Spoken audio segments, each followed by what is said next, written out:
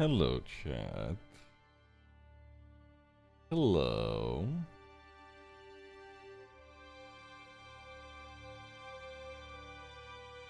Good morning.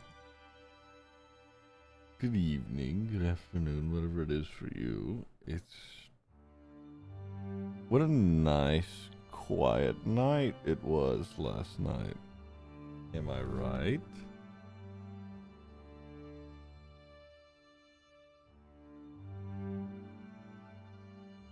What's up, Phil? What a relaxing, regular evening it was.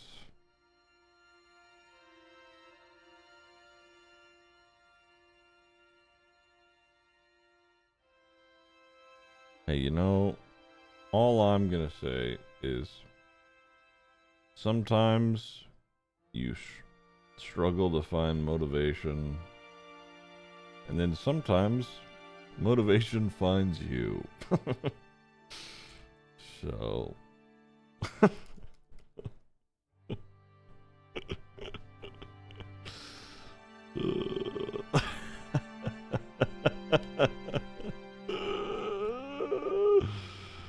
oh, fuck my life, dude.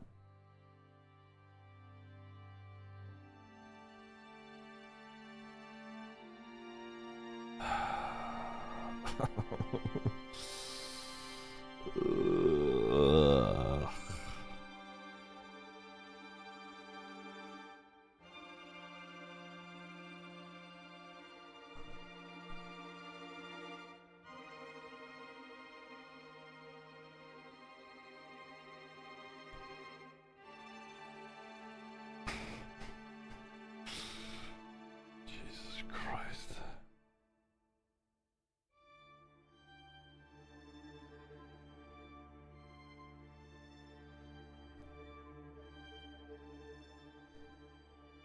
It's been so long, I had almost forgotten that that was the question that was going to get asked.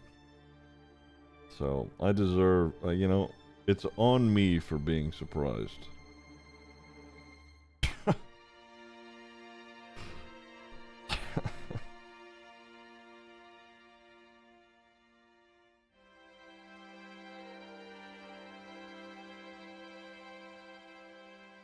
Oh, excuse me. Chill shot out with the Prime for 33 months. I appreciate it. Are we gonna have the full roster today? We have. Here's the thing. Cutie has had a long night. I wonder what happened. And she's also sick. For some reason, Chris also hasn't slept, so he's tired. So we will get them at the start, but they will likely fucking pass out midway through it.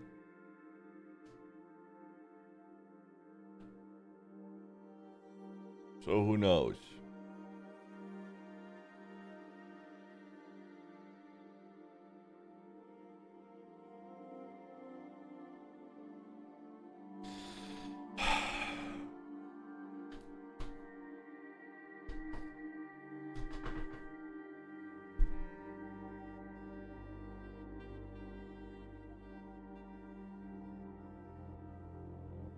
No wake up call? No, he's already in Discord. In fact, it's been me, Chris, and Cutino in Discord chatting for the past, I don't know, 15 minutes or so. Can we still call him for the funsies?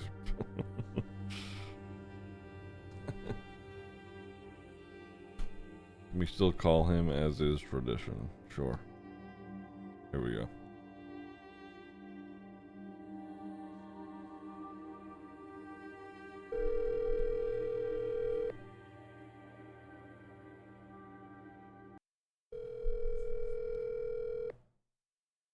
Hey, Chris. Hey, what's up? Chat wanted me to call you because it's become tradition at this point. Oh shit. Okay. I'll tell you what.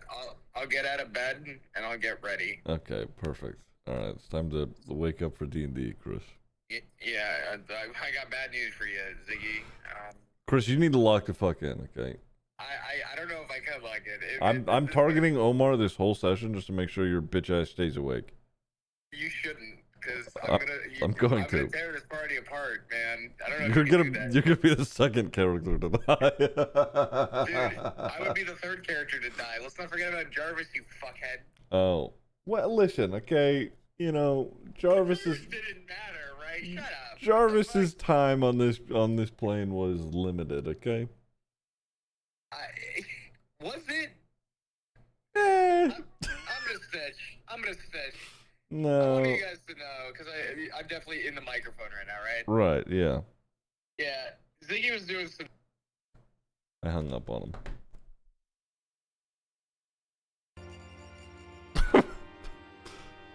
Nice.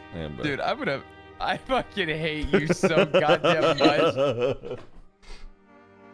Like I was saying, this man was doing D&D prep in fucking Tennessee. Yeah, man, I'm dedicated, okay? And no. But we were talking, and he leans back in his chair, and I'm like, "What's up?" And he goes, "Dude, I gotta kill Jarvis." And I was like, "What?" And you know what? Lo and behold, he fucking killed Jarvis. Listen, okay, that wasn't how I expected it to go, but it did go. So It went exactly how you wanted it to go. It happened. Yeah, the fuck it did. Jarvis. It was targeted. You gotta just have like a cameo where like. You know what it was? Chris gave me $20 and he was like, Ziggy, if you kill Jarvis, I'm gonna rename my rock Jarvis. Well, one part of that's untrue. There was no money involved. But I did say if you kill Jarvis, I will name my rock Jarvis. That did happen. Oh fuck. That's good. That's good. Yeah, I forgot all about that. That was so funny. Yep. And now he's dead. And now he's dead. Huh? Who's dead? Jarvis. Oh, yeah. Well, and anyway, I'll be right back. Dude, I'm telling you, I'm boycotting D&D. I'm not showing up today. I'm gonna be here physically, but mentally, I am. There's no way. Yeah, welcome to my world. I'm gonna pee. I'll be back. Okay. Good morning. Good morning. How you doing? I'm good. Good. I had 2 hours of sleep. Chilling. That is more than I got. Yeah. I had to force myself to sleep because I had been up like all day. I think I did like a 13-hour stream. Oh my god. Hell yeah. Yeah. And God, I'm so tired. And then after this, I have to go straight back onto the server. Fuck. Yeah, I solely was like, you know what? I gotta take tonight off. I had a couple things. I was like, I think I need a night to chill. Mm-hmm. Then I did get on the server. Mm-hmm. And something terrible happened. Something terrible happened. Oh, To the point where I was like, surely I don't have to go live, right? And then something happened, and I was like, I think I have to go live. Yeah. So Every time I get onto either NoPixel or Onyx, if I'm not live, something happens, and I'll be like, "Damn, I wish I'd been live." the community knows better than I do. I have this fucked up thing, which God willing on everything tonight, or I guess last night was no different. Every Mhm. time I take a night off, someone permas or fucking dies. Oh my God, somebody died. Well, Sorry. That's crazy. well, Oh my God. no comment. I plead the fifth on this Oh one. my god. Oh, there he is. Okay, good. I said 5 minutes. No, you didn't. I thought you said like 5 to 10 minutes. I don't know. You were very quiet. I had to call him to wake him up. My alarm was Fair. gonna go off in 5 minutes. Dude, everybody's Oh. sleepy today. Oh my god. Yeah, you fucking No, killed that's somebody in the because- party, and I know Sokka's sitting and waiting and watching because he's gonna fucking Yeah. come out of nowhere, right, Ziggy? I'd imagine he's gonna join the voice chat at the same Shut time the everybody fuck else up. does, okay? No, so he'll be no, here no, soon. no, no. Yeah. Oh, will he? He wants it's Yeah. it's like whenever you perma a character and then you roll another one just to go to your own funeral. Exactly. Oh my god, I lost it when Winston died and he came back as like a Rosner or whatever. yeah. Right. I was No, like, he was at the funeral. He was the funeral director or whatever. I thought Yeah. it was an NPC, and I went over to touch him. I was trying to like peek at him, and he goes, "Can I help you, ma'am?" And I was like, "Oh my god!" Oh, that's so funny. I was like, "You're standing so still. Jesus, move around." He had me fooled for a minute because I saw him standing there and I was Oh. like, do I have to do something? And then as I walked in, he goes, hello, sir. And I was like, oh, you fucking asshole. I know. That's why. As soon as I heard his voice, I was like, "You shitter." Standing just close enough so that way he could hear everybody, say goodbye. And I'm just like, hey, well, that's kind of smart, but. What happened with Winston? And then I got to go, shut up. I don't want to Dude. hear it from you, okay? I really, And I then hate the fucking Ziggy. comment he made, I can't remember what it was. It was something about a heart on Onyx. We're standing there and he walks up to me and he says something. And I looked at him and I was like, I will shoot you. I'll kill you at Like, your get own away character's from me. funeral. Dude. Uh. Coyote's just as sick as I am, man. God, yeah, he is.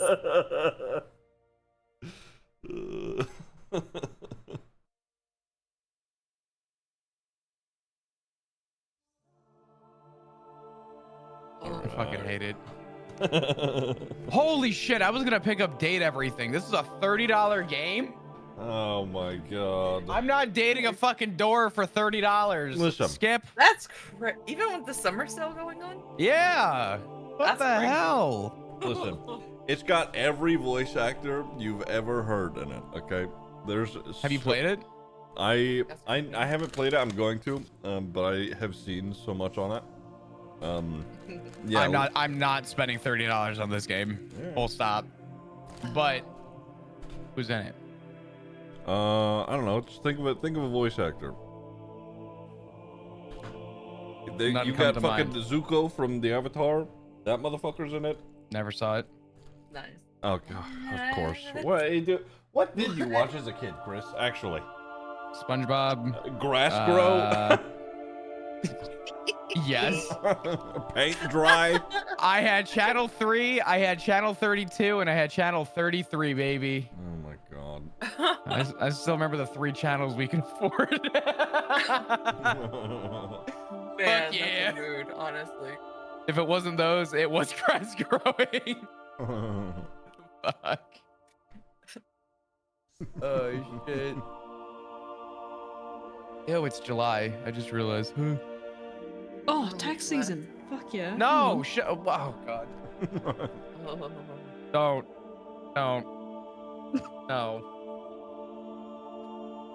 Oh. This is when it starts to get insufferable in Texas, and I'm scared. Mm-hmm. It's hard as I fuck hate outside the every heat day. so much. Yeah. It's already getting like too hot here to go out and walk around, but Mm-hmm. I become a legit shut-in during Yep. the summer. I will not go outside. Mm-hmm. It is just too hot. My body can't take the heat. Yeah. I sweat like a pig as soon as I step out the door. Mm-hmm. Phil or Phil. Fucking. I was trying to say Sil, but I started it with Fimble. Phil. What? Phil. Fimmel. Are you awake? Oh god, I need to. Oh yeah, I'm chilling, dude. I'm doing command shit. Okay. Oh no. Super fun. Oh boy. Izzy distracted egg with a prime for 37 months. I appreciate it. Thank you. Finally, he's got his fucking schedule flipped around. Fuck is a I don't boomafu? miss- Oh my god. Any of the command stuff. Hmm. I feel you're paid, but I'm good. I loved being command of the Rangers because we didn't have any fucking problems except Clarkson. And honestly, I could just let Clarkson do his own thing, and it didn't matter. I was gonna say Clarkson literally got away with murder, and everyone was like, "That's just Clarkson." Yeah. Yeah, Like- I mean, he only showed up like once in a blue moon anyway, so it was just like, Yep. whatever. Yep. I remember we had a command meeting at one point, and someone looked over at me and they go, "Flop, what's your thoughts?" And I think all I said was, "I think the Rangers are doing good." and everybody got pissed, and I was like, "Guys, I can't help you with this. We don't have this bullshit." All the other departments were fucking on fire, and we were chilling. Oh God, it was yeah. Yeah. Those were the days. And then Tessa's like, we're good in the Rangers except for Clarkson, but we let him do his thing. Oh, give me 1 sec. Dude, Nini, what is this?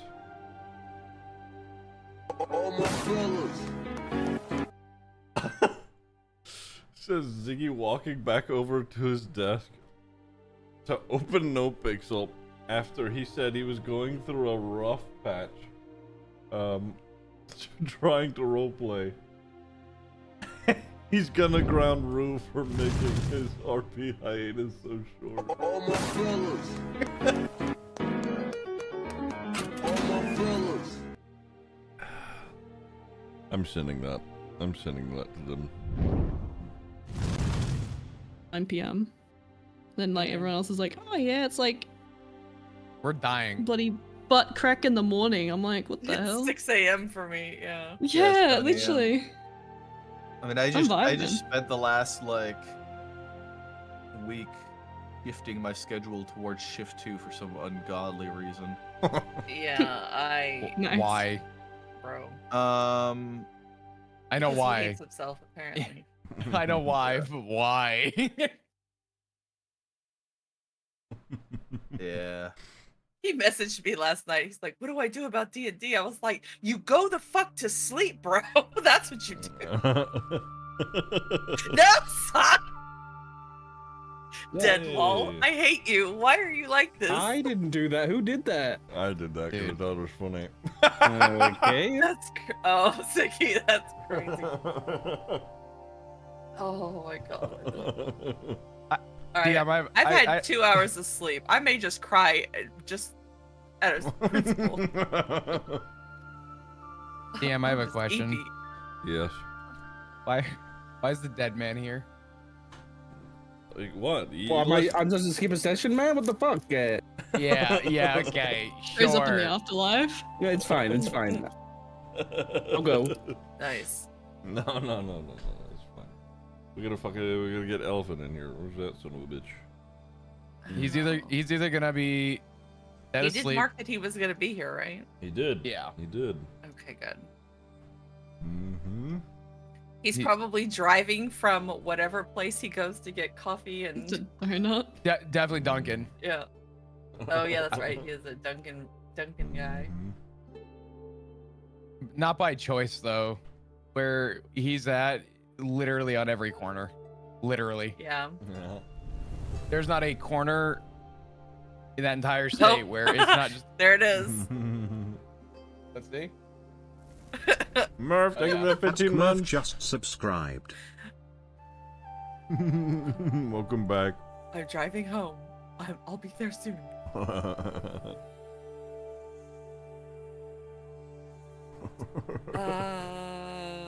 Let's see.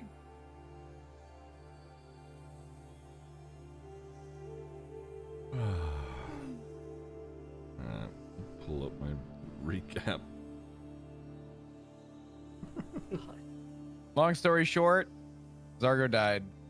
All right, guys, what do you want to do? Cry. Jesus Christ, dude, Omar looks like shit.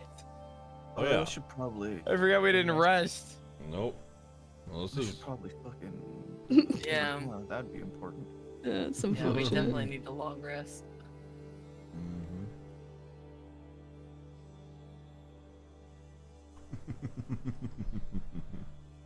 It's time for Fucking- snowflakes. It's a Wow. fucking laugh, dude. What, man? Ziggy, you somehow have the most like addicting laugh, yet you're also such a prick at the same time. I don't know how you do it. It's so impressive. You either laugh and I'm like, dude, this guy sucks, or you laugh and I'm like, yeah, it's good. I'm just having a good time, man. Everybody Okay, else not having all a good time? Okay, holy I fuck. feel crook. That's crazy.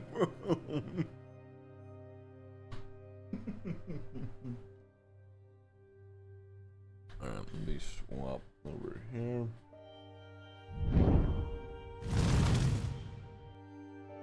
Nice. Where's this? Oh, said I'll be a minute. The dog's outside. Okay. We're chilling.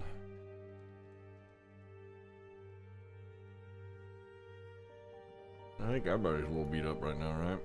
Well, no.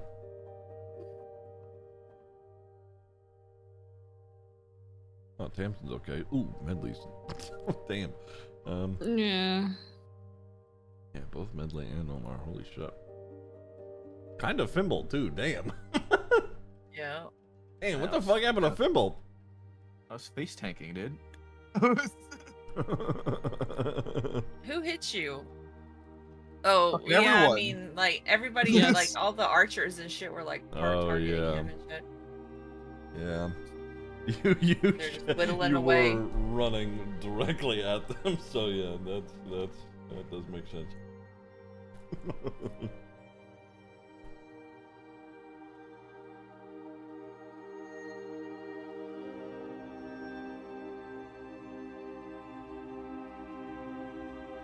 I remember Acton getting hit once last session.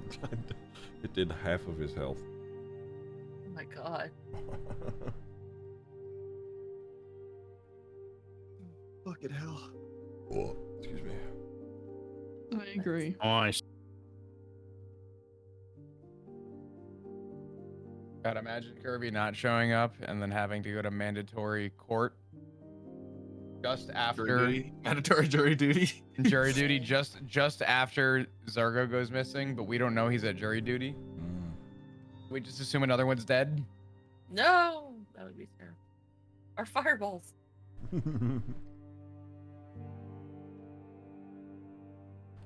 Rogarth and Noctif are living out their wildest dreams in the Feywild. I know. They're still on their like side training arc. Yeah. Didn't we also agree that Scotland is in the Feywild? Yeah, Montage after We make that montage. canon.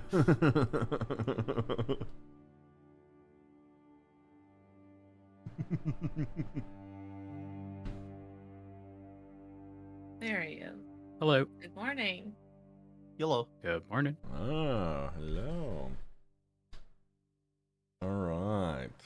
We're all here. We're ready to get started. As Sure. ready as we'll ever be. Hold on, I gotta muster up some tears.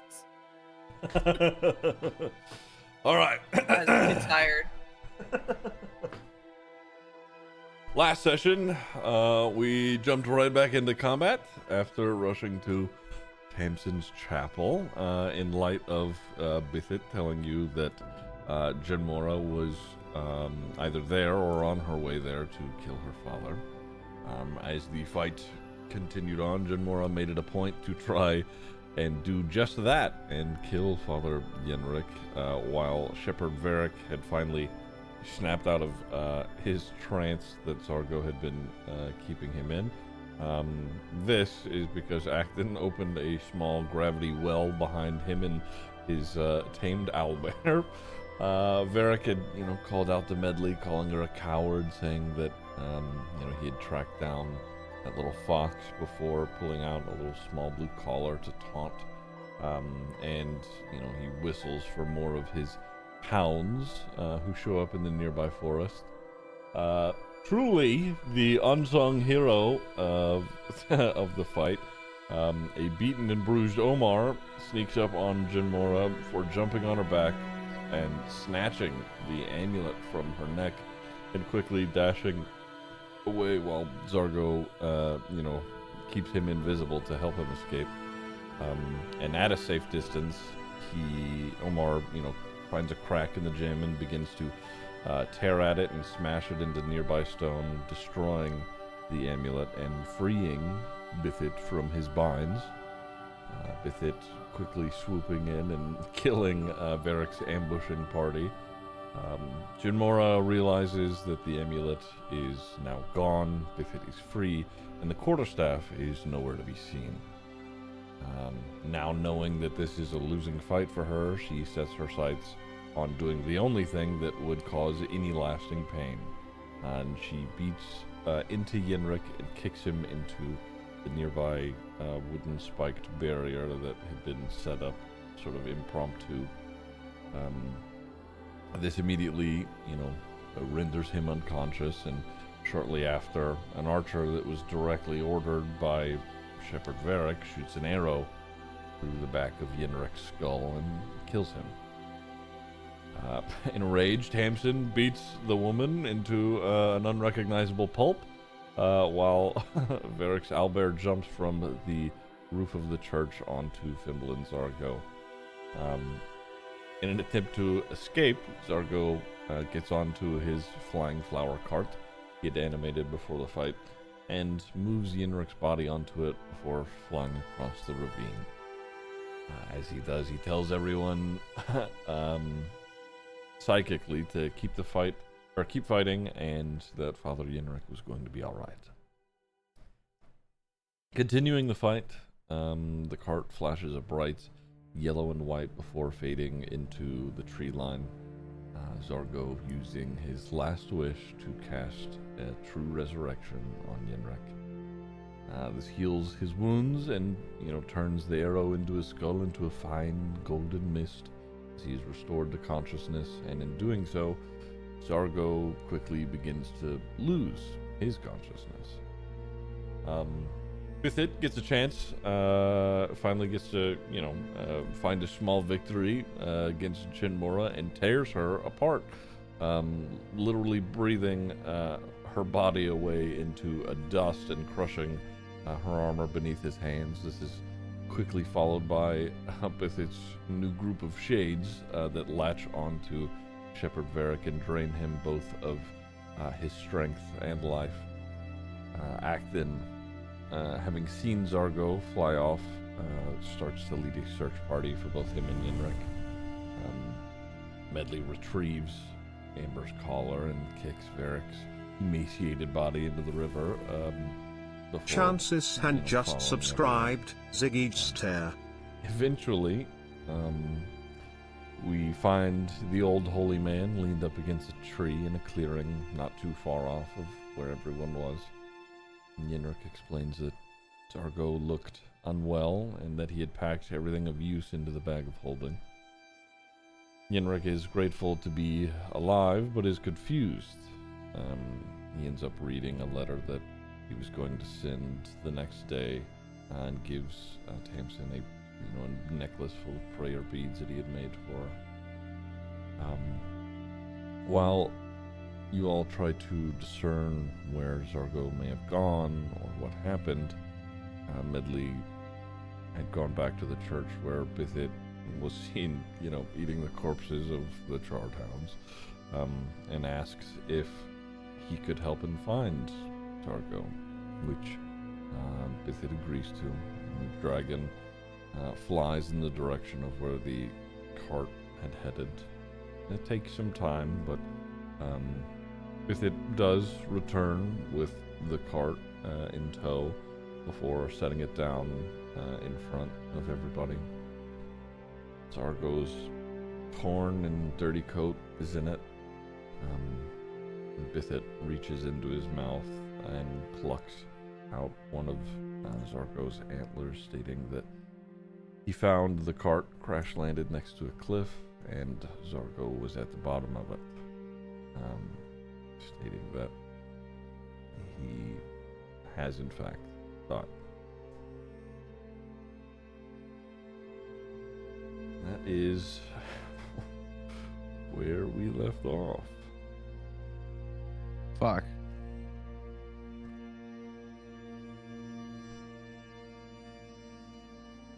The night is quiet. You can hear, the only real sounds that you hear now is the wind mixed with some crackling of the fire that's happening at the chapel nearby. Yinrik is, sort of gathering his strength, and Bithit is, after having dropped things off, he's walking his way back towards the church.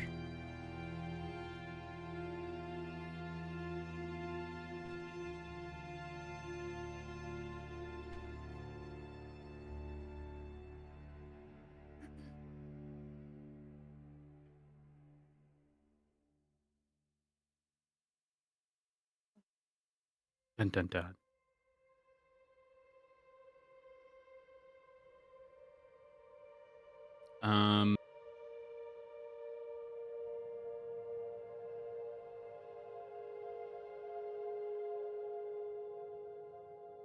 Talk, I hate your Discord name. I didn't do it. Did it. Ziggy did it. Dead LOL. Okay. Alright.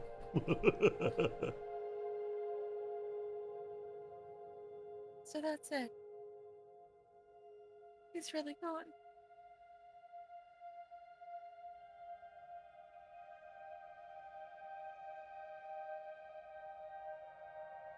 I don't know. Doesn't sound like him. This is all one sick, twisted trick.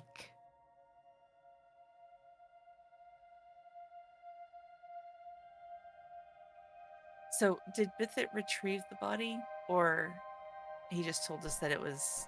He said it was down there. It was just down at there. the Okay. at the bottom of the cliff. Oh boy. Okay. How far is it like a steep drop cliff, or is there like a way down the cliff?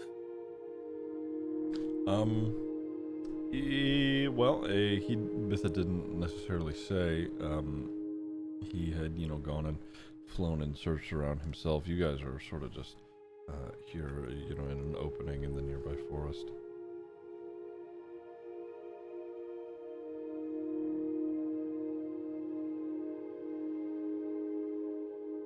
I'm gonna see if I can find it. Bimble's gonna walk in that direction, see if we find the cliff, see if there is a way to try and get down and potentially recover the body. Mm-hmm. Omar will follow. Okay. Yeah, it takes I you. did as well. It takes you guys a little bit of time, but as you walk through the forest and head in the direction that Bithit was in, it you sort of head towards the coast, and there is, you do eventually come across the cliff line itself. It is a sheer drop.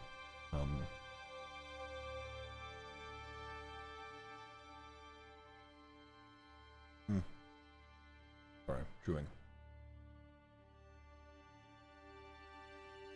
Yeah, it is a sheer, straight drop downward. There are some parts that are sort of an overhang. Yeah. Where you were walking to necessarily. Give me perception or investigation.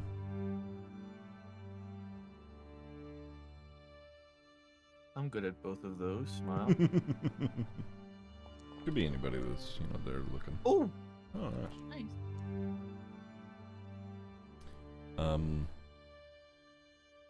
Thimble, you, as you guys are walking through, you spot out where the cart had sort of hit and like dragged across the ground, and looking over the edge of the cliff itself, you do see a body at the bottom of it.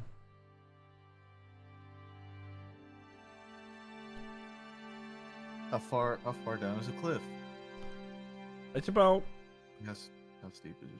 yeah, it's about 60 or so feet down.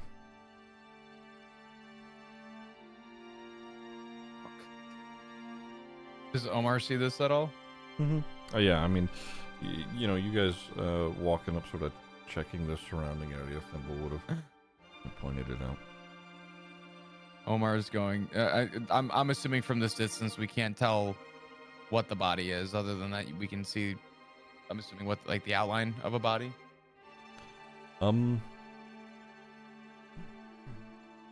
No, you can tell. That it's Zargo. Yeah. Changes and thank you for the thank you. Oh my god, sorry, thank you for the 46 months. Is there is there any way to walk around the cliff? Like, is there any way anywhere in sight where the cliff kind of falls away, or any paths even further away from the current area? There is a rocky, looking down at the coastline itself. It is like a sort of a rocky beach situation. And if you were to walk along the coast, you could probably make it to this point. But as far as where you are up on the cliff itself, not necessarily. If you were to make your way toward Lyronport, sort of down in that direction, you could eventually get to the shoreline down to the water. But as it stands, you're sort of at a pretty elevated position with a straight drop downwards. Does the cliff face look climbable? It could be climbed, though there are some overhangs, so it would be fairly difficult to do so. Especially, Omar is going to. Sorry. No, go ahead. Oh, I was gonna say Omar's pulling out his 50 feet of rope. He's gonna take one end and start tying it around his waist. Mm-hmm. Thimble will take the other end and find something sturdy to tie it to, as well as hold it himself. Yeah. At, like the base of a large tree, if there's one nearby, and then also hold on to it himself.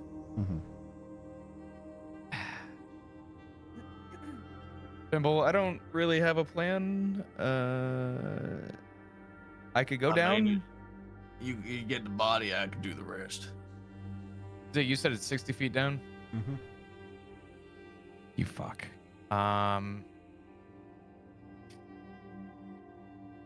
Thimble, do you have any rope?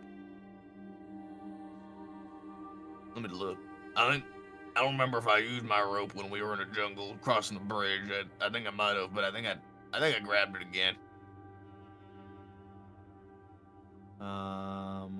Without saying much, Acton is just going to swiftly cast Fly on Thimble.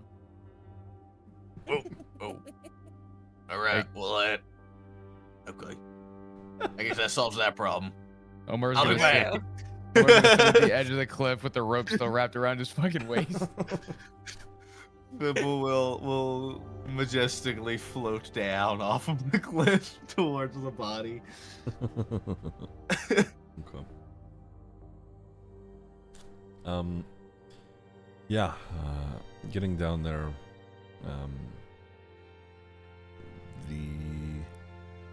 it was not a pretty fall, but Zargo is in torn and tattered clothes. He has a broken antler. It looks as if he probably broke a few things before or as he hit the ground. But from what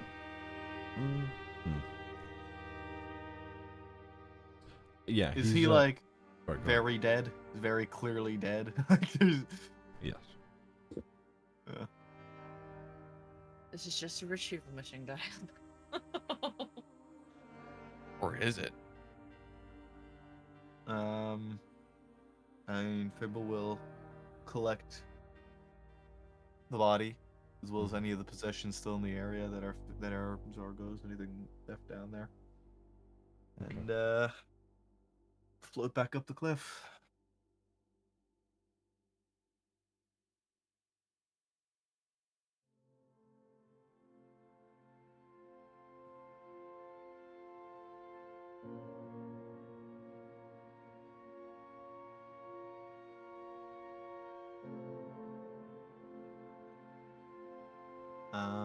Yeah, and I guess make our way back to the group with Zarga.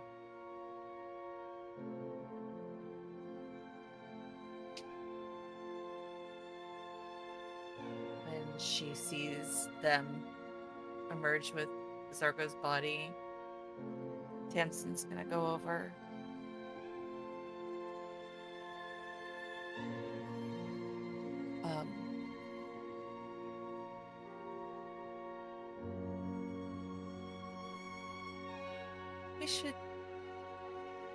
We should lay him to rest.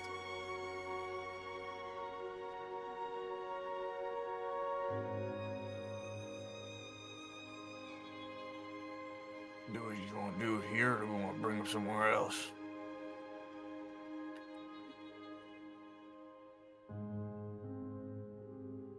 I feel like pretty much they just annihilated everything around the church, did they not? The graveyard there is still intact. The church itself, not so much. Yeah, okay.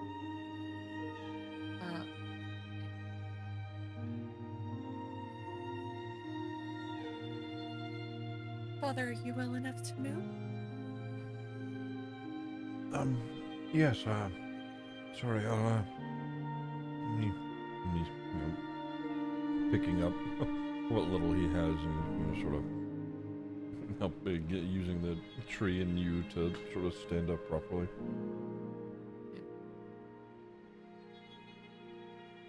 We should at least get back and see what we can salvage. And all right, well, I suppose we can head into the city. If I may, and he walks over to you, Fimble, and he sort of, he bows his head and he closes his eye and he sort of like murmurs a prayer or two, sort of touching Zargo's forehead before he starts to walk and follow along with everybody.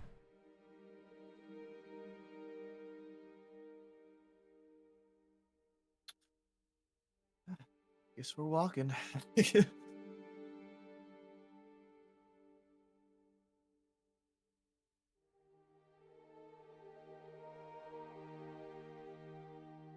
Okay. Omar's going to be standing there with a rope still around his waist, dragging the other 45 other feet of rope. nice. So once we get back,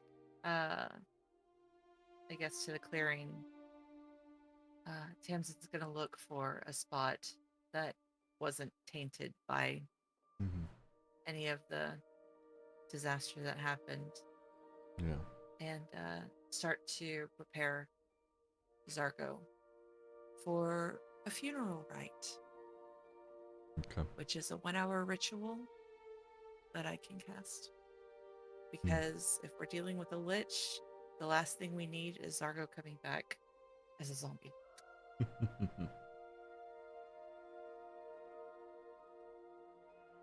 Okay. Yeah, I mean, it takes you time, but you find a good enough clearing, sort of, aside from the church itself. What is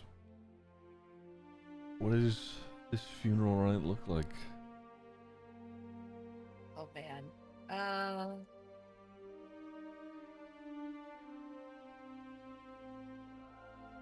Gosh. Making me think.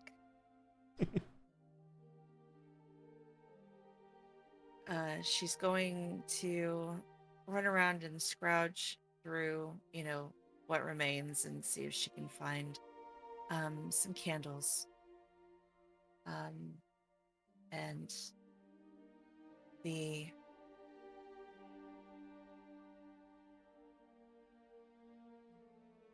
didn't really believe in anything, did he?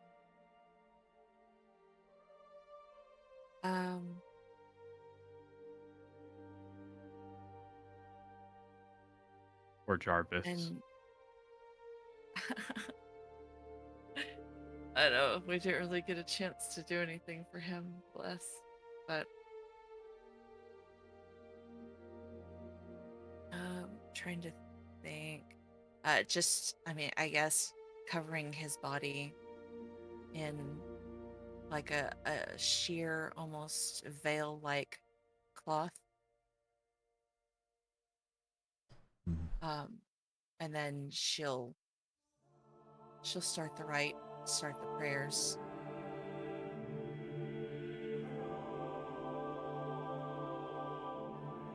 It would be more elaborate if they had more, access to, materials, but she does the best that she can with what she's able to find.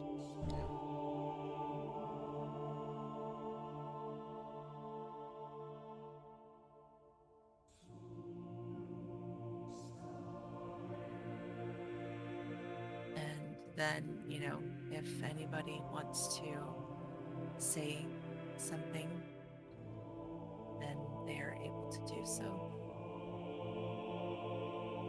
Tamsin isn't going to really be able to say much. She's too choked up, but she will walk up and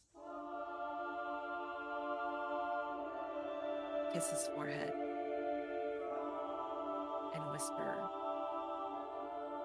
"Thank you."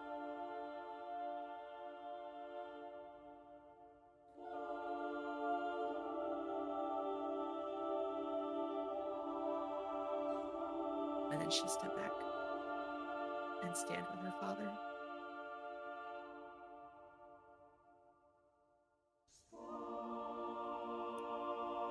Acton's gonna keep his distance, and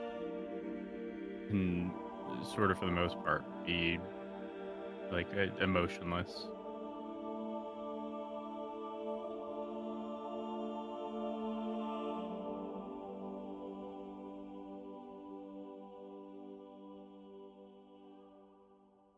Medley's just gonna be quiet, standing and looking, just holding her instruments in her hand. One hand has a trumpet and the other's gonna have the recorder.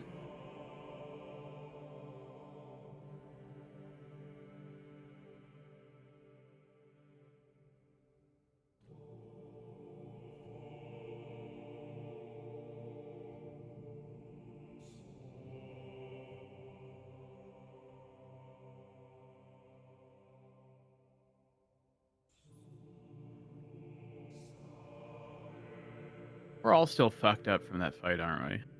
Oh yeah. Yeah. Oh yeah.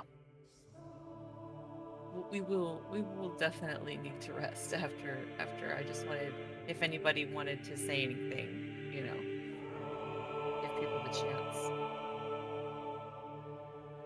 I think Omar would walk over and place his paw on Sargo's shoulder, but not say anything. Be there for a second and then remove his hand, step back.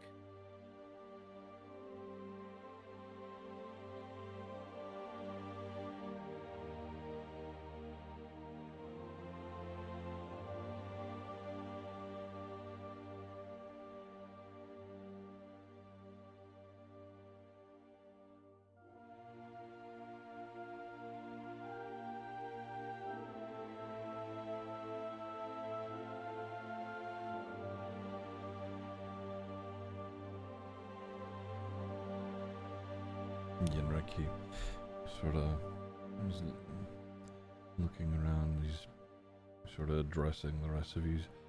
Is there anyone we should notify?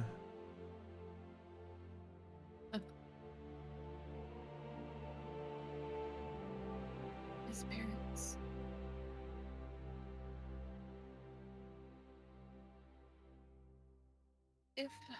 If they stayed, they're at the barn one. What's left of it? He nods and steps forward. He says, well, if I may, obviously I've had the misfortune of not being able to get to know everyone's friend here, but he cared about you enough, Tamsin, and the rest of you to give his life for a stranger. And I will be eternally grateful for that. You said that he doesn't... Del Rico just wasn't a religious subscribed. man, believed in any of our gods, but I hope wherever he is now, it is easier for him. In fact, I am sure that it is. Someone so selfless surely won't be punished for it.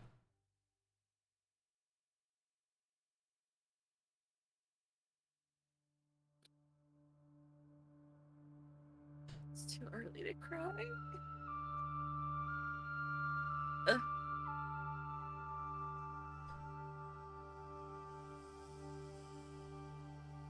If we've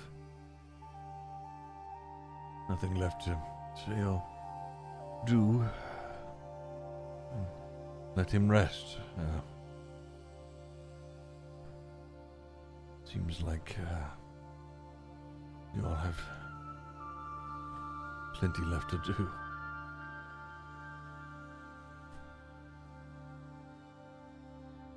Del Rico, thank you for the 9 months. Welcome back. We need to find somewhere to rest, Father. Well, the city's not far off. It'll be a bit of a walk, but we could get there within the evening.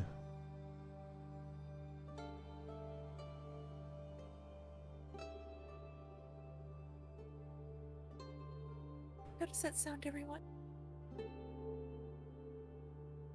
Acton will nod. Yep. Let's do it. All right. Well, suppose we'll get moving then. As you start to make your way back on the main road, eventually you leaving the chapel and getting on to the main travel way where everybody ends up. You begin to head in the direction of Lyrenport once more. You do notice, as more time passes, and you get, closer and closer to Lyrenport itself, you begin to see more and more of, these barriers that have been set up on the road. It appears that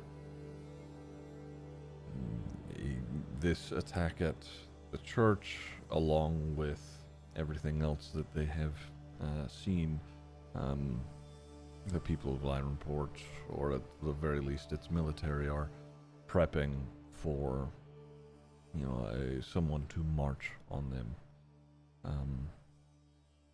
You can make your way around the barriers and whatnot, but eventually you get towards the city gates themselves, and you can see that the defensives have been increased here quite significantly. Before, Lyran Port was, an open port trading city for, all kinds of merchant houses that, let people in and through the gates pretty regularly, and if there was any trouble, it would have been dealt with inside of the city. Now, given the cult's influence and everything that has occurred over the past month or so, the city guard, the Tide Shield, they are checking people as they enter, seeing what they may have in their cargo, writing down, keeping a list of people who are going in and out. So as you begin to approach,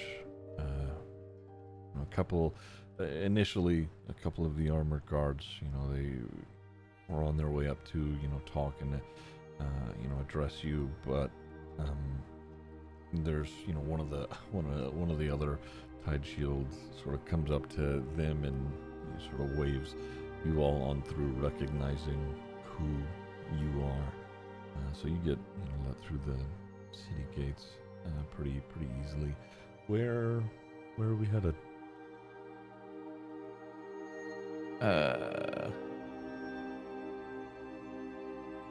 Lyra. Yeah. We should find Lyra.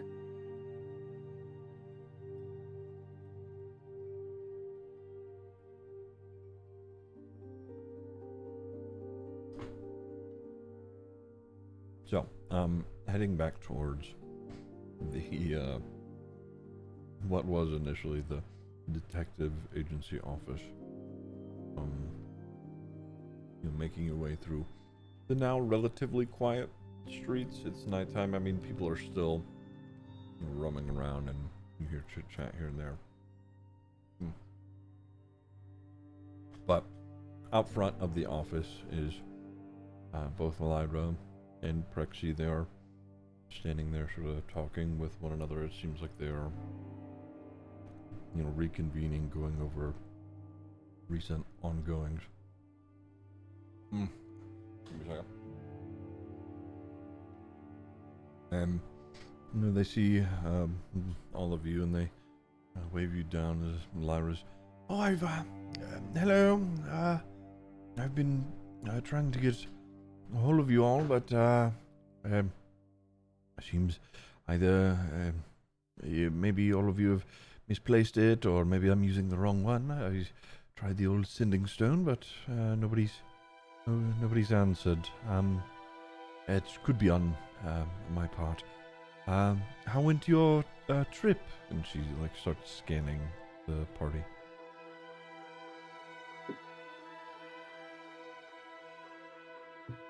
Damson's just gonna lower her head.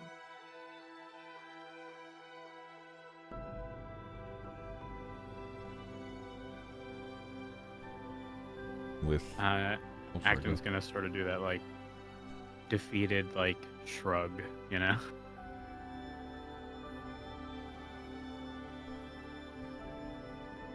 With the collective somberness of the group, she's all right. Come inside. We'll find a spot for you all to lay down. It seems like you've had a difficult journey back. Prexy, she sort of waves him off and starts bringing you inside. Is this everybody? And who's this? And Yenrik, he bows. I'm with Damson here. She's keeping us safe, if I may. And he sort of pulls Lyra aside and starts to fill her in, and Prexy sort of just waiting out front. They talk for a little bit, and while they do, Prexy comes in. He's checking in with all of you as you begin to settle. Lyra had led you into a room with a few cots. It seems like what was once her nice ordained office that she's been running for her clandestine agents of harps that have been traveling throughout different cities and running and pulling whatever strings that they could in different places. This has now become a place for rest and refuge from everything that has occurred. And Prexy comes in as you guys are settling down for the evenings. Hello, everyone, again. As you can see, the military and I've been appointed a higher position with the Sky Shield. We're all getting ready for initially a defense, but there's been talk of maybe making a move on offense ourselves. Where is everyone? We seem to be lacking my favorite blonde-haired elf with his little horns. I hate you. Where's the body at this point? Buried it. At the chapel. Tamsin performed the funeral rite, so he can't be resurrected. Or he can't be made into the undead.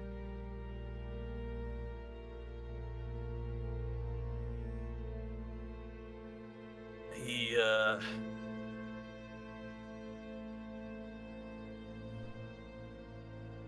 Didn't make it Prexy. yeah.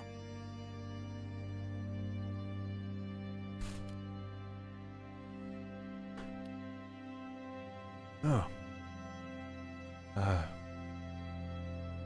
I see. Now, you could see there's like he's sort of wrestling with it in his own head.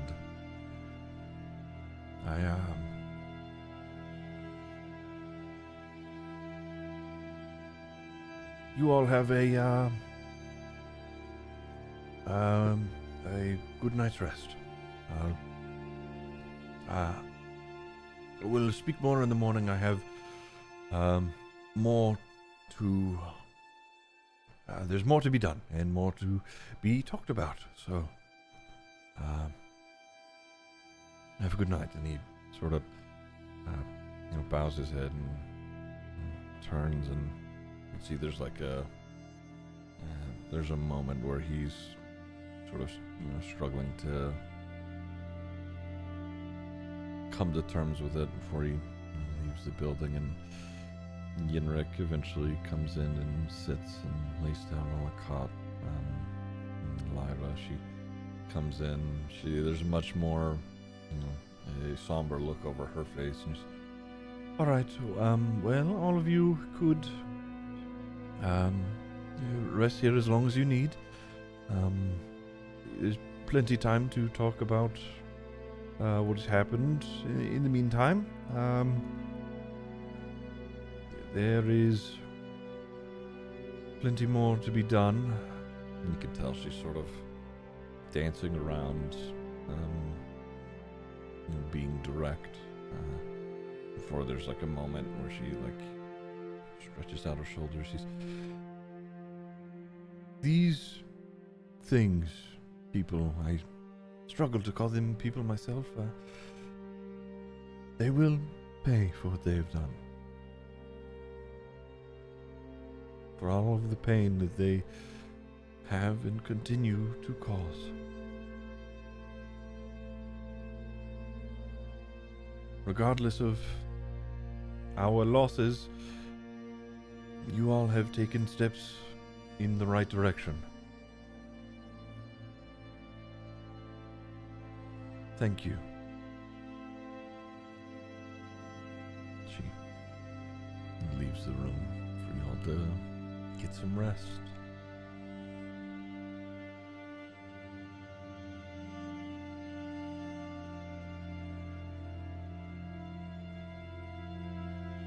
A long rest. A long rest. We're taking long rest. A long rest. Zargo, you hear that? We're long resting. That's the full HP, man. Hell yeah. Zargo's taking the longest rest. No, that's crazy. That has the dirt. Perma-rest. That's crazy. Okay. Everybody's got their things. All right. So, you guys lay down, sleep through the night. It's, a relatively soft, peaceful night. There are no, nightmares or anything of the sort. You wake up in the morning, and you can hear, there are, lots of, guardsmen and some of the military folk who are passing outside of Lyra's office pretty frequently. And you can hear, conversations continue on. It appears that there is a lot of prep happening. There are people, gearing up in, suits of armor and weapons, sort of talking strategy about, what they think is going to end up happening. But, eventually, Lyra, she comes to meet you all in the morning and she says, "Hello, hope everyone slept as good as we can. I have to attend to someone who I have not spoken with in some time, but I do believe that they'll have some valuable information. For now, I think that Prexy has something to keep you all busy, if that sounds like something that you'd like to do."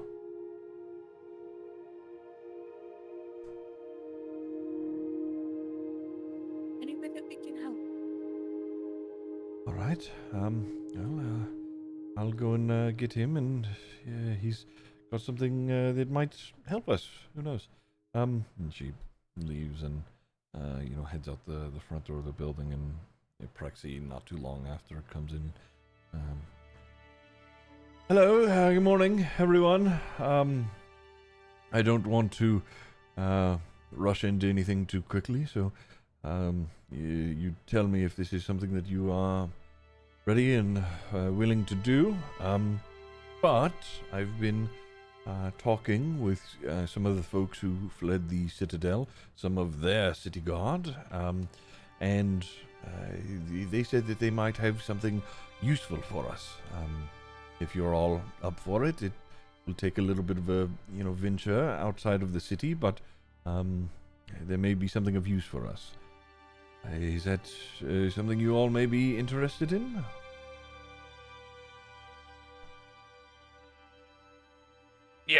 Yeah, we need to, let's get to it. All right.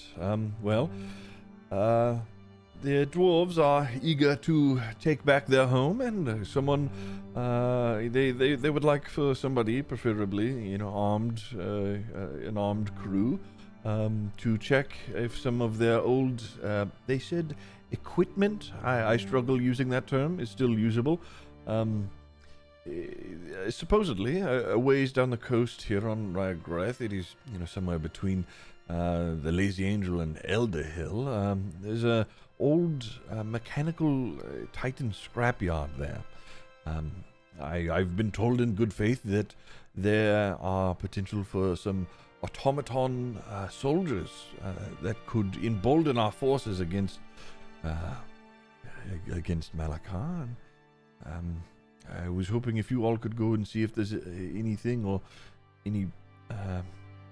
anything of use. It's been left there for some time, and there's been stories of looters over the years discovering it. So you heading there as quickly as you could, that would be advised, if that's all right. Of course, yeah. We'll get right on it. Let's get going. Prexy, where is the undead army? Well, last we all saw, they marched toward the citadel. It is our understanding that they went in, and we haven't seen them come back out just yet. Okay. Now, while this is all being discussed, Tamsin will have taken out Zargo's puppet strings from her bag and started to braid them into the leathers around the hilt of her mace.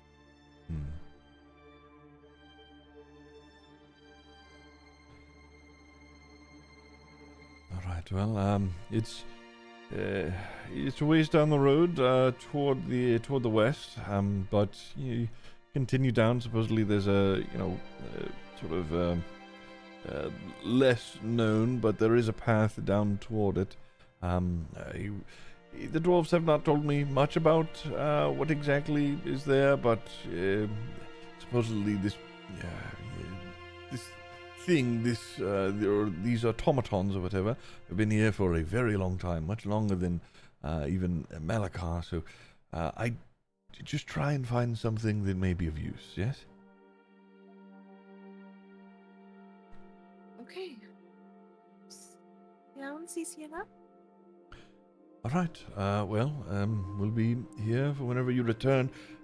We have more news, I'm sure, from the Duke and everything. But honestly, I think if you all are anything like me, throwing yourself into a bit of work when things are difficult helps you keep your mind off things. So be off then, and you can see that again. He's still. Obviously been struck with what has happened with Zargo himself after their few flirty exchanges. He it tapers off. Yeah, you guys have the day. You have the city. He hasn't really given you a time frame to do this. What are we doing? We need potions. That's what we're doing. You most certainly do, yes. Is there anywhere selling glitter? Medley's out. I need to just go do realized the something. shopping before we get to work. So Why didn't we rob Zargo of all of his money? God damn it. We He's do. got his bag of holding. Oh, wait, we have it? He Thank put God. he put everything into the bag of holding Thank and gave it to God. Father Yenrik. I Yeah. forgot about that, yeah. Yeah, so we have everything.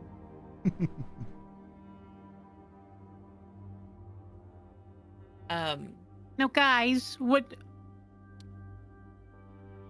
are we supposed to bring the stuff?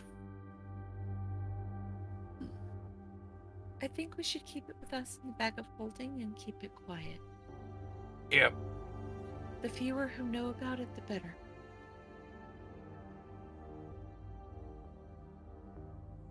Well, then I think someone else should hold it. Especially here. I'll hold it.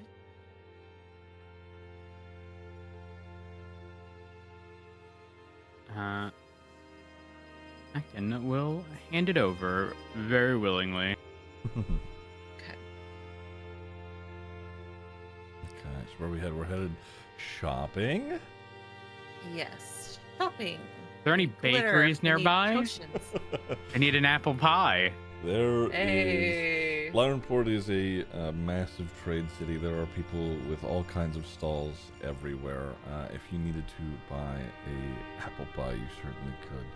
Things are a lot cheaper here as well, considering there's so much trade that goes on here. Everybody's trying to get rid of their goods for a relative, trying to be competitive with their prices, etc. So you just pay like 10 or so silver for a pie. Hey, is that magic guy back in town? Lafiki's shop is still in town. Oh, we gotta stop by Lafiki, see if he's got new gear. Maybe I'll have it. Maybe he'll have something for me for once in my life. Maybe he'll have a rock. Okay, so Acton, I would say you traveling the city streets, you could eventually, find someone selling some baked goods. You get you a piece, some apple pie if you wanted. A medley. The same goes for your glitter. You visit old Sammy and his salves or whatever. Get get you a little bit of whatever you need there. Nothing too expensive, I would say, at most. Depending on what you're buying. Acton, you're just getting a apple pie, right? Yes. Though, when it comes to health potions, I'll definitely need to know the pricing on that. Sure. Maybe Sal's might have the potions for us, right? Yeah. I would say, you both pay just like, 10 silver each for the glitter and the apple pie. As far as Lafiki's goes, you can see, the Lafiki's, simulacrums are all still working the shop and, walking people in and outside of it. But you walk inside and the black-feathered Kinku man, he's oh, hello again. How are we all? Good to see everybody. My favorite customers. Hello. Well, welcome back. Welcome back to. And he stretches out his armed wings. Welcome back to Lafiki's. What may I interest you in? We have new stock. He starts showing you all around the meet. Do a thing really quick. There we go. Where shall we start? Who's looking for what? Well, what do you have? Do you restock everything since we fucking bought you out last time, Lafiki? Yes, you bought most of the things that I had in stock. All of my potions and, my lots of my magical things. So yes, of course. I mean, everything here is magical, but most of the rather expensive items you all decided to purchase last time, including the rock. It was the weather rock, right? And he points at you, Omer. Omer's gonna smile and pull it out. Good news! I have a new one if you'd like. It's a completely different sort of rock. Are you ready? And he turns around, he pulls out another small little, river-looking stone. He goes, "This is the rock," and he hands it to you, "of detect gravity. If you hold this," he's sort of is waving his little hands. He goes, "If you hold this magic rock aloft and then drop it, the rock will glow. It will briefly glow if it experiences gravity. Give it a go. Give it a go." Omer's gonna take it, hold it up chest high, and drop it. And as you drop it and it hits the floor, the rock does indeed glow for a moment before dimming. Omar's gonna pick it up. He's gonna hand it over to Fimble and go, "We'll take it." Hey, Fimble, when was that one made? Crazy work. Fimble's gonna lick the rock. No! Yeah, give me stone cutting, big guy. Holy fuck, dude. This rock. I need to remember how this stone cutting works real quick. We've had this rock for 5 seconds. It's been through more than the fucking weather rock. Proficient in history and double my proficiency. That's right, yeah. Why are y'all the way that you are? I swear. I am. Licks the rock. Okay, well. That would just make me double proficient in it, right? Is that how that works? I think you just add your proficiency twice to it. So whatever you roll with it plus your proficiency, yeah, you just add it twice. Yeah. So my character's proficiency is +3. But so the proficiency you on add this is 6. +2. Yeah. Let me see. Hold on. Wait. I hit the check mark to make history proficient, and it says +2. Oh. So would that just be +4? Yeah, +4. Yeah. Yeah. So I'll just do +2 since the +4 is already there. Sure, yeah. There. That's a nat one. That's a natural one. It tastes like a rock. It's a rock. It might be a river stone. Who knows? That was a lot of buildup for Good morning. a nat one. That's crazy. That's unlucky. I wanted to know. I wanted to know. It took everything in me to not call out and just say to just say that you were gonna roll a nat 20 anyway, and then you rolled a nat 1. So This fuck. man could previously tell like the initials of the person who laid stone down, and now it's just it's gone. It's a rock. This one. I don't think anybody made this rock. I think this is a natural rock. That's Omar's gonna turn back. What Fimble's saying is we'll take it. No, How much does the rock cost? Well, that's 5 gold. It is a magic rock. Omar's pulling out 5 gold. fine. I'll give you 3. Hold on. Let's not pay yet. Maybe we can organize a bulk deal like we did last time. How's that sound, Fiki? Oh, look at him. It's quite a knack for business, this one. Okay. All right. Well, let's see here. And he, turns around and he starts looking through all the different glass. We're gonna need. Let me give you some guides. We're gonna need probably all your potions again. All right. Well, I have. Okay. And he, goes back behind the counter and he picks up a box and he starts counting through, like the lids of the potions, looking at the labels. Well, I have 6 potions of healing, 3 potions of greater healing. I have a potion of heroism and a potion of speed here.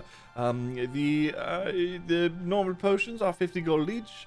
The larger healing potions are 100 gold each, and the heroism is 250, and the speed is 400.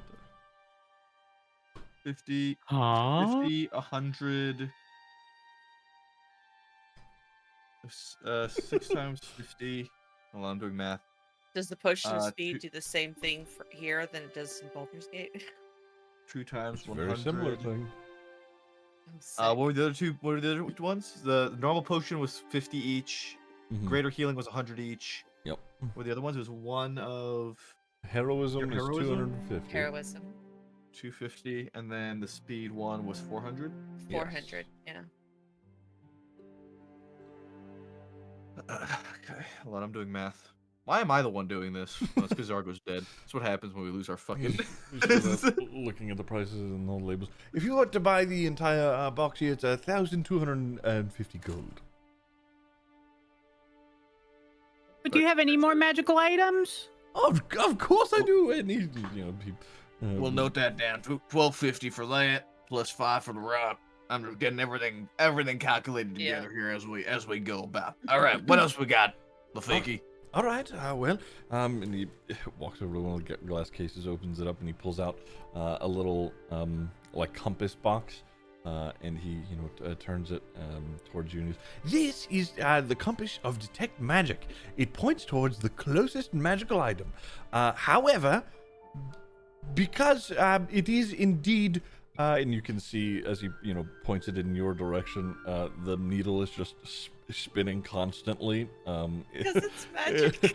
Because the compass itself is actually magical, it just spins because it is chasing itself. That's okay. What's that cost? That's 30 gold. What the Ah! fuck? Man, All right, you know what? We'll shelve that one for now. let's I'll put let you that one decide. on the side. We might come back to that one later. All right. And he's we'll set that one down, and he pulls out a little gold coin, and he says, "This is the coin of exchange. It is a magical gold coin," and he sort of puts it in your hand, Omar, and he goes, "This is a magical gold coin that allows it to be exchanged for its worth in goods." I hate everything. How much is it? 1 gold. Fibble at it and we'll take it. All right.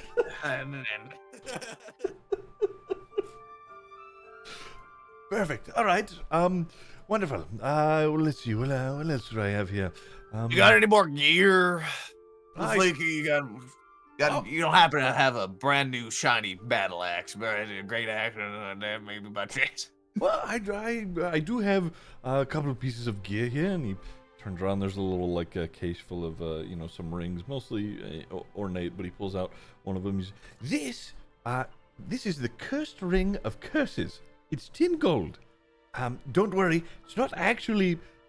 Well, I suppose it is technically cursed, but if you put it on, it makes you curse in every sentence that you say. It's sort of involuntary, actually. Here you go, and he puts it on your ring, your finger, Omar. Wait, he puts it on Omar's finger? Yes. Oh no. While wearing this ring, you cannot say a single sentence without at least one curse word in it. Oh, that's great. Huh. What's the price? It's 10 gold. Omar's going to. Come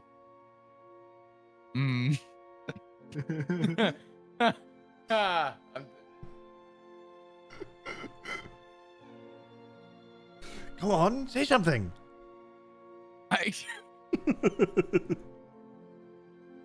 Omar's just gonna look back at Fimble. You said 10 gold? You have to swear. You have to swear.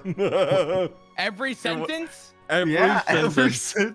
Oh, I fucking hate it here, dude. It's Fuck cursed. this ring. It's a cursed ring. God damn it. There you go. Now you got the idea. Yeah, apparently, dude, this ring sucks. Shit. I don't know if I want this ring. Fuck. Bimble, do you want this fucking ring? I don't want it. We'll put that one on the side with the compass. All right. We'll come back to that one. All right. He takes off the ring, puts it on for a second. Pussy, and then takes it off and puts it down. You didn't need to put the ring on to say that. I don't know what you're talking about. All right. Pussy. All right. How about something a little cooler, a little more edgy for you all? And he walks over to the mannequin. Let's look at the edgy shit. There is a very deep dark brown cloak that's hanging off of one of the mannequins, and he picks it up and he drapes it. It's sort of just using Omar as a prop for displaying all of these things. He puts it on you. Give me a second here. Let me pull something up really quick. Where's that? Here we go. So he puts it on you, and he sort of grabs your arms, and hold on to the edges of the cloak itself, and outstretch your arms, and in doing so, the cloak sort of stiffens as you're grabbing onto it. And when you stretch it out, it looks like the wings of a bat. He said, while you are wearing this, it helps you, sneak around in the night. And also, if you give them a good flap with your arms, you have to be holding on to the edge of the cloak now. So if you let go, you will fall. But if you start flapping, you will be able to fly like you're a little bat. How much is it? Get going. Try it out. See if it works. All right, Omar's gonna grab the bottom of the cloak and kind of try and hold it up. Okay, yeah, I mean, you grab the edges of the cloak, and if you start flapping your wings, you see Omar begin to sort of float and fly up into the air. If you let go of the cloak's edges while you're flying, you will fall. But you can, fly for the time being. While wearing Does this thing have a weight limit? Of course. I mean, you can't, carry too much, and also, you need to be holding on to the edges, so you can't have your hands full at all.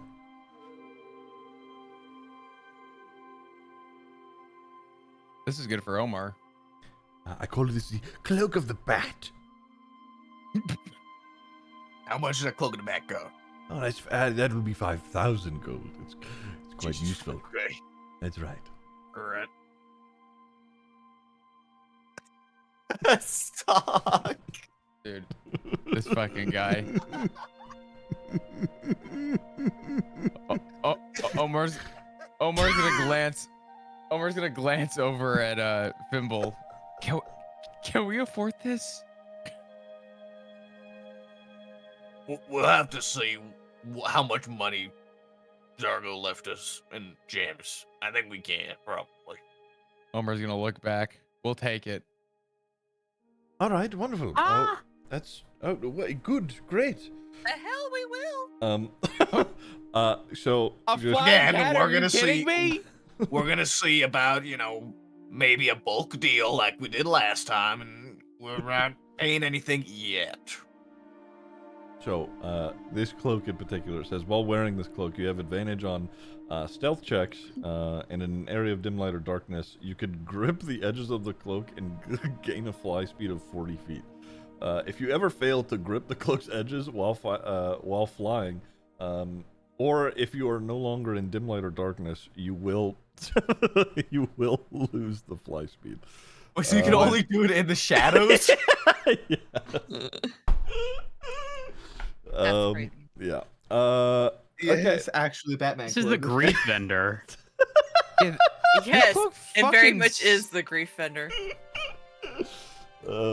Tamsin look has armor sucks. that never gets dirty. That's my enchanted armor. It never gets dirty, but it's perfect because she's a germaphobe. all right, Ziggy. All right, Lafiki, what? Oh, go ahead. Oh, I was gonna say this man was like, oh man, Omar has to get some kind of magic item. What are these fucking magic items you're offering? These things are. This is fucking. I got a magic coin. I got a fucking rock. What magic items you got, Ziggy? You got anything cool? The fucking cloak that's gonna make me fall to my fucking death. Well, I do have. And you see, there's a more, a more serious look, falls over his face. Well, I do have this one thing. This came to me recently, and it took me by surprise. Here, and he opens up one of the glass cabinets, and there is a horn in it. It looks like an old Zargo's horn. it looks like an old Viking horn, made out of like a bull's. Why am I forgetting what that is called? Anyway, it's made out of like a bull's horn, and it has a mouthpiece, a little silver mouthpiece on it.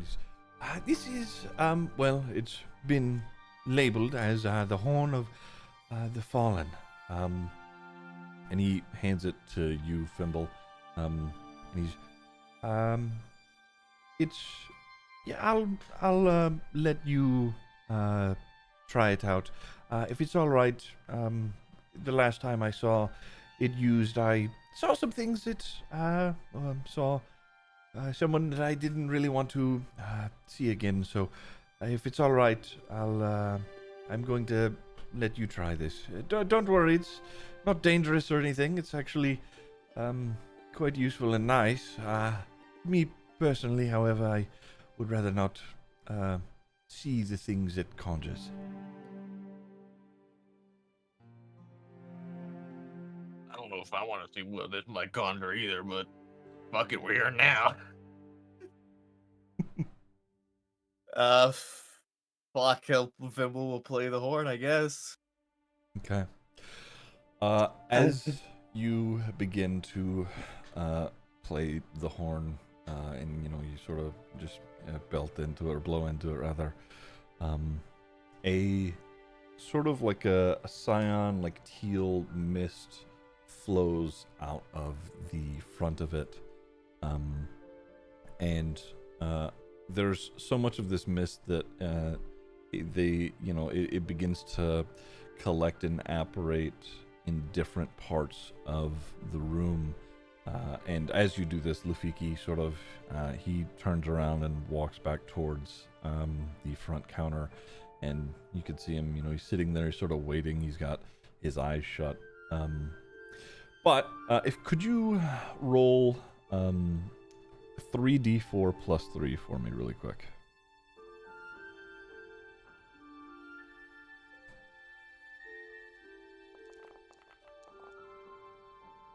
Okay, 12. Spirits start to apparate.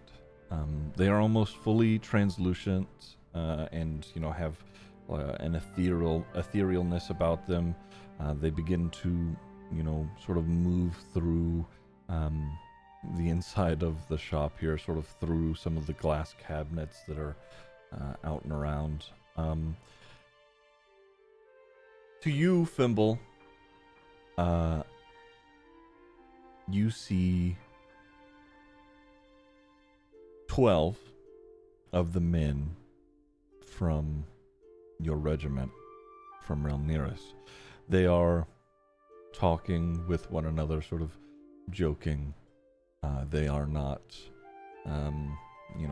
upset or, desolate or anything like that, like, you've seen some spirits be. They are okay. They seem at peace, and they see you, and their mouths are moving. You can't hear anything that they are saying. You can hear that they are making sound, but it's sort of just kind of like you're at a party in the bathroom, and you can hear that people are talking, but you can't make out words. But they seem happy to see you. For everybody else, the spirits look a little different. They will almost always look different to anyone who are viewing them. Medley, you can see some kids that you knew growing up. Some of the adults from Brettshire that raised and helped helped you when you were younger. Omar, you see the party that you were with on Omora before everything happened that happened. Again, they are they're not upset or anything of the sort, and when they see you, there's happy looks on their faces. Acton, you see some of your neighbors. They're sort of checking in with you. It's all mostly gnomes. Tamsin, you can see people who have traveled throughout the church over the years, some people who have, long since passed, and you see an image of Sargo among them. He doesn't have antlers or anything of the sort. He's, standing and talking with them.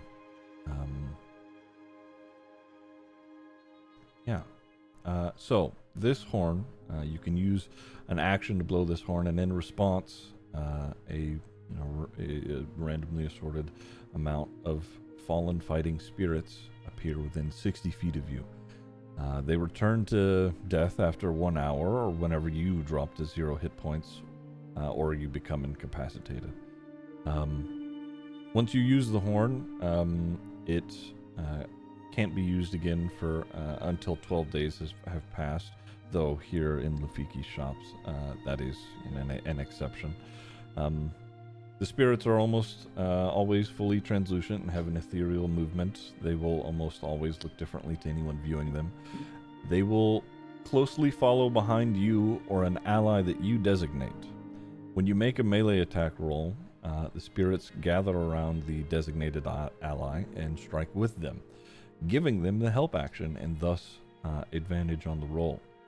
Once assigned to a creature, the fallen fighters cannot be reassigned. While the 1 hour duration is active, the spirits bless and guide any weapons that the attached creature may use. This causes any non-magical weapon to count as a magical weapon so long as the spirits are around. Oh.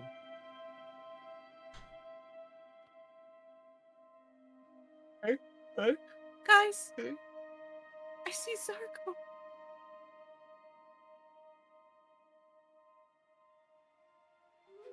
A question. So if this were to be done, and we summon, let's say the roll is 5, and you said it would end up being a random assortment of like people or whatever, right? Mhm. Now, when Acton sees the 5, is it different than the 5 that other people would see? Yes. Okay. So simultaneously, we're all seeing different things, despite the target being the not the target, but like the unit, I guess you could say, being the same. Correct. Interesting. Does the number actually matter as terms of like bonus? It's mostly flavor. Okay.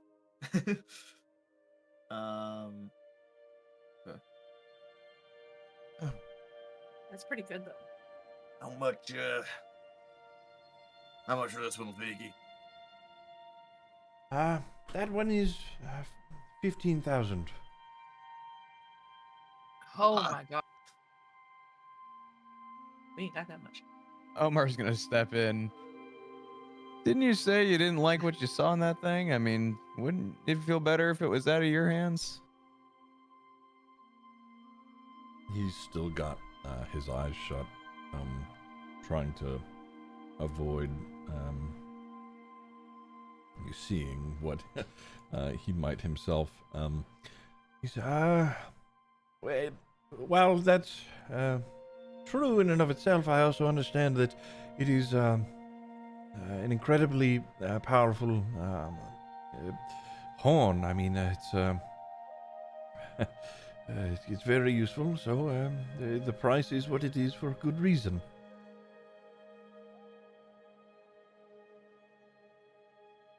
All I have to do is not blow the damn thing, and I'll be fine.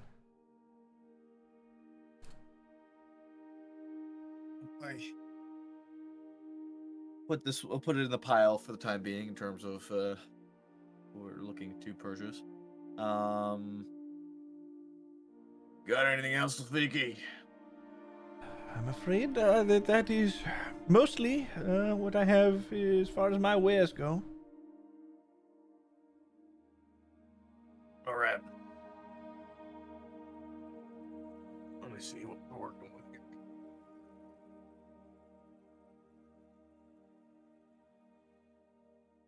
Guys, I have 100 gold.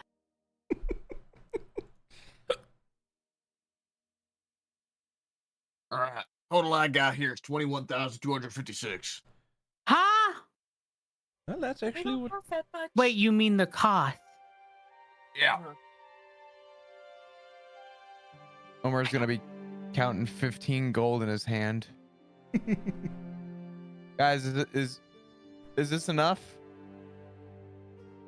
How many are there any gems left in that bag, Tamsin from Zargo? Maybe. Looking in the bag, there are, I believe, let me double check here. there's 24,000 worth of gems still left in the bag.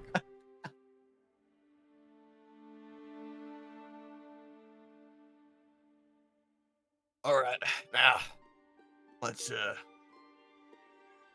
Do we really want the bat cape? I'm considering the cape. All right, Vicky. Yes. What do you think we can do here for a bit of a bulk purchase deal? You know, with all the potions. Well, okay.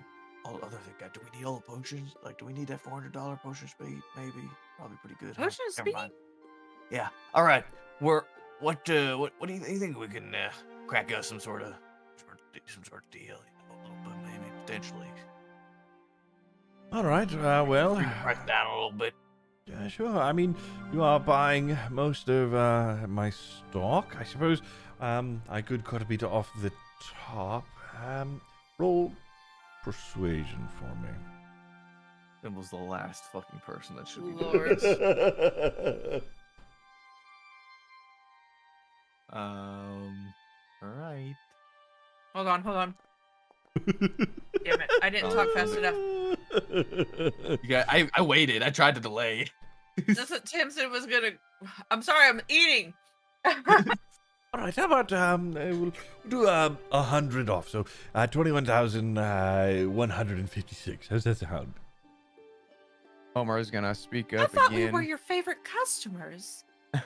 Well, I mean, you do. You know, Lafiki, a deal like that sounds like we're not gonna take that $5,000 clue. Well, well, there is one thing that I forgot to show you about the cloak. So, if you will, and he sort of is like doing his best to avoid looking at any of the spirits that he personally is seeing.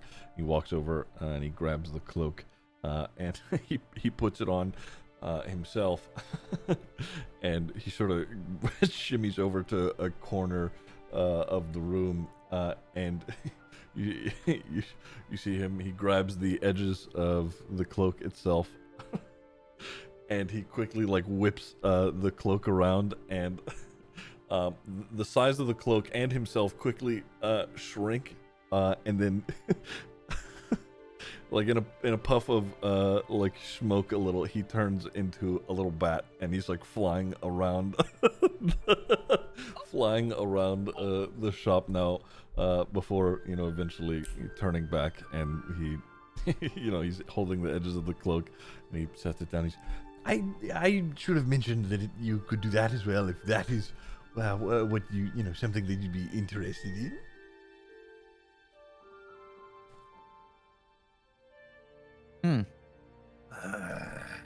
That's pretty cool.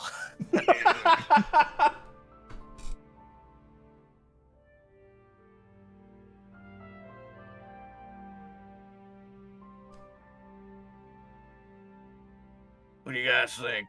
I don't know why I'm the one here doing the talking when I think you guys are all much better talkers than I am, but nobody else wants to fucking talk, so now we're here. Sargo was the best at it. Well, somebody else gonna have to step up, and I don't think y'all want me to be the one. So how much are we talking here? Well, at the moment, 21,156 gold coins. And that's the 100 best you gold can discount do that he's willing to give for me. your favorite customers.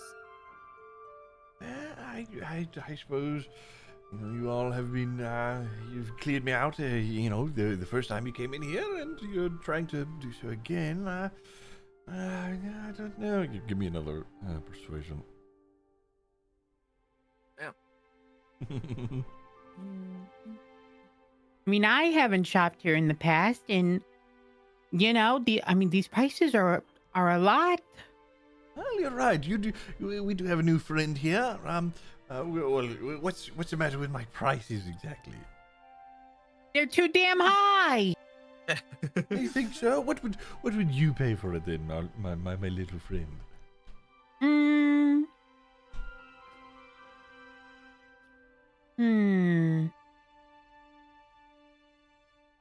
I'm thinking half off. Half of that? All of that? That's What? almost madness. Why is that madness? Give me persuasion. Both Tamsin and Oh, Athlon. I forgot to. Mhm. Oy. Oh, Lord. Oy. Out. Oh my god, I still have a bardic on me. Please get it off. Me too. Oh, yeah. I'll get rid of this. Wait, did we all roll 8s? Jesus Christ, we all rolled 8. All right, step aside. Like I said, Zargo was the chatter of us. Omar's gonna step up. Maybe not half off, but I think somewhere ballpark 15,000 wouldn't be too bad. What are your thoughts? Give me persuasion. Come on, Omar. Let's go. God. Thank God. Oh. That's much better. Well, that is a significant price cut. 15,000. I mean, that's normally the price of just the horn itself. You are getting, what is it? 11 potions, a cloak, the horn, that cool rock, and my gold coin of exchange.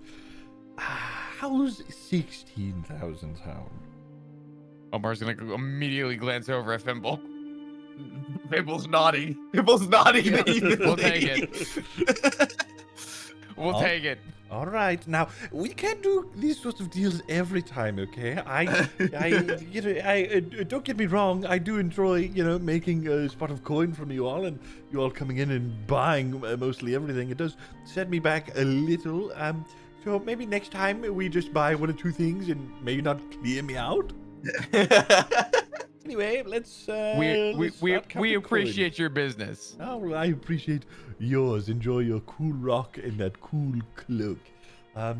We did leave you a couple of things this time. We didn't take the ring and the compass. Oh, well, I suppose you're right about that. So, yeah, just double checking you're not taking the compass of detect magic and the cursed ring of cursing. Guys, I'm kind of tempted that compass. Maybe it's like. We should get the compass for free because we spent so much money. Give me persuasion. W take by medley. Clutch up. Clutch up. Not 20. Or roll an 8. Yeah. Wait, what am I doing again? It's persuasion on your character sheet. Oh, that one. Thank you. Hang on. Sorry. I think I got this. Oh, Damn. Oh, Jesus and she does. He picks up the compass, he looks at it as it's just spinning around and sort of goes, honestly, and he hands it to you medley. He goes, kind of useless anyway. Here you are. Holy shit. That compass is gonna come in so fucking clutch, dude. It's gonna pull it. It's gonna turn into the rock, dude. Dude. It's giving Jack Sparrow compass. All right. Omar, or well, I suppose, who's taking what as far as the items go? I mean, I could take the potions and distribute them accordingly. Okay. Yeah. And then we have the rock. Omar's getting another rock. He's just gonna collect rocks. Damn right. You know what obsessed me? Oh, the $1, the gold piece as well. Yes. It's literally one for one. Yeah. Omar can have that. Yeah, Omar can have that. Nice. Huge. I guess that one technically cancels out, so it's actually It does. It's actually 15,999 gold. Yeah, Yep, exactly. Medley gets the compass, of course. Medley gets the compass for free. Omar's getting the Batman cloak. He's turning into Batcat. Okay. Batcat, yeah. And then Fimble should take the horn, I think. I get the horn. I guess I get the horn. Mhm. I finally get a magic Because line. that way, you'll be able to make your battle axe magical. So. Mm-hmm. Could you explain the cloak again? Sure. I got most of it, but Yeah, I'll put it in your inventory. But it says, while wearing this cloak, you have advantage on stealth checks. And in a dim area of light or darkness, you can grip the edges of the cloak and use it to gain a fly speed of 40 feet. If you ever fail to grip the cloak's edges while flying in this way, or if you are no longer in dim light or darkness, you lose this fly speed. While wearing the cloak in an area of dim light or darkness, you can cast polymorph on yourself, shape-shifting into a bat. While in that form, you retain your intelligence, wisdom, and charisma scores. The cloak cannot be used this way again until the next dawn. So, once a day, you can turn into a bat. Gotcha. Question: if while using the cloak, as a bat, let's say a light turns on or something, would I lose that ability immediately, or do I get to keep that? Is that sort of a given? Hold on. Let's see. I think the polymorph might probably overrides it. Yeah, the polymorph would override it. So so you turn into a bat. You can only do so in dim light or darkness to turn into it. But once you're a bat, you can. You're good. You could be Cool. out in the light. Yeah. We'll have to. I'll look at that again just to be sure. But I'm pretty sure that's how that works. And if it's too weird or whatever, I'll fuck with it. Dude, I got a rock and a cloak. This was a good day, and I got 1 more gold. I have 16 gold now in total. No. You exchanged 1 gold for the gold. It's 1-1. Wait, I gave up one of my gold? It costs. Oh, I see it. It's equal. We didn't take one of Zargo's 30,000 gold. We had to use one of my 15 fucking gold. Thanks, guys. All right. Yeah. Noted. This is bullshit. All right, you now have that in your inventory. Oh, it does require attunement as well. I believe the horn does as well, if I'm not mistaken. Or it might not actually. Oh, like I'm attuned to anything anyway. Yeah. Listen, you could take that up with Rogarth, who snatched your money. Okay, you'd have. Rogarth did snatch your money. Rogarth did steal your money. And Noctifer stole the 1 sword that I could have actually used too. Disappeared. How much gold does Rogarth have, out of curiosity, right now? Let me see. He should have probably about 550. He's just on a tropical holiday at this point. He's got 1,590. It says. Christ. This guy with the jury duty ended up being And the a fuck ton suspect. of healing potions too. Yeah. Does he still have all the healing potions too? Yeah, he's got 4. Jesus Christ. Dude, fuck this Ridley guy. needs a compass. This rat. Okay. Alright. So then I guess Tamsin, you're the one with 25,000 gold now. Mm-hmm. Oh yeah, I have to. So you've got to do the math on that. I will. Oh yeah. No, yeah. You got to subtract things. Good luck. You said it was, hold was it- on. You what gotta was it? add the gold to me first. That's true. How much did I have?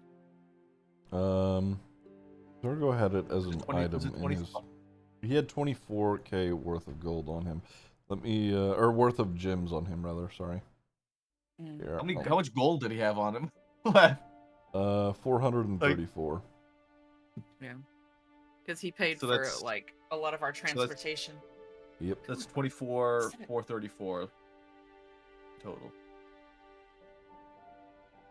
that we got from Zargo's corpse. There you go. I added the total amount of gold to your inventory, Tamsin, and then the 24k worth of gems is now what? You guys spent 16. Minus. Yeah, 24 minus 16, so it's 8,000 worth of gems. 8k left. Okay. Perfect. That's all sorted. All right, who's getting what as far as healing potions go? Or just If you want potions? to give them to me, then I'll distribute them. Okay. No, he was gonna do it right now. That's why he's asking. Yeah. I'm just It doing was it to six- put it was people's in six- inventories. 6, 2, 1, and 1, right? 6, 3, 1, 1. 6, 3, 1, 1. Yeah. Oh shit! I thought it was 6, 2, 1, 1. I mean, I'd like for Fimble to have at least one healing. I and one think greater you healing. should actually get 2 of the greater healings because you have the largest health pool. Health pool, true. Actually, makes Then sense. you take the majority of the beating. Okay. I'll do that. All right. Potion of heroism is 10 hit points too, right? Uh-huh. I'd You probably said give that to 2 Omar. for greater, sorry? Yeah.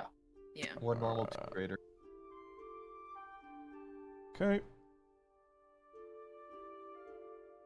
That leaves 5 normal and 1 greater. I think the other greater should go to Tamsin because she's also got the largest health pool. Alright, is anybody in contest? Nope. Alright. And then the other healing just split amongst everybody else. One, Yeah. one, and one. Okie doke. I'll give everyone one more. Does that leave us with one left over for definitely not Sock's next character?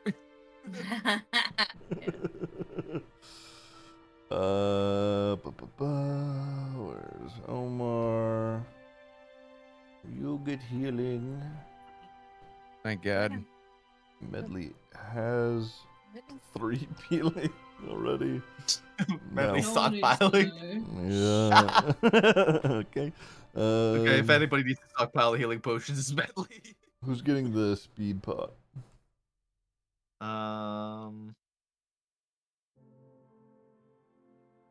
Omar doesn't need it because he's fast as fuck already. Anyway.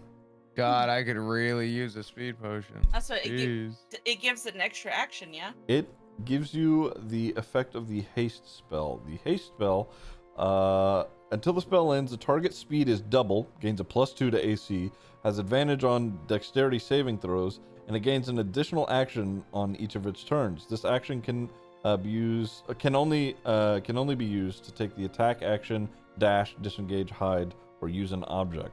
When the spell ends, the target can't move or take actions until after its next turn, as a wave of lethargy sweeps over them. I feel like that wouldn't actually be good for Omar. I feel like this is better for someone else. Yeah. It needs to go to somebody that it won't be detrimental, the lethargy. Because if one of the heavy hitters, like myself or Fimble, gets lethargy, we're gonna get fucked. Medley. What? She was sleeping. Ah, sorry. It's okay. Am I? We could also give it to Does anybody Acton. have a counterpoint? Yeah. Yeah. Because Acton could then just rifle. Like, he can't do more. Can he do more than one spell with the speed potion, or can he still only cast one spell per turn? He gets an extra action, so if he wants to use 2 spells a turn, I believe that's how that works. Or am I wrong? Acton. We could give it to Acton, I think, and then he can not only fly twice as far, but he can also rifle off extra. fucking spells and then just be floating 120 feet in the air and not really be a danger. Yeah. We'll give it to Acton, and hopefully Acton can put it to good use in a fight and just rifle off 2 fireballs and wipe the enemy. All right. Gravity sinkhole, fireball. Yeah, exactly. Yeah. Okay. And then the heroism. Mm-hmm. 10 plus. Is that just the plus 10 hit points? Mm-hmm. You're also under the under the effects of the bless spell. Ooh, so that's plus 1d4, right? To like attacks? Mm-hmm. Attacks and saving throws. Ooh. Can I take that so I don't get fucking cursed? Or not cursed, but fucking Concentration spell. Yeah. Right. Concentration spell. Okay. Yeah, it's it doesn't require concentration because it's just a little potion, so no big deal. Right. Yeah. Okie doke. Yeah, I'll take that if nobody else wants it. If that's okay. Sure. Yeah. Yeah, go ahead. And then if I get fucking frightened again, I can down that shit and hopefully it'll help me. Not just stand there AFK for 3 turns. Okay. So you get all of your stuff situated between one another, Lafikis. All right. Best of luck to you all on your adventures. It'll be some time before I'm stocked back up again. Hopefully, nobody gets hurt. Have fun. And he sort of is waving you out. All right. Let's get going. Anybody else need anything? Any other shops or anything before we get to work?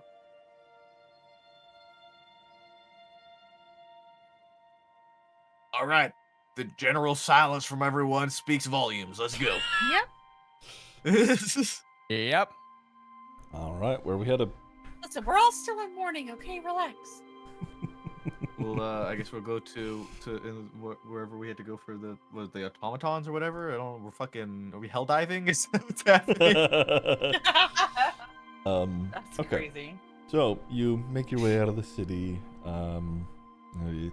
You end up traveling along the main road, passing the Lazy Angel along the way. You're headed in the direction that you know, or at least not all of you, but a good portion of you took the giant rock or that bird all that time ago towards Elder Hill.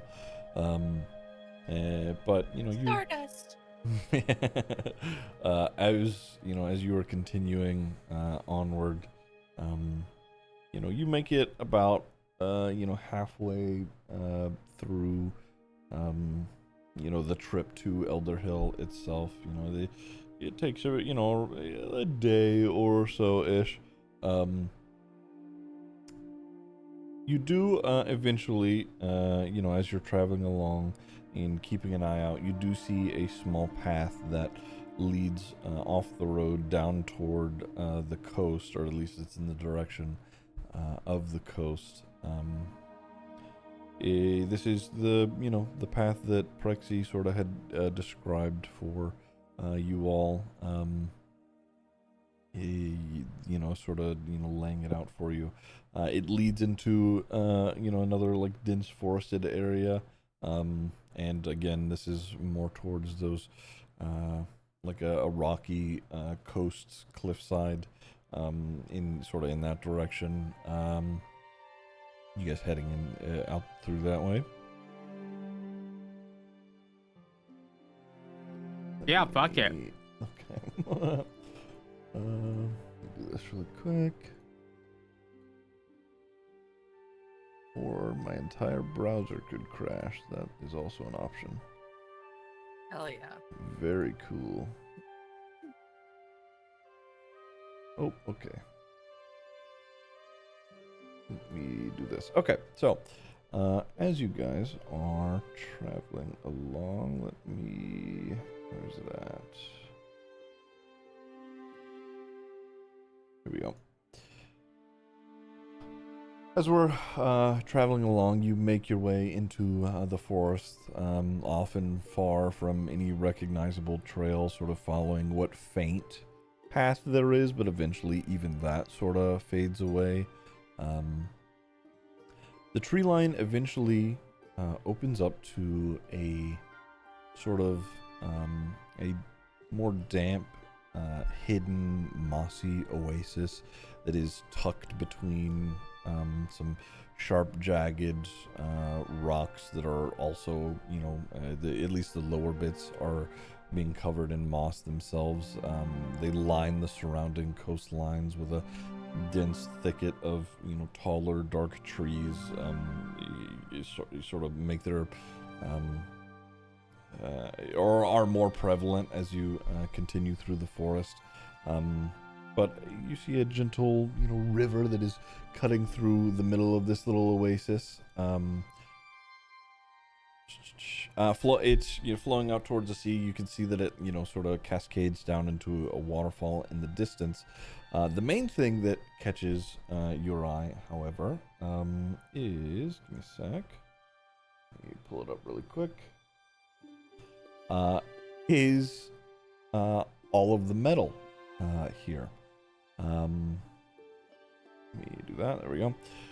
Almost as if it has been interlaid with the land itself, you see a massive metal titan that has been well grown over. Seemingly having been here for hundreds of years, if not longer. Its torso and right arm sit high above the riverbed and are the only pieces that have been left somewhat intact.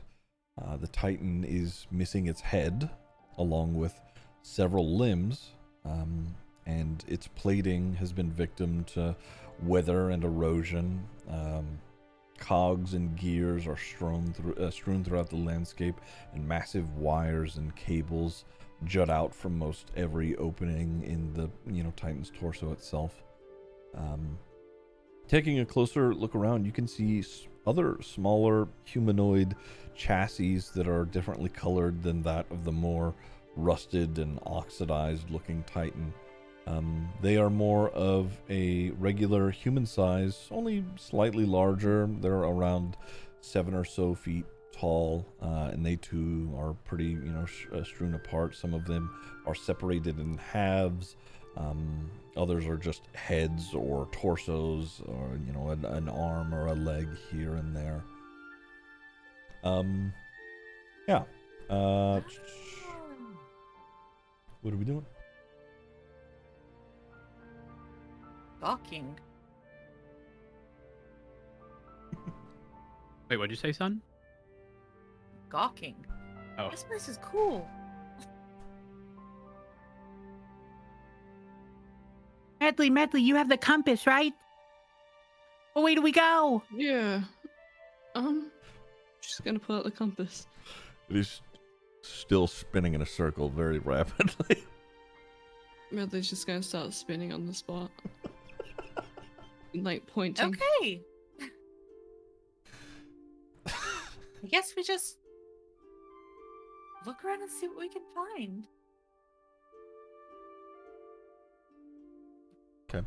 Tamsin's just gonna pick a direction and start walking. Sure. Looking around, give me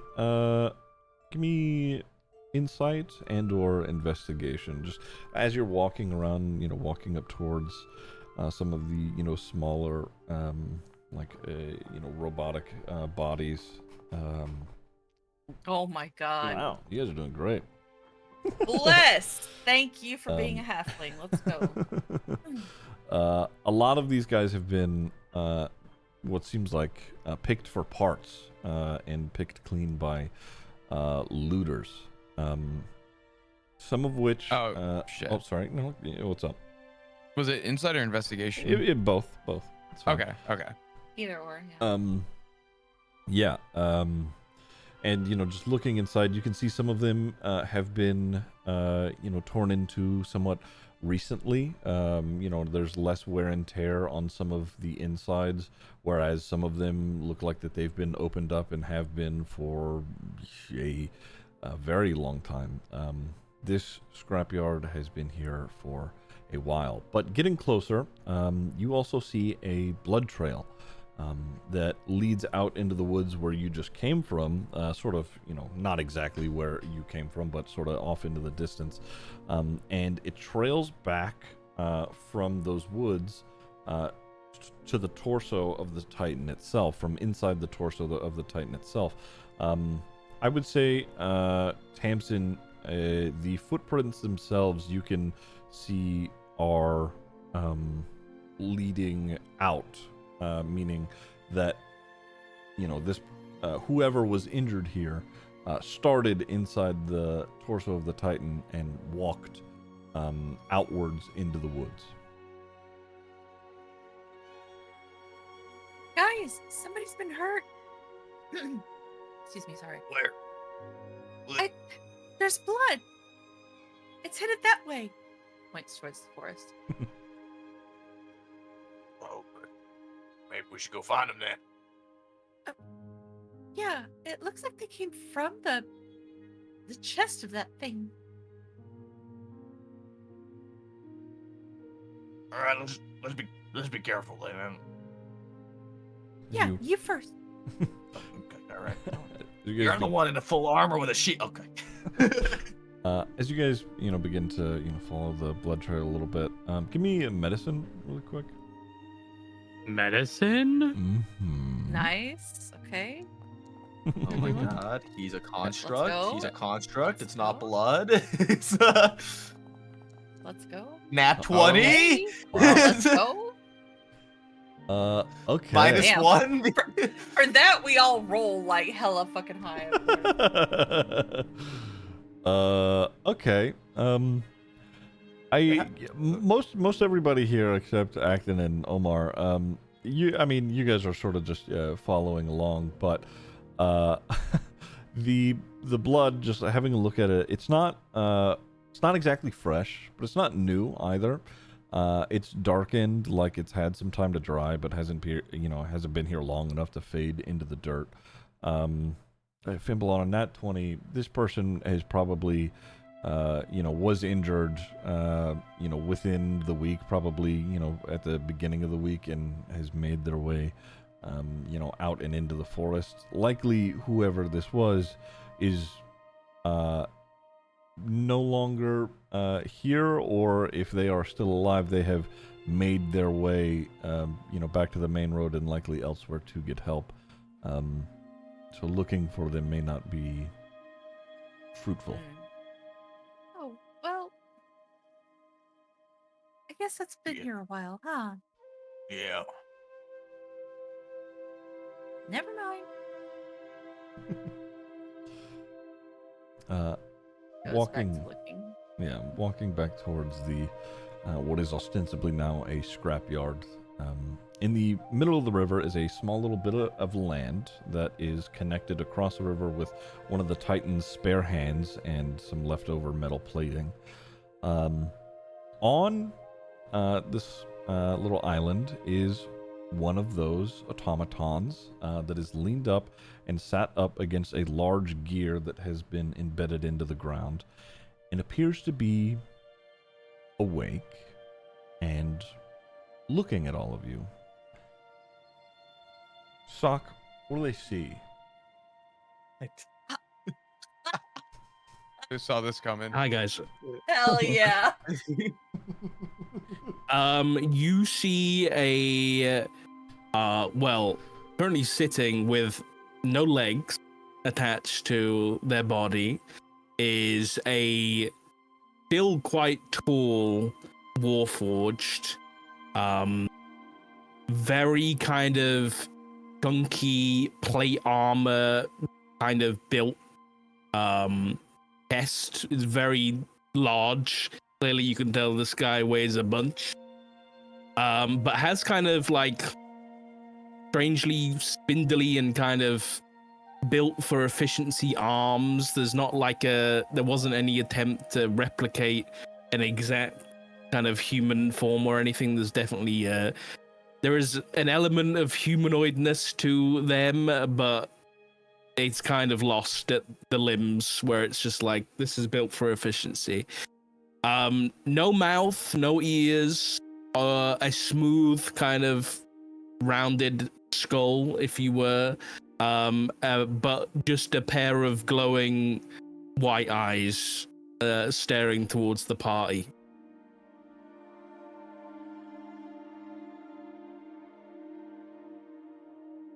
Oh yeah, and on his chest there is a symbol of some sort that's like a hammer with some scales on top. Oh. Guys, what's that? Tim's is gonna walk up closer and start to step side to side to see if he's actually like following her. Hello? Ginger, thank you for the 64 months. I appreciate it. Their eyes do follow, but there is Sarcastic no _ging response. just subscribed. 07 Ziggy smoke Ziggy lurk Ziggy prime Ziggy salute Ziggy thick. Omer is going to approach, kind of do a wave, see if there's anything going on.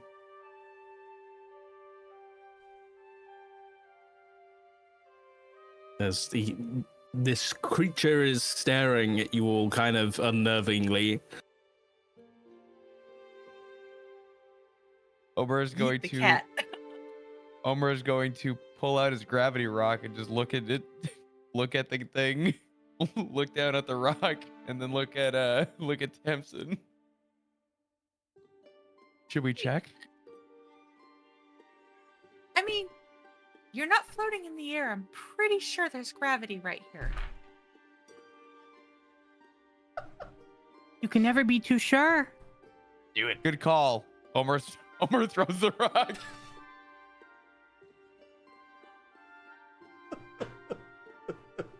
Yeah, roll unarmed. Okay. You're throwing it at this guy? All I'm Oh my saying, God. all I'm saying Oh, is ain't no way. this is how we got Acton, and he's been with us the whole time. Yeah, but Acton is a little mage. This is a warforged automaton that's about to yeet your ass. Well, Jenny good Cooksey news. just subscribed. Omar has Ziggy Piker. plenty of movement, and he can also float away. Yeah, the automaton also doesn't have legs. Okay, so you throw the rock and it, sort of, it glows. First off, secondly, it does sort of like plink off of him. So you do hit him. But, What does the rock glow? Yes, the rock glows as you throw. Thank it. God. See? Gravity. And you've pissed off whoever this is. Hi, my name is Omar. See, we're friends now.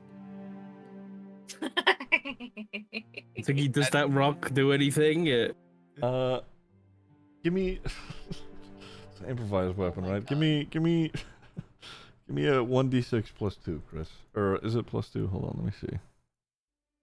What's your proficiencies at? Plus 3, sorry. Tamsin's gonna take a few steps back and hide behind something. 1d6 plus 2, is that what you said, or plus 3? Plus 3. Why did that not work? It worked. I see it. Okay. There's 4 points of bludgeoning to use Hawk. Hey. Why is Hawk's your gonna hit us with initial reaction to any stranger to hit them? I don't understand. It's a sense of endearment. You're supposed to become familiar with somebody before you can have any kind of. Well, I did it with Acton. I did it with Acton, and we're friends now. We're To good. be fair to Omar as well. If he That's throws a debatable. rock at something, and it dies, then we probably shouldn't be friends with it. That's It probably crazy. It probably won't last very long. I like Fimble's. Yeah, no, that's yeah. So Okay, well, is this thing staring at us? Like what? Yes. Yeah. Do you talk? Thing. What's your name? You alive? I'm doing this for me. Ignore this. My name's Oh. Omar's going up to the thing to grab his rock. Omar? Omar's just gonna walk up to him.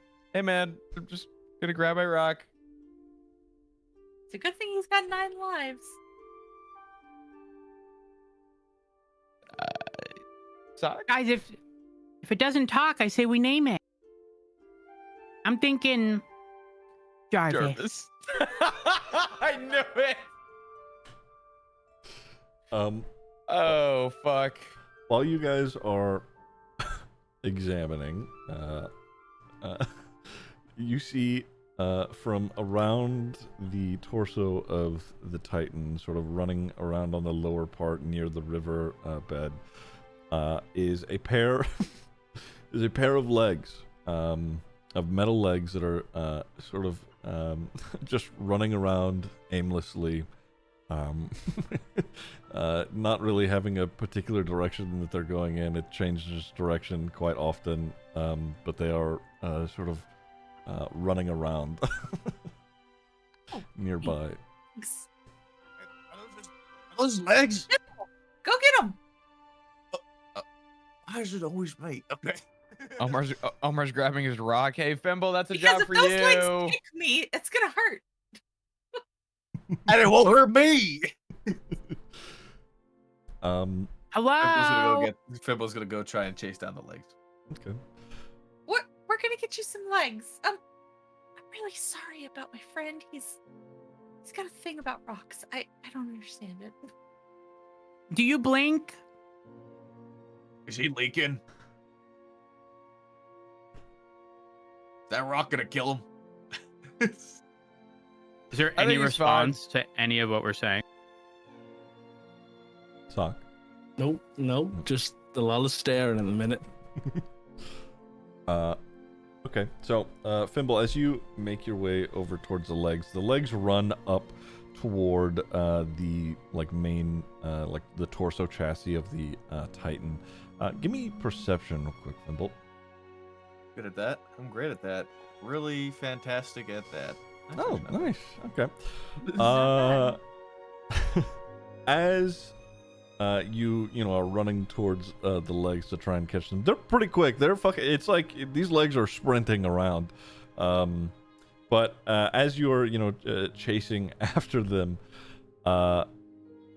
from inside the massive metal torso, you begin to hear like a whirring, like a mechanism that is quickly shifting around inside of it. Oh. Somebody did something. God, It wasn't me. guys, this thing's making a sound. You begin to hear metal scraping against metal, and sort of like a clanging, like something has started to of relative size has started to move around inside of the torso itself. Is there going to be Have I like caught the legs? Say again. Have I caught the legs? The legs have about as much movement speed as you do. Let me hold on. Give me a second here. Guys, I need some help with these legs. So from inside of the Titan itself, let me get some things moved around really quick. From inside the Titan itself, as you're chasing after these legs, you begin to see the thing that is inside of it start to move around, and you see a shifting metal ball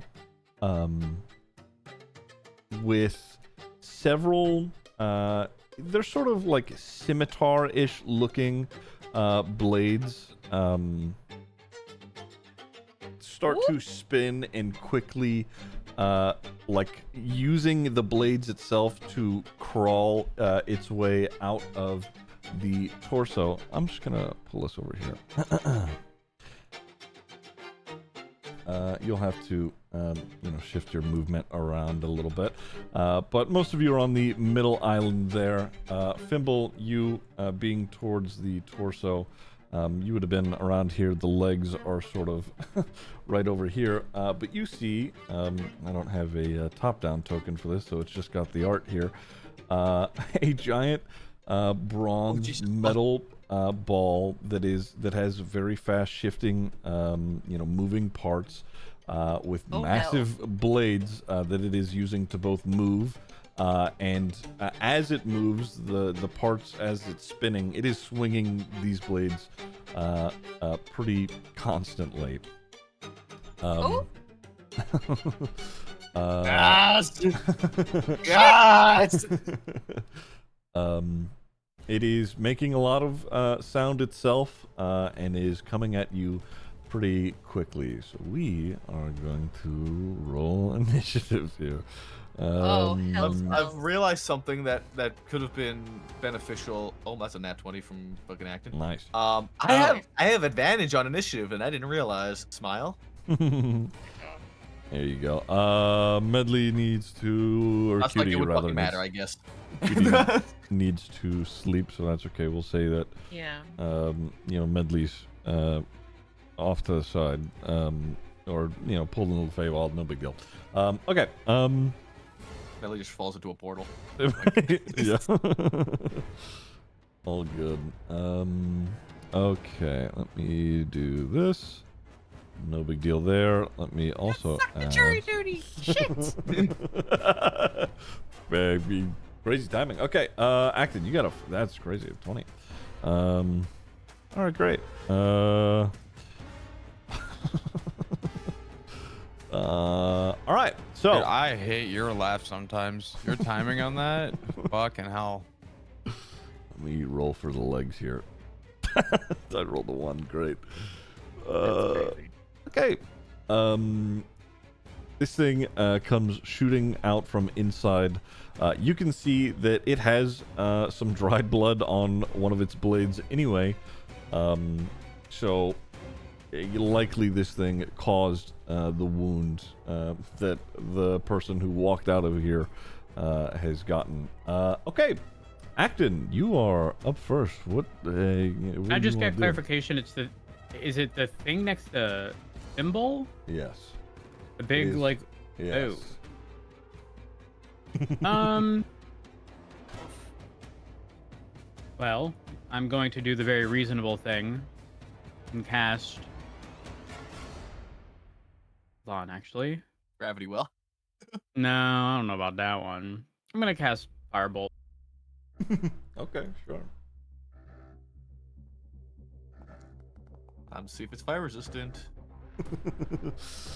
You know cast it, and as it's like spinning and whirring forwards, the firebolt hits one of the blades, and it sort of like it cuts through the firebolt itself. It doesn't seem to have done any proper damage to it. Whether or not it's resistant, it's hard to tell. And I hit with a 17. 17 does not hit. No. Boy. Okay.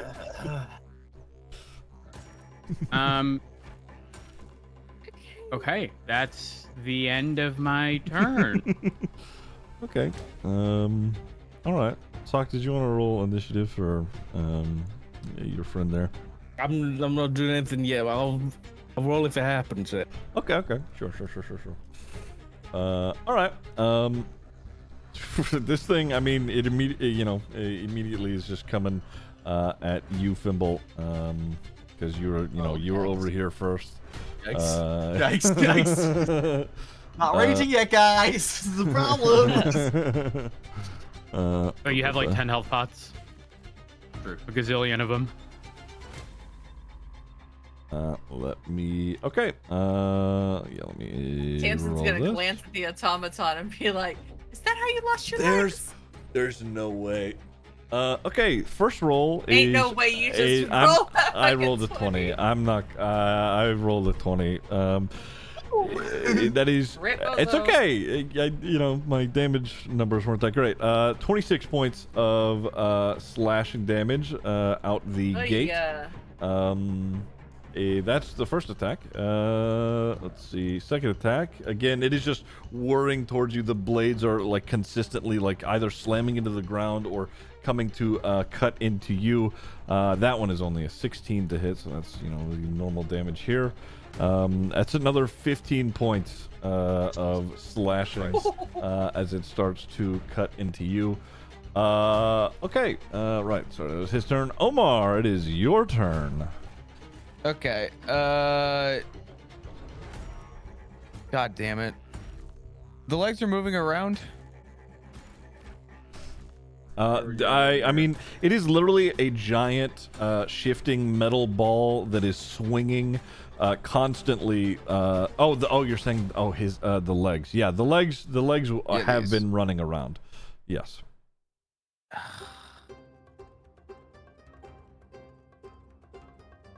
Okay. Let me figure this out. Omar's gonna start moving over. Mm-hmm. I'm gonna bonus action dash, which gives me another 40 feet. Yep. Okay, I'm gonna go over here. Mm-hmm. And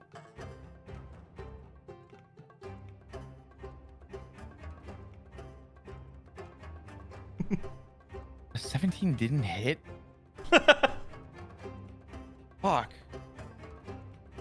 Okay, for my action, Omar's gonna kind of tie around like a lasso around his rope, and he's gonna try and stop the legs from running around.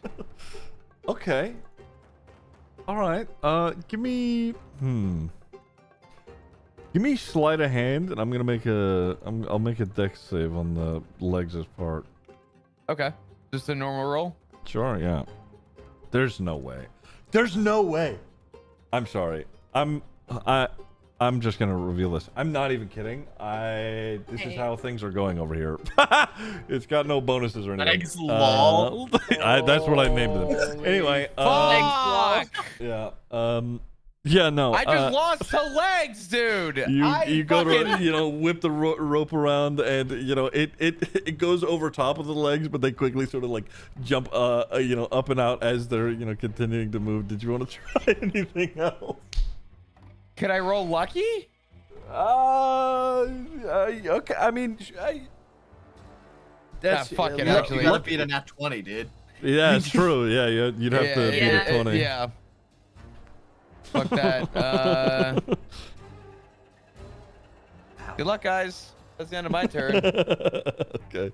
Damson, you're up.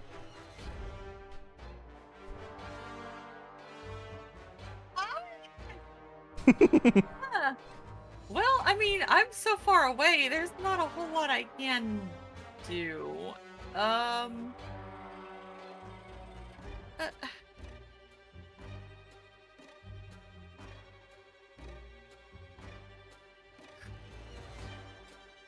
Crap! I have literally nothing that I can fight a machine with. And I'm too far away. And everybody else is too far away for me to cast anything on. Frick! Yeah.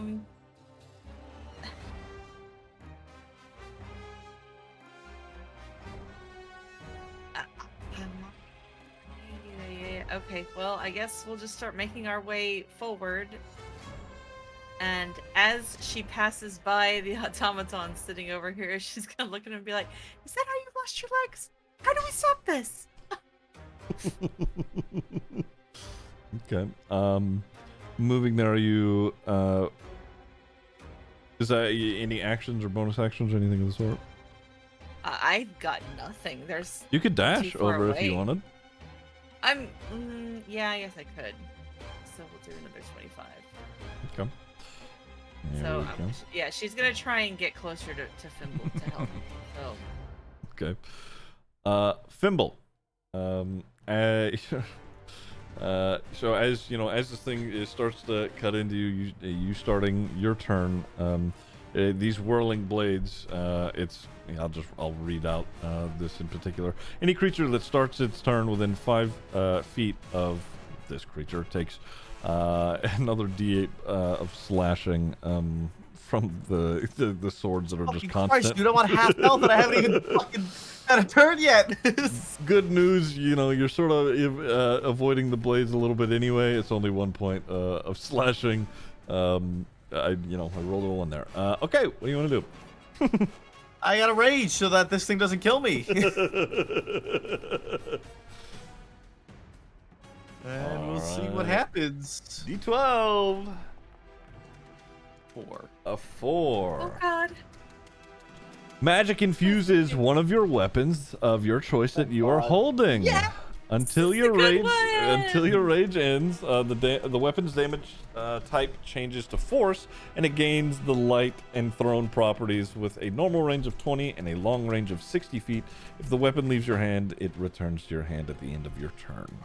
Mjolnir, let's go. Okay, now. And with force damage, that's gonna be good against the automaton. So they're all mechanical things, anyways. Now I'm trying to determine. Oh, wait. Actually, fucking. Oh, what? Sorry. Something that I want to clarify earlier for Acton. When you shot that firebolt, I know that it swiped it away with one of its blades or whatever. It didn't seem to bother it at all, actually. Oh. Yeah. Anyway. Oh. Fuck.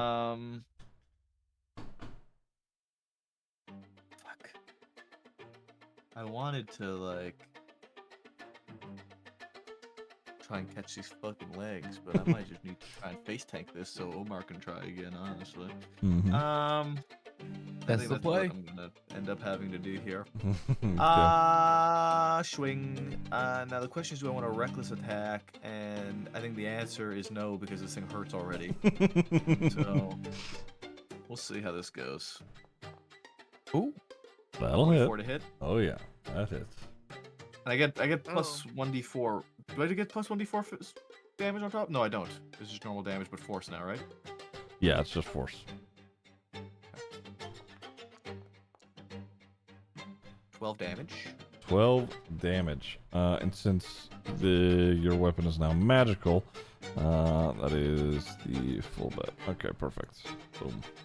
So you swing your axe into it, and you can, see some of the metal scraping and tearing off of it as you, swing into it. And we do it again. We do it again.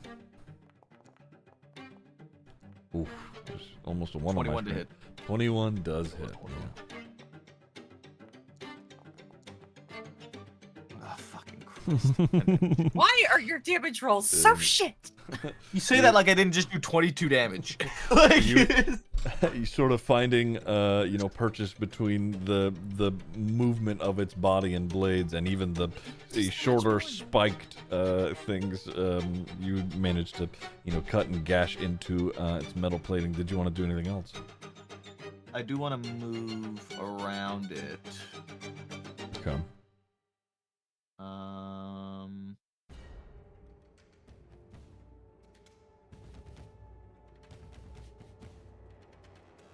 We'll go here.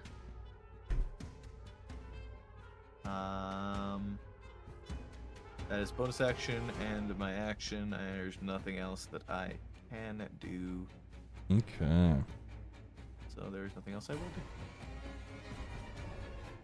do. All right. The legs are sort of just gonna run in this direction. Sort of running around. That's crazy. Fuck you. Okay. Start of a new Really round. quick. Mm-hmm. Just to check, I checked with Ziggy already, but Tamsin, you have an aura, right? Yes, I have aura devotion. Okay. Is that what you're asking? Yes. Whether or not you noticed it is up to you, but as Tamsin passed by this automaton lying against the rock, your aura, when it came in contact with this creature, there is like a small buzzing sound, and it kind of shifts a little bit to life, and you see like underneath between the neck and the chest plate, you see like a slight golden glow. Oh. Okay. Let me do this. Acton, it is your turn. Guys, we might be in danger. You might be in danger. I'm going to instead magic missile Okay. at first level because I don't know if I need to be wasting stuff quite yet. There you go. Oh, I need to do Yes. 2 more? 2 more d4 plus 2. So the first one does 4. And the other 2 do 6 for a total of 10. Those, sort of find their way through the mass of whirling swords. And you can see it, begins to, dent and fracture the armor a bit. So that does hit for sure. I mean, magic missiles don't miss, but... Okay, I'm also going to... is there, like, any terrain things with water? Like, the river is deep enough to submerge the front part of the, this Titan's, fingers and whatnot. So it is relatively deep. So it would be, you'd have to be swimming through it if you decide you're going in the water. all right, this is solid right here, right? Yeah, that's all like a solid. bridge? Okay, all right. I go there. Okay. All right. Okay, you firing some missiles in... Is that your turn? Sorry. Yes. You firing some missiles in its direction. I mean, this thing doesn't have eyes. It's not looking. Just immediately as it is hit from your direction, you see one of the arms straighten out, and it like cocks. It's going to fire a spear in your direction. The Okay. direction before I cast it, or It's firing it at you. Okay, let me roll this really quick. can't wait to die. Oh, what's your AC? 11. Wow. Okay, so I rolled 3, but with its bonuses, it's a 12. Okay. With its bonuses, it's a 12? Holy! So it fires a spear off in your direction immediately after being hit. That is 12 points of piercing damage as one of its blades lands itself into you, and it is going to continue attacking you as well, Fimble, with a few of its blades. Yep, that's a 24 to hit. For 17, reduced to 8 because you are now raging. So 8 slashing as it does that. And it is going to be making some movement itself. It's sort of just, you know, its blades constantly going. I think it'd move around here-ish. No, not that far. Oh, damn it. Yeah, Damn it. not that far. It's sort of just like spinning and rolling its way around. No, you go on that the far. backside. Let's go for your ass. Omar, it's your turn. Dude, I fucking. All right, well, hey guys, hold on. I have to make sure I'm mindful here. Is this in his range or is that just outside? No, that's in his range. Sorry, let me beep beep. You see those? There you go.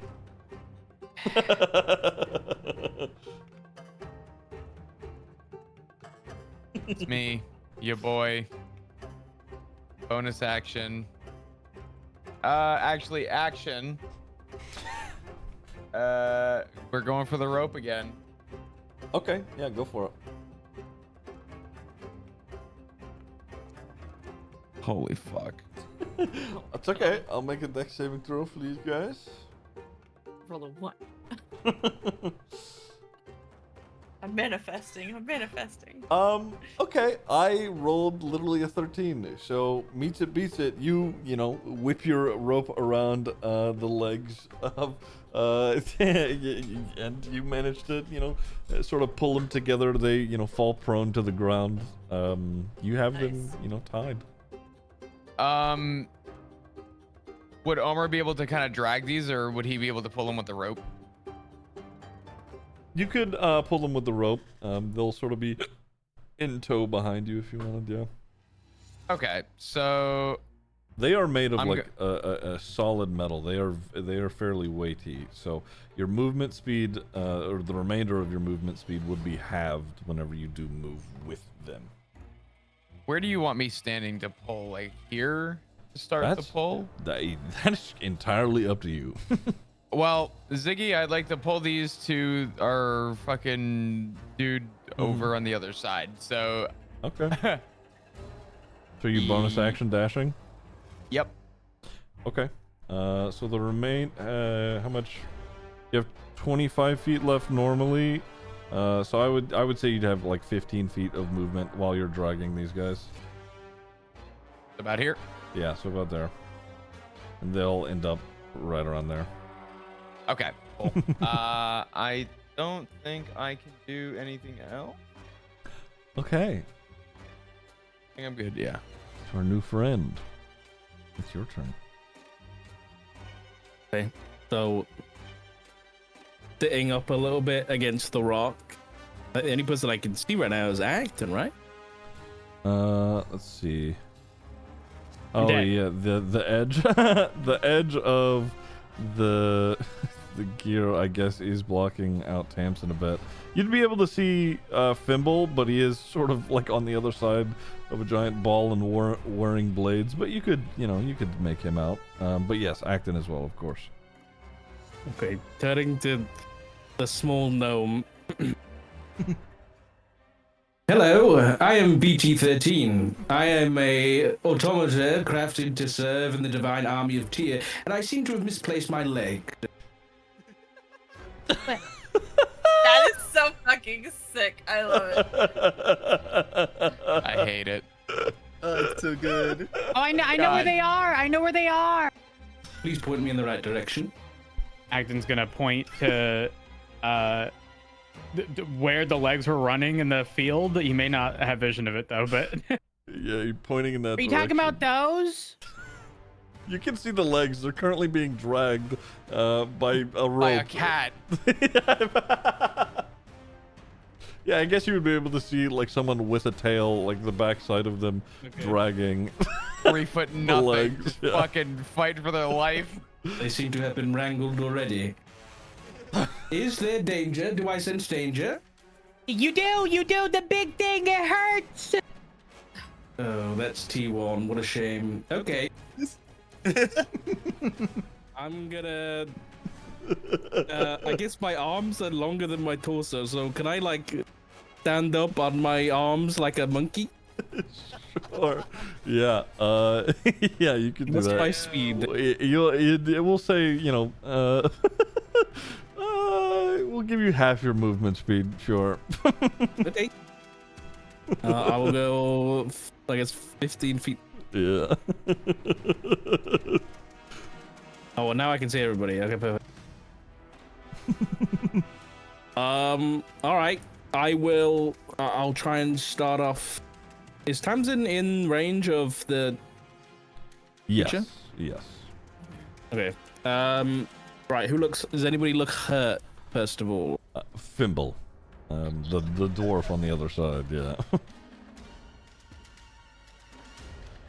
Okay. And then can I do a quick check of what the fuck this thing is, and does it have any weaknesses or anything? From what you've seen thus far, it looks like fire hasn't affected it whatsoever. And anyone that is hit it with anything that hasn't been magical thus far has done significantly less, for sure. Okay. I'm just gonna see in Fimble, kind of hurting a bit, but then also trying to spot out some kinks in this thing's armor. Let me just get my measuring tool.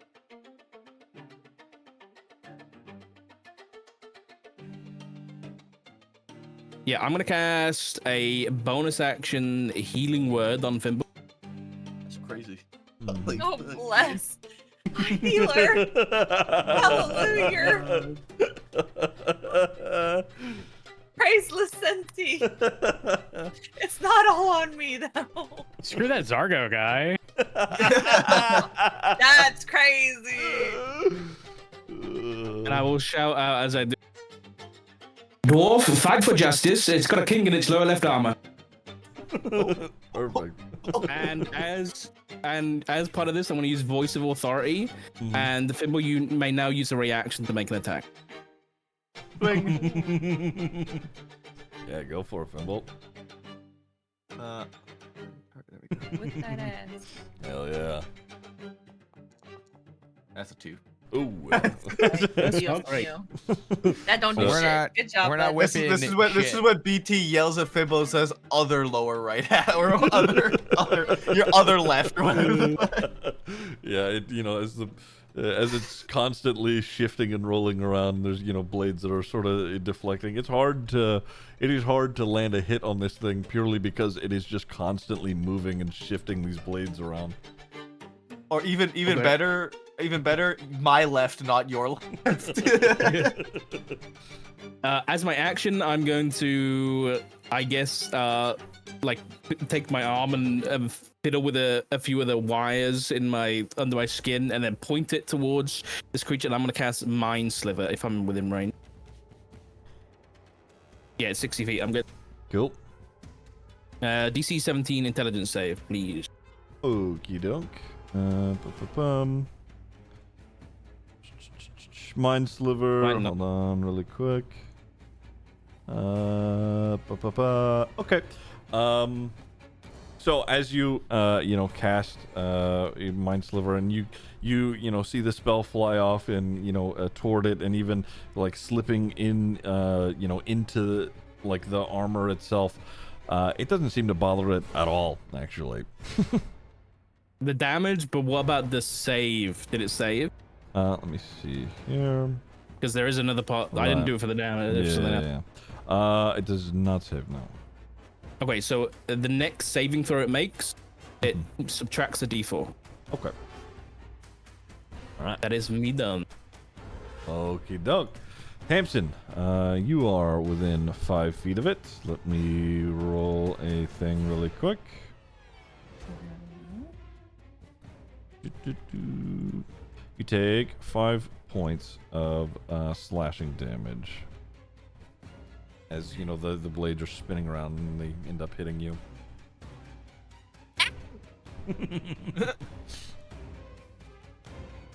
Alright, and now I can attack? Mm-hmm. Okay. We're gonna hit it. If I can find my stuff. I was researching. Okay. So is this considered a construct? You're about to find out. Asking because my bonus is on my mace. Yes. Okay, so is it gonna automatically take into account the bonuses, or if do you're I need targeting to add? it might, and if it doesn't, then we can just add to it. Okay, I am targeting it. Okay. So, all right. So we're going, and it doesn't give me. I was making sure it didn't give me an advantage. It just gives me additional. Yes. +1 bonus to attack. Okay. So no advantage. Mm-hmm. All right. So normal. What? Hell yeah. Yeah, it looks like it added. All right. Yeah, that Okay. that hits. Fantastic. All right. Damage. Hello. I clicked it. Please. Smite that bitch. Smite that There we bitch. go. Smite that bitch. Oi, oi, oi. Okay. And then we're gonna hit him with the thunderous smite. I want to see what this does. Go for it. First time you hit a Okay. melee weapon attack during this spell. So what is that? 5 plus another 6. Okay, hold on. Making sure I'm doing this right. Doesn't your mace have something against constructs? Yeah, They it's give It more is. bonuses. Attack. Okay. Wasn't Then- Thunder Smite also like knockback? It does. You have to do a saving throw, a strength saving throw, I or do. it pushes Um, 10 feet away from you and is knocked prone. Okay. All right. Strength saving throw. Do you know what the DC is on it? Oof. Oh, looking, I can't. Let me see. Ba-ba-bum. Ba-ba-ba-ba. With your spells, strength saving. Says your DC or spell save DC is 12. It's determined by the caster's spellcasting ability and proficiency bonus. Be Okay. 11 plus your charisma. Okay. So yeah, it's 12. Okay.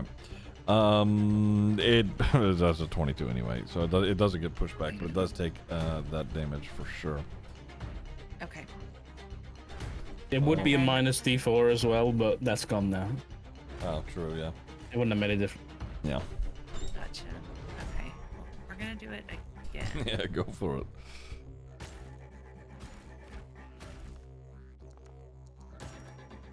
Hey. A Well, 13. not so much. Yeah, that first one you sort of, I mean, Fimble and Omar, or everybody can hear it really as she, she hits it. You hear, a loud, like a thunderous bang, and then that second one you go to swing and it sort of, airs through the blades. Did you want to do anything else?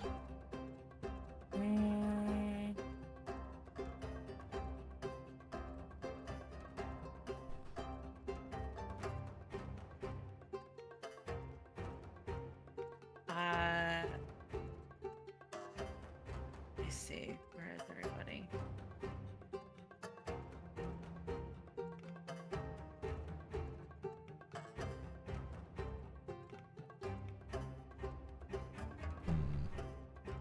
I'm just good. Yeah. This I'm pretty much just gonna chill right here. Okay. All right. Is that your turn? I believe so for now. Yeah. Okay. Fimble, you are up. When in doubt, smack it with a big fucking stick. Go ahead. Nat 20. Oh, big. Okay, yeah, go for it.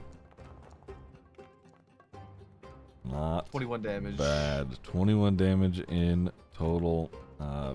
Yeah, you bang into this thing. You manage to, cut one of the mini armed blades off of it. As it's whirring towards you, swinging that axe up and through it. One of the blades falls off of it. And I do it again. Oh yeah. Oh my god, it was almost back to back, dude. You almost did it That's again. crazy. Yeah. Oh yeah, that hits. 10. 10. Okay. So again, you're just slamming into this thing. Parts of it are pretty consistently falling off as you do so. The the legs are tied up. I'm gonna see if they can wrestle free with a strength save. Can you make can you also make a strength save, Chris? I got you. Or strength ability, sorry, not save.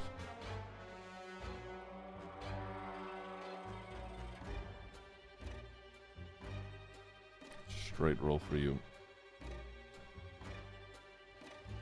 Where am I looking for that? Sorry. You just click on strength. Strength at the Yeah, top? you just click Yeah, strength. and then yeah. ability check instead of saving throw. Yeah. Oh, okay. Hey. Okay. The legs are Son of a bitch. wrestling their way with the rope, and they eventually slide out a bit, and they dart off over here in this direction. They have Oh, 30. could I use a reaction to try and catch him? Oh, man. Technically, you've used your reaction because No, because my turn started. Oh, you're right. No, you're right. Yeah, go ahead. Not the legs, Right? LOL. Yeah, you can make a strength check. I'll make a dex BT, save. Get your legs under control, please. Oh wait, that should be with advantage. Yeah, what just you- roll another. I'll be honest, it doesn't matter. I rolled a 5, so. As the legs are running by, you can sort of like, in one hand is your axe, the other is you're just grabbing onto like the hip or like the waist to keep the legs there. So they're there. Sort of like, they're like kicking their little feet. Okay, Acton, it's your turn. Dude, fuck you. I can't wait to die. I'm running further away. In fact, I'm running into, hopefully, is this partial cover? A moment. It's not cover at all. Fuck. It's fine. Hopefully I outrange it at this point. Let me see what the range is on this. Oh, I just hit my elbow on my boom arm. Ow! Oh, I hate that.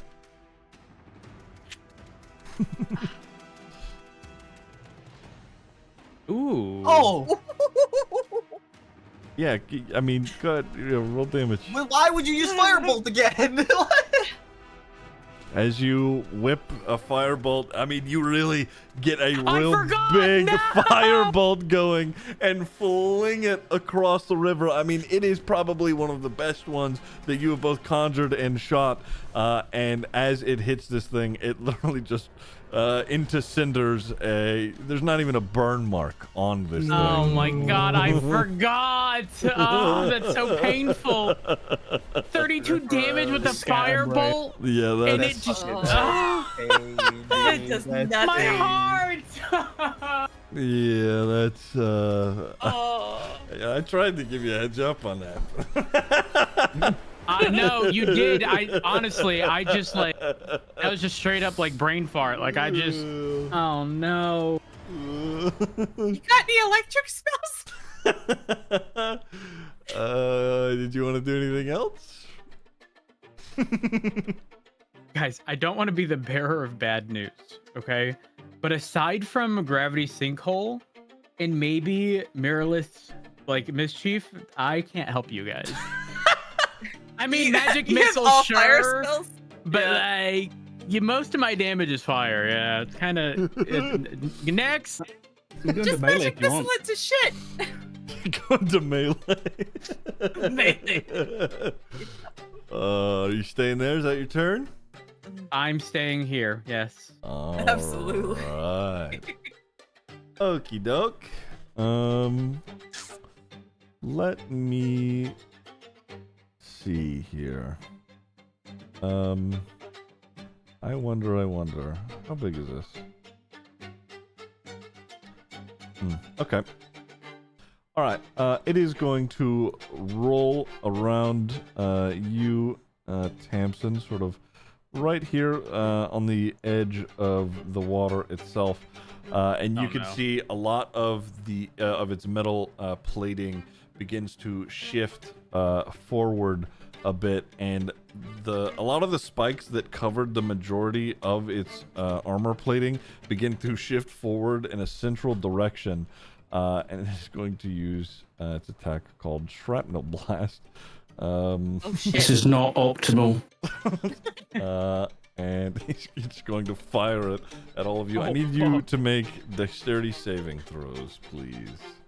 At all of us? Fimble, Omar, and Tamsin, yes. Okay, now I do have my aura. What is this? So, Ooh. like, does it automatically add that in, or? I don't think that it will. So they'll have to, they'll have to add it, but it's okay. Okay. Ziggy. Yeah. Because it's Sorry. No. You gain a bonus to the saving throw that's equal to my charisma modifier. So.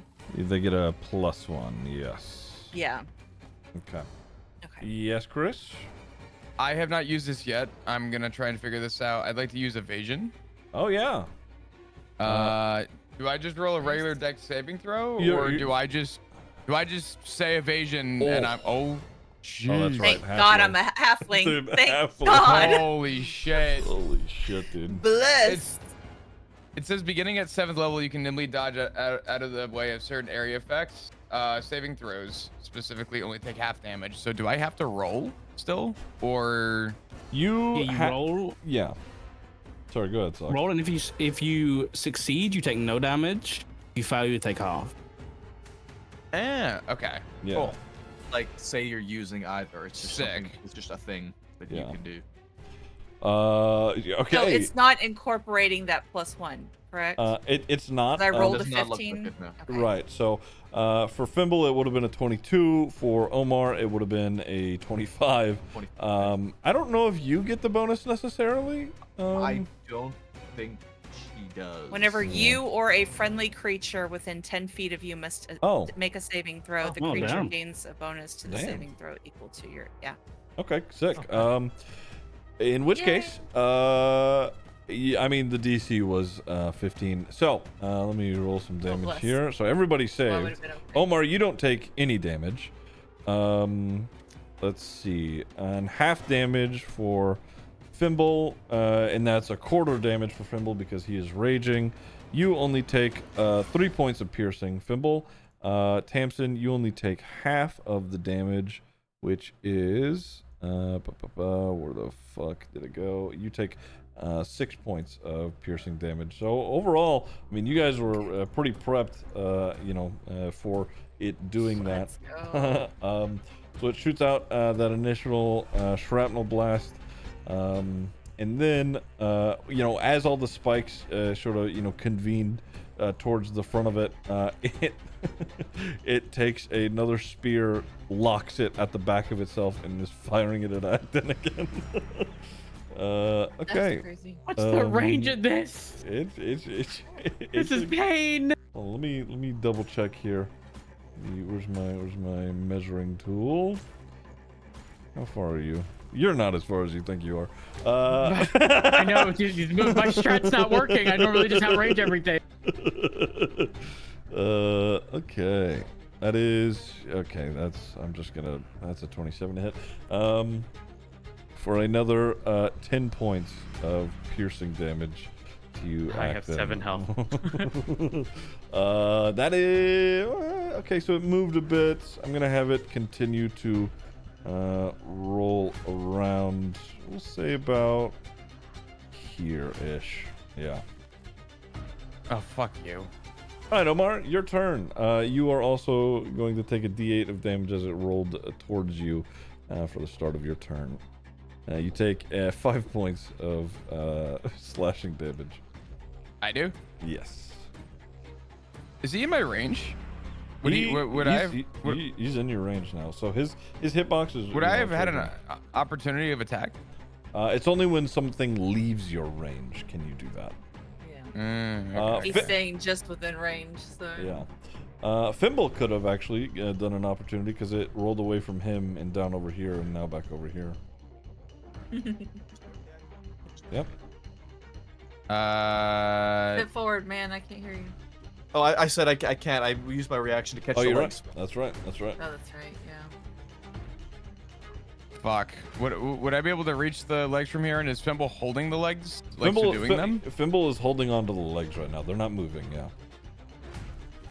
God damn it. Okay. Omar's gonna try and throw the rope, and this is gonna be a waste of fucking time. I mean, they're sort of grappled right now anyway, so I would say you'd have like advantage on this. So. Okay. Gotta please. I think so. I'll make a dex save on their part. Honestly, it's I would have to get a nat 20 for me to save. Okay, yeah, you whip the rope around as Fimble's holding on to them. They they get tied up. So the rope is around them now. Okay. Can Fimble tie them securely together so that they don't fucking run away again? Like tie their fucking ankles. So he's just like secure that shit. What up, Stoner? How you doing, buddy? Good to see you. How you been? All right. Yeah, we're just gonna. Stoner_minded just subscribed. Yeah. As carefully as possible. You dragging the legs with you? Yeah. Okay. We said what, 15? Mm-hmm. I could get there actually. So that was, hold on. It was 10. So we would say that much movement, and then I could probably dash, right? Mm-hmm. If you wanted, yeah.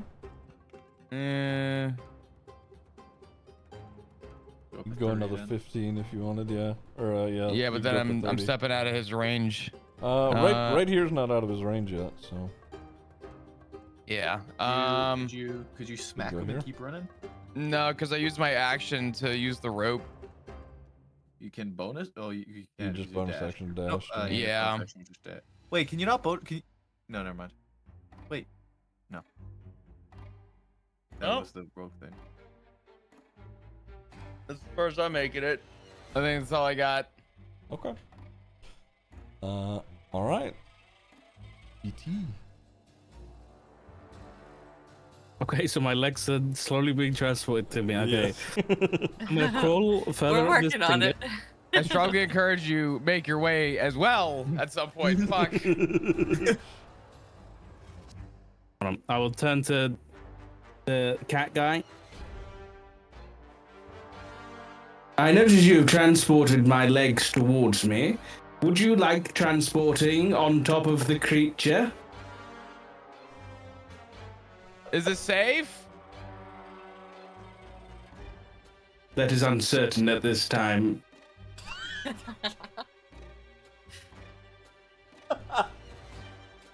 I don't know. Ask again later. Uncertainty is death, young kitten. Oh my god. I'm gonna just do it. I'm gonna cast. I'm gonna Quinn spell. Okay. A vortex warp. One on my legs, one on Omar. Okay. Okay. Okay, so bear with me 2 seconds. Mm-hmm.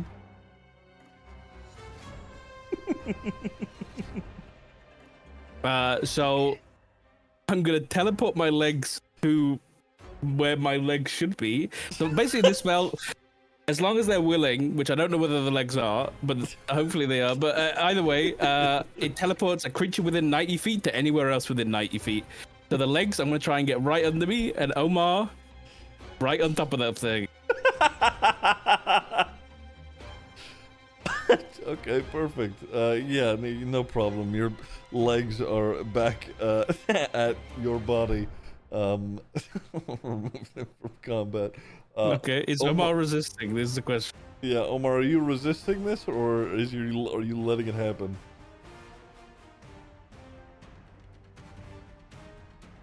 Omar? Give me a second. Surrender to justice. I need to read this. Hold on.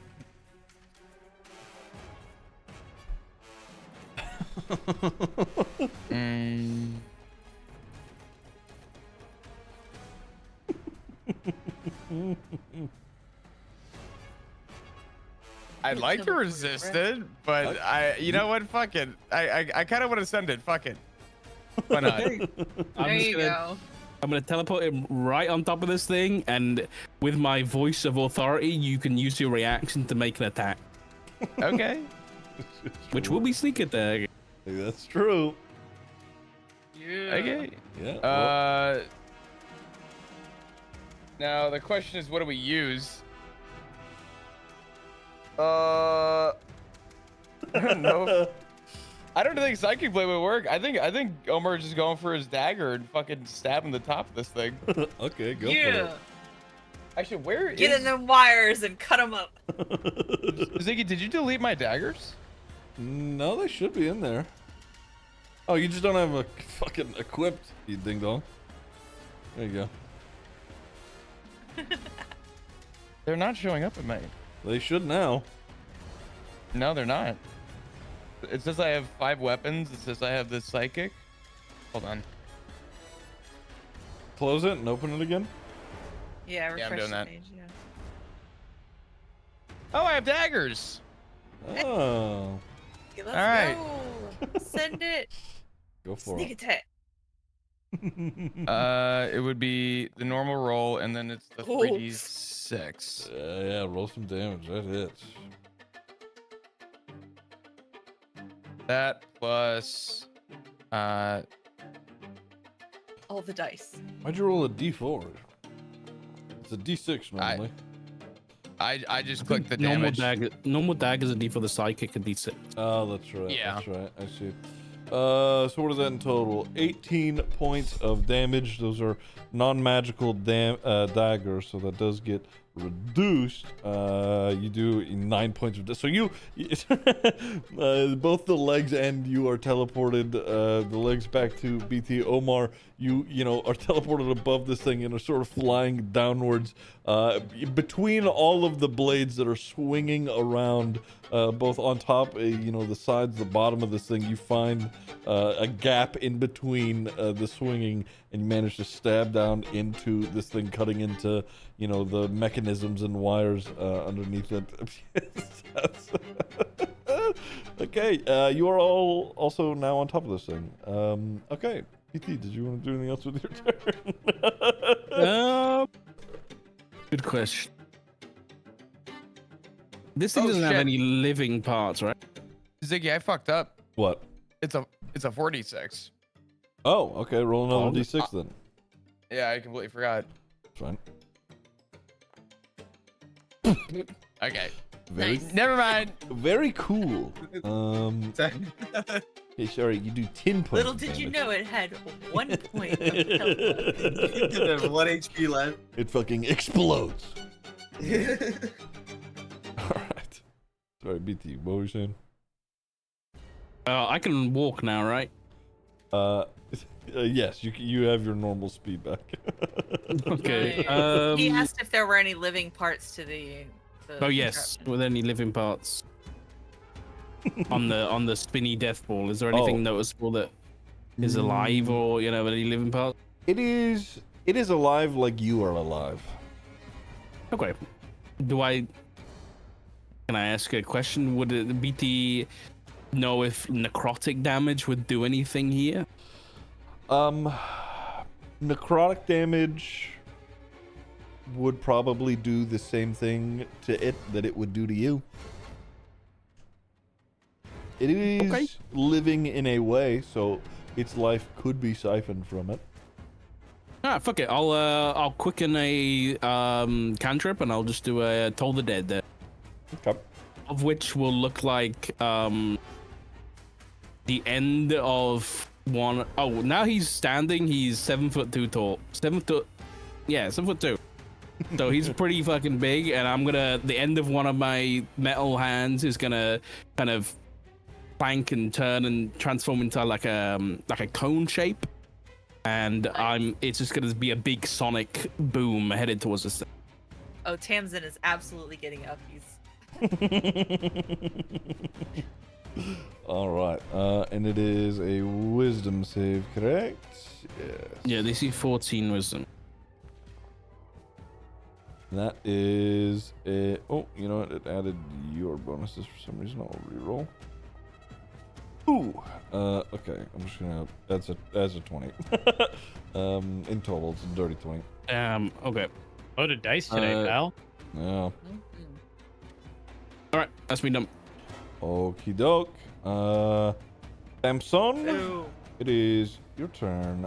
You also take, as it continuously is swinging and moving around, just 1 point of slashing damage. You're sort of keeping your shield up, so it's not so bad. all right. We hit it. Yeah, go for it.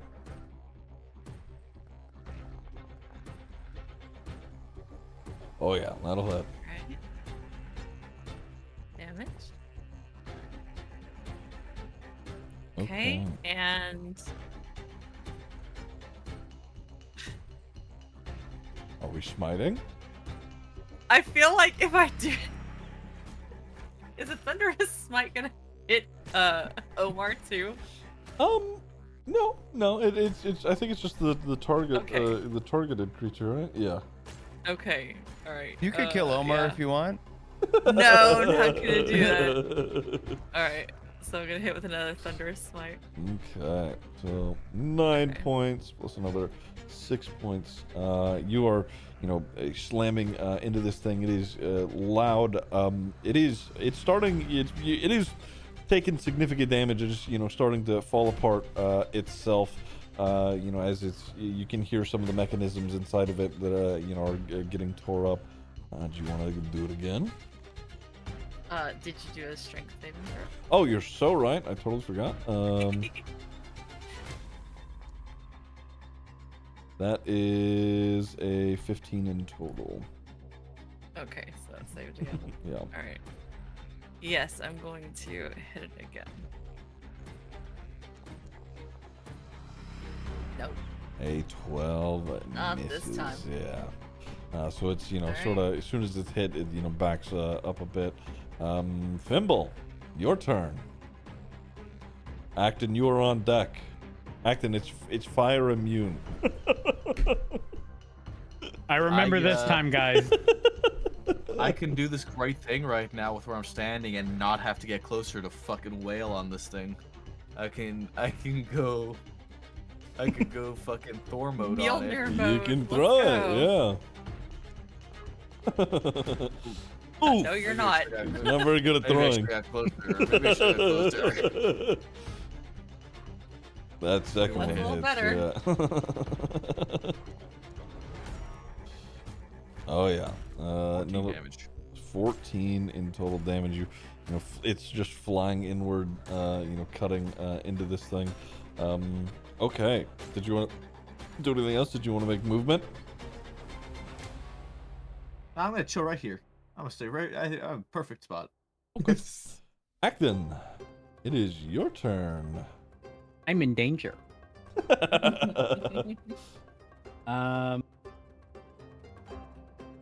Guys, I'm going to die.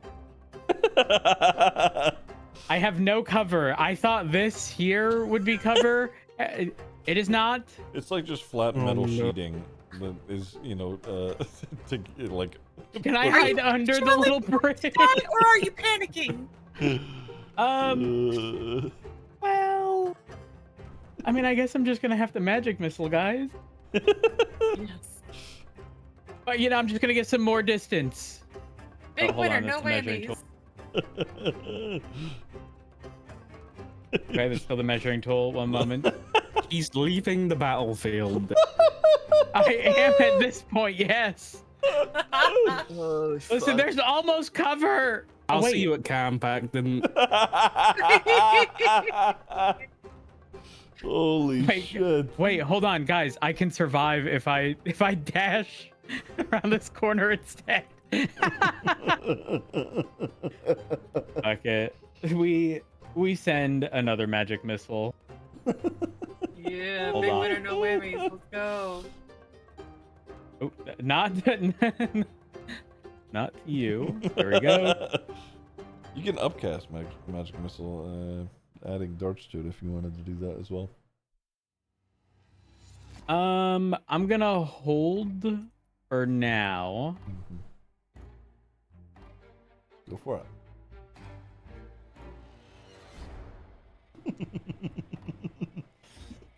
Okay. And then I have to do 2 more. Yes. 2 more. Yeah, 2d4 plus 2. So 7 in total. That is another 10 points of damage firing into it. Nice. Okay.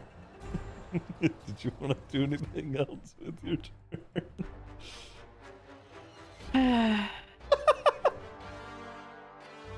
Let me just do a quick measure here. Oh, that's perfect. Oh no. No! That looks like inside 120 feet to me. I have to reload 1 second. Mm-hmm. I'm gonna have to waste something here.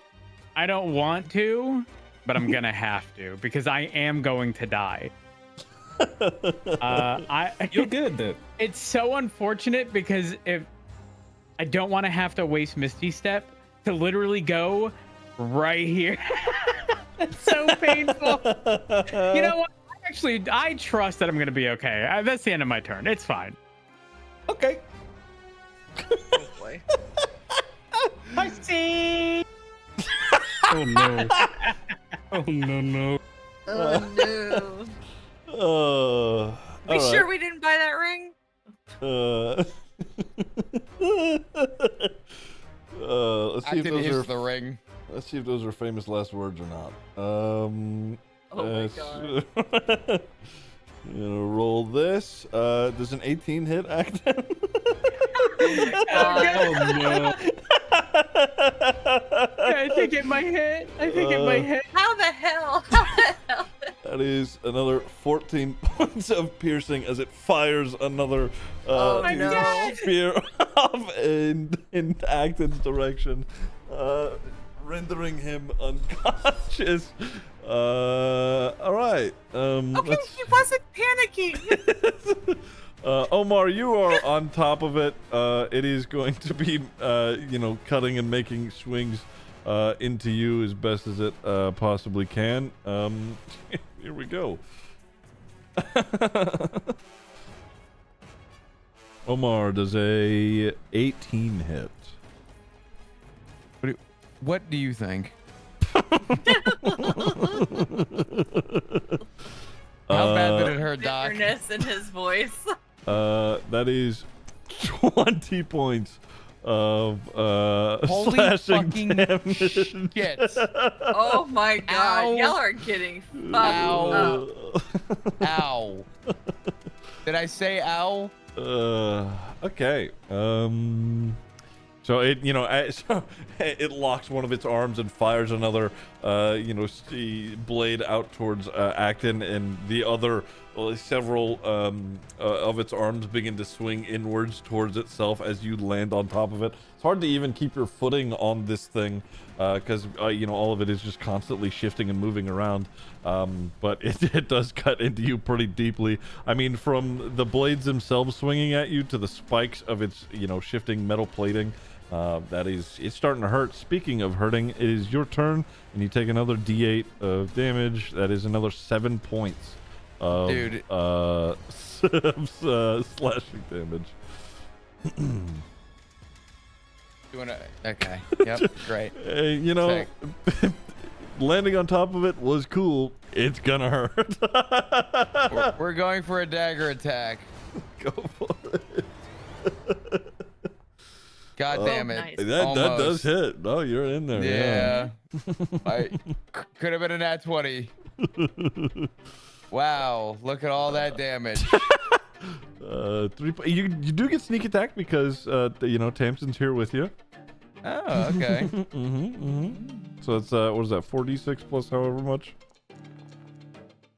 There we go. Okay. I'll take that. So the initial 6 reduced to 3, and then so another 8 points. So 3, 8. What is that? 11 in total. Okay.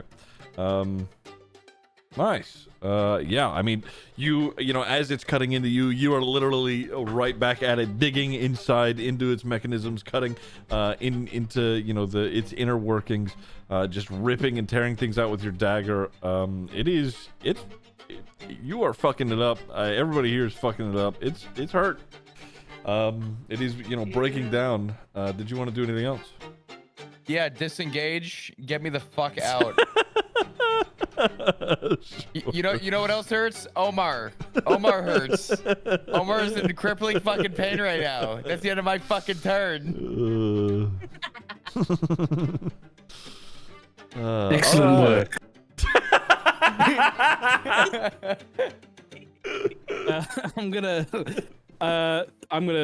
My head is on a swivel in this fight, and I'm gonna see Acton drop, and I'm gonna bonus action healing word, which is only 60 feet, but I'm gonna use a distant meta magic to make it 120 and hit him with a healing word. Okay, go for it. Oh, thank God we have a proper healer. Oh my God. Given this cleric sorcerer, his fucking work's cut out for him immediately. Damn. Acton, almost as soon as you are knocked out, you are quickly just from across the way hearing the words of BT. They speak life into you. You are conscious once more. No time for napping, wizard. That's crazy. Does this thing look damaged, like much at all? Oh yes, it is. Yeah, this thing is very much damaged. It's armor plating is starting to fall off. Omar's it literally tearing wires and cords out of it. It's pretty fucked up.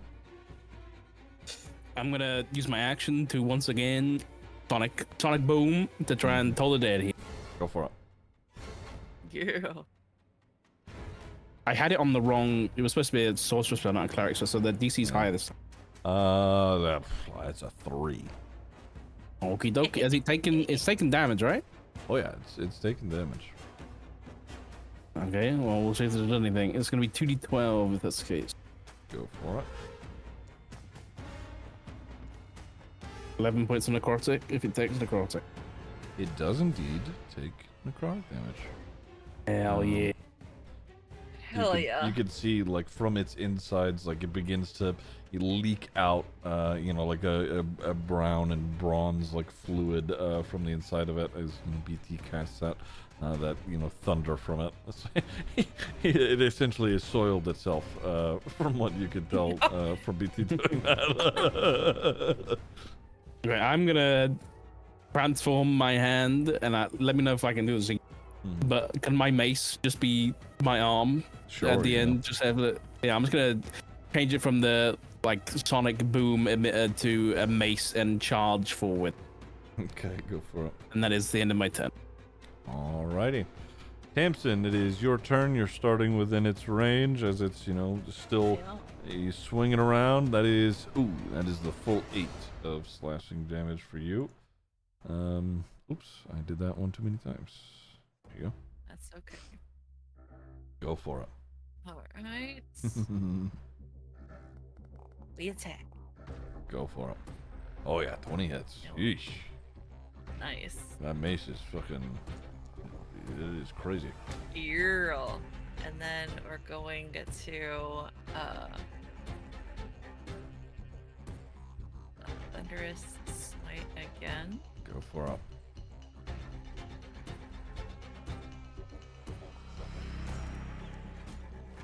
There we go. Another 10 Right. points of damage is a 16, 10. Yeah. And then a strength save. That is a 21 in total. Oh my god. I know. How many thunder smites have you used? 3. Oh yeah, my spell slots aren't taking. Yeah, it's all good. It's all good. I got you. I don't know if it does. Hold on. What do you If mean? I'm not mistaken, Thunderous Smite is a smite that you use on one attack and then it lasts for like X amount of turns. That might be just Baldur's Gate thing. First time during the spell's duration. Oh, how long? Oh, you're right. Oh, it is a 1 minute Concentration long. up to 1 minute. Oh, you're right. Oh, interesting. Oh, okay. So just one spell slot then, yeah? Okay, yeah. All right. Nice. Sick. I know I wasn't crazy. Thank you for that. Oh my god, I'm gonna start using that all the time. Dude, paladins are crazy. What the fuck? Okay. Yeah. Oh my Paladins god. fucking nuts. So wait, can you divine I could've smite been on top using of that the this whole thunderous time. smite? Is that a Not for thing? Google. Can you divine smite? First fucking search. Yes, you can. It's what Reddit my says. god. Okay. Well, now I know what I'm doing for the final fight. The spell, despite its name, is not considered a use of the paladin smite ability. It's a concentration spell that you cast as a bonus action before you attack. Make your attack, and after a confirmed hit, add the smite damage on top of that. It would use 2 spell slots, however. Ah, I see. So you So the could divine technically smite's no use. you could divine smite this turn if you want it.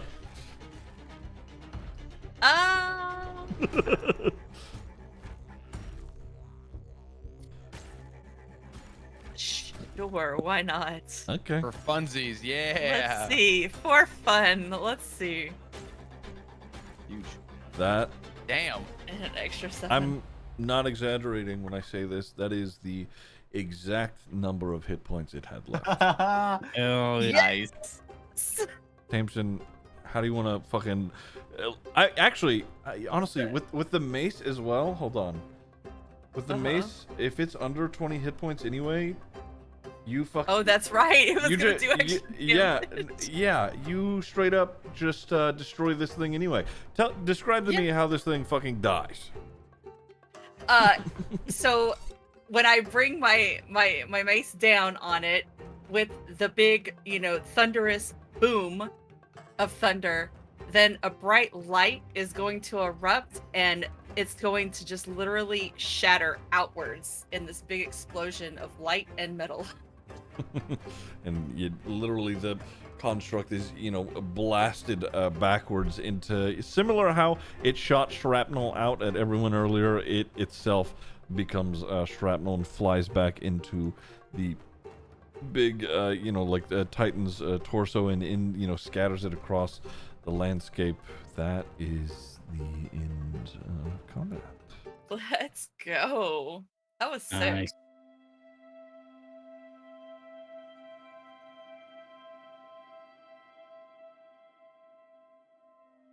Oh my god, I would have gotten scammed. Okay, Hmm. look at where I'm at.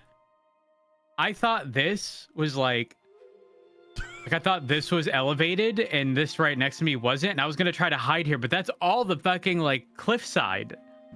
I was going to cast something and then try to go there, but there's nothing there to hide behind. Oh my god. It is ostensibly like a wall right there because it's like part of the Titan that is just sat on the ground there. Oh. Yeah. Oh my god. You would have had better luck going over here to the left. Under this, it looks like there's some purchase under this fucking like farm or whatever. Yeah. So before we get, you know what? I'll ask later. Hi. Thank you. Zach had to go AFK. Oh, did he? Oh. See, you know, BT sort of just, you know, immediately after combat, sort of just standing around scanning the rest of you. Slash me searches the body. Recharging. It is a bunch of mechanical parts and you know, sharp blades. This give me give me investigation, I suppose. Yes, shit. Yeah, no, it's I mean, it is a very old machine. You know, someone he seems to have made this here a long time ago, but other than that, you know, there's, as far as anything of use goes, maybe one of the blades could be, you know, remade into something, but nothing immediately stands out. Hmm.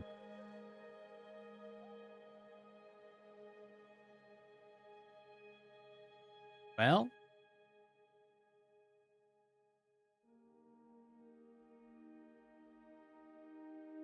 guys, I don't know. Hey guys, listen, I know we may have rested recently, but how y'all feeling about a short rest?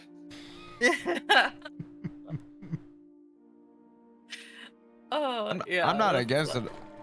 I want to meet our bozo real quick. I have Yeah. 6 health. That's all right. You're literally standing next to 2 healers. You're okay. You're all right. We will rest though. Yeah. So hello, what's your name? Motherfucker. BT's currently looking up at the sky. For some reason, you don't know, but he looks down. Hello, I am BT13. You are all small. What? Yep. How can you say that when you didn't It's even by have your you. legs? How long has it been? Did something happen since the last time I was awoken? When was the Was last there time an you were incident awoken? that shrunk humanity? Well, seems my memory banks have been affected. I can't quite remember. Oh. Kind of messed up. You're That's calling me unfortunate. sure. Really a factual observation. I meant no offense. Okay, no offense I mean- taken then. We are kind of small. Literally all of us, because Zarka was the tallest person. Zargo was the only tall. Zargo and Medley are the only tall ones because Oh. Noctifer's gone. Rogue. No, Medley's isn't Medley a halfling? No, Medley's a half elf. She's tall. Oh, she's a half Yeah. elf. Oh, okay, never Yeah. mind. Sorry. You did save me, so I do appreciate that. That is my duty. Wait a minute. We have someone else? Okay. Wait, hold on. Where are you going after this? Well, I thought you might tell me that. You have awoken me after all. Why am I called? What exactly did wake you? I don't recall. I assumed it was one of you. You are with the Order, correct? Which order? The Order of Tyr, of course. Not exactly. Can I check to see if he's lying? Sure, yeah, you can roll insight. BT, either persuasion or deception, your choice. You can make it a private roll.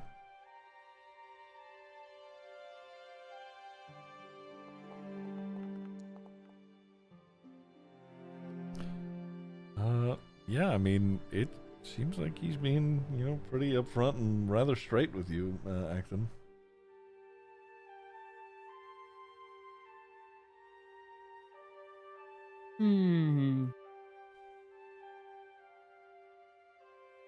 So you did not awaken me?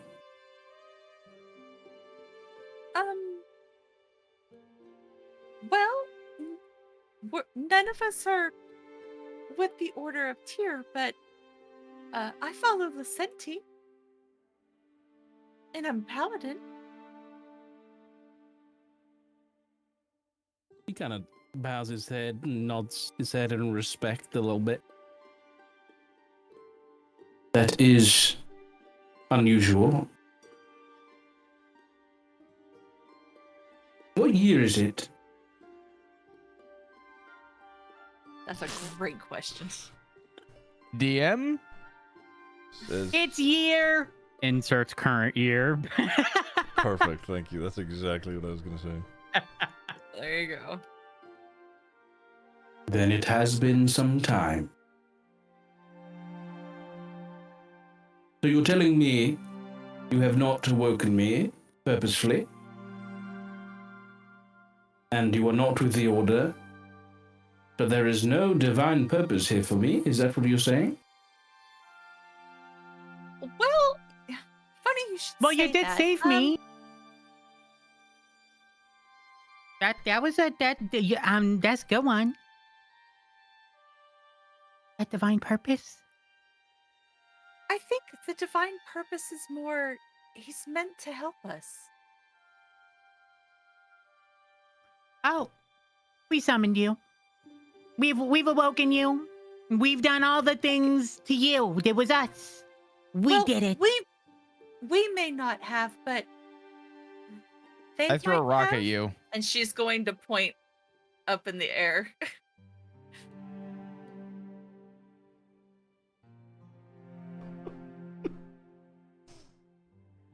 I'm with a band of Miss- clowns. Help. Miss, what is your name? Tamsin. Ember Moss. Tamsin, I am awoken only by the Order of Tyr and by Tyr's message himself. If you are not any of those, then it seems my awakening was an accident.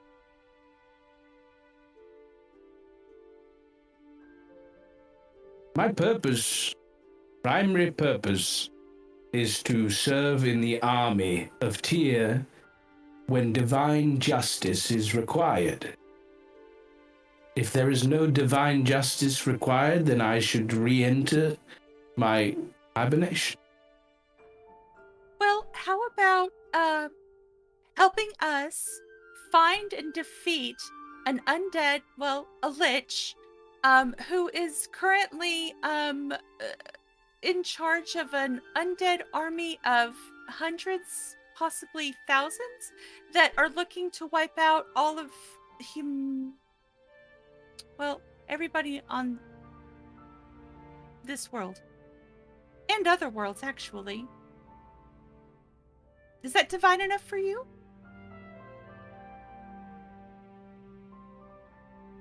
This undead person, do they serve any god?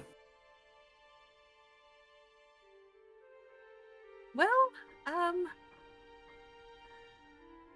it seems to be leaning towards Kellamfor? Ellenbor is no longer. I was present at his demise. Well, you've been sleeping pretty long. That. What if he's somehow found his way back? Impossible. If Kellenvor was returning, my lord would have awoken me sooner. Maybe that's why you were awoken. With us now. Perhaps it's Tyr's will to help us.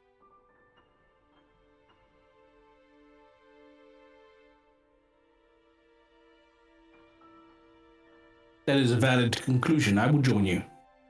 It's too good of an opportunity to miss up. Easy. Somehow, listen, Robot Man, somehow Kellenvor has returned. He already said he was joining. It's fine, it's fine, it's fine. The Palpatine reference is too good. There's some ground rules though. All right, your legs have to stay rules. with you most of the time. I can agree to such a rule. Does that apply to everyone in the group? I think it is by default for everyone but you. Understood. So, did something happen for you to be detached from your legs? Or, is that something that happens often? It has never happened before, and I do not remember how they were removed from my body. But I appreciate you sharing them. Of course. Are you damaged in any way? I seem to have a small dent on my head from what I imagine would be from a small rock. Oh, sorry about that. I'm sure it buffs out. Yeah, that wasn't us. That wasn't us. That was him. Points at Omar. What, The Rock? No, you.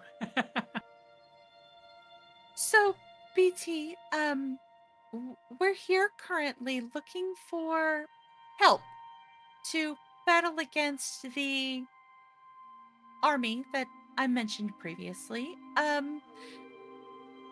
Do you want to help us try and find any automatons around here that we could possibly take back that might be in good working condition?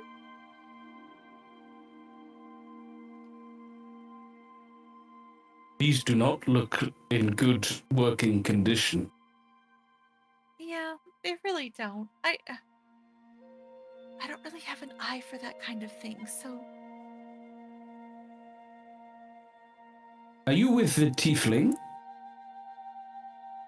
What tiefling? There was a tiefling. He exited D1 and fled into the woods, injured. Are you with him? Do you know how long ago that was?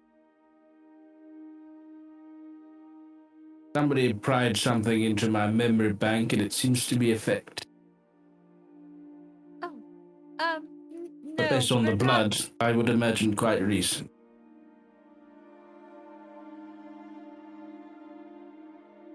No tiefling. Ours is locked away in jury duty from work.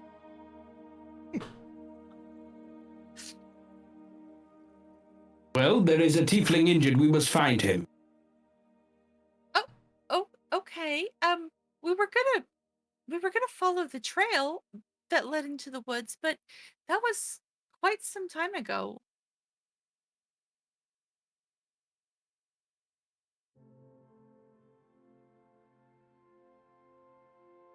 I will take your lead, Tamsin. Oh, okay. Well, I guess we should. I think before we leave here, we might need to just rest a bit. Some of us are injured quite badly.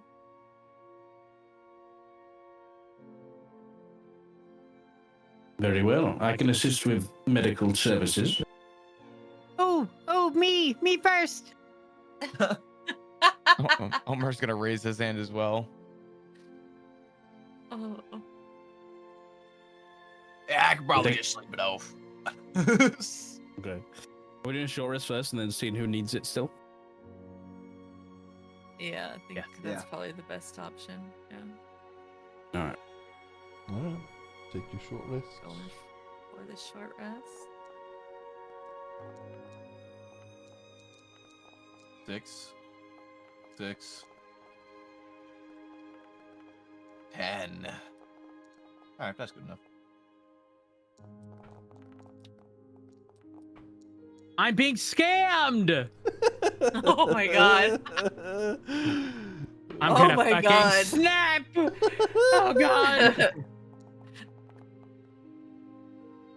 It's a 4. Okay, that's better. Okay, I'm 2 health off. That is absurd. How many fucking hit those 7 rolls and I'm not even at full health? That you really did get scammed. They just did you so fucking dirty. Holy shit. That's crazy work. What's crazy to me is that I got double his total hit points in my 3 rolls. That's crazy. I rolled 41 and 3 dice. That's insane. I don't know how. I don't know how that makes sense, but apparently I did. Does anyone still need healing? All right. Or is everybody good then?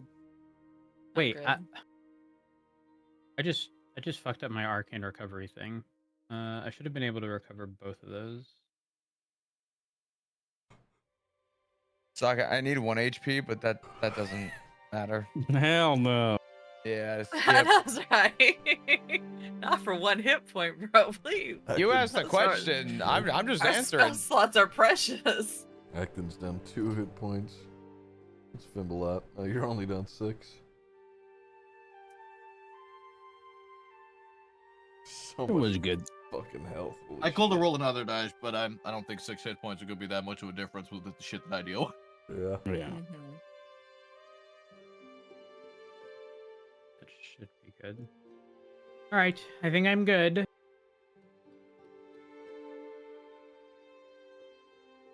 So now what? Now we go go find see this if we can tiefling. find this tiefling. Oh yes, are we just gonna follow the trail of blood? Yep. Acton's better idea? You're gonna our only lead right now. Acton's going to inspect the trail of blood. Okay, give me investigation.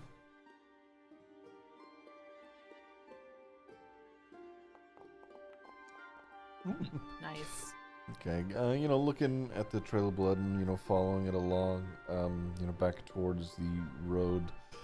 It does eventually make it all the way to the road. And it... Wait, is it supposed to go this way? Wait, does it go this way or does it go away? Does it go... Are we going the right way? Well, we came from down here, didn't Yeah, we? you started from down here, Yeah. So let me ping. Okay. There you go. Sorry, let me pull you guys back over here anyway. So you follow the trail of blood back towards the main road, leaving the scrapyard in the way that it is. The trail of blood, it stops at the main road, So likely, whoever this was got onto, a wagon or something of the sort, or he was given medical aid then and there. But it stops right there.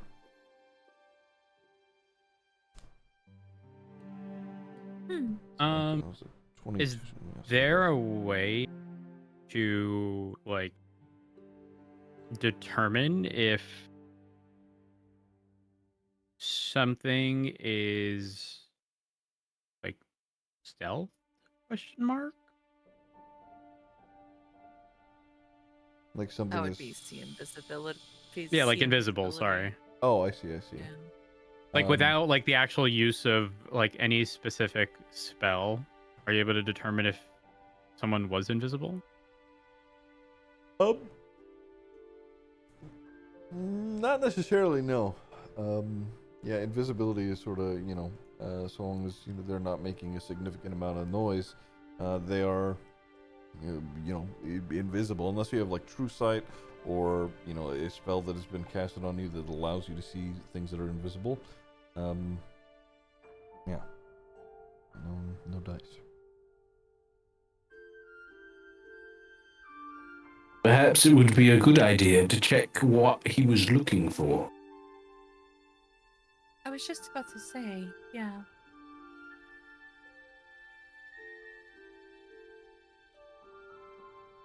What if they were looking for you? Well, they didn't do a very good job, did they? Well, they were bleeding. What if they just didn't have enough time? Would you like me to make my presence known to all those in the woods so they can find me? No. I don't mind. No. That's not necessary. Very well. We don't want to draw any attention to ourselves. There's a lot of people looking to kill us.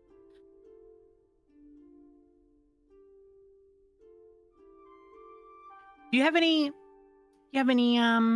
money? What I have is what you see. So no. Okay. Is there anything that we can't see?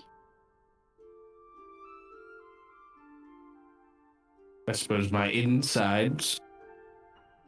Are you capable of lying? No. That didn't sound very reassuring. That was a lie. Oh, so you're a bad liar. Perhaps.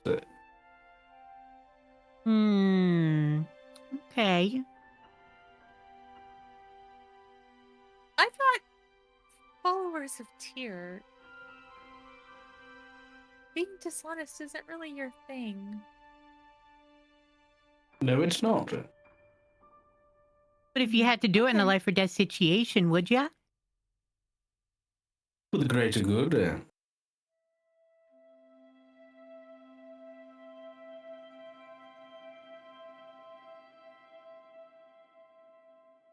So what could the tiefling have been looking for? Yeah, why do people come out here? I've been dormant for some time. But those I have seen mostly are picking it apart.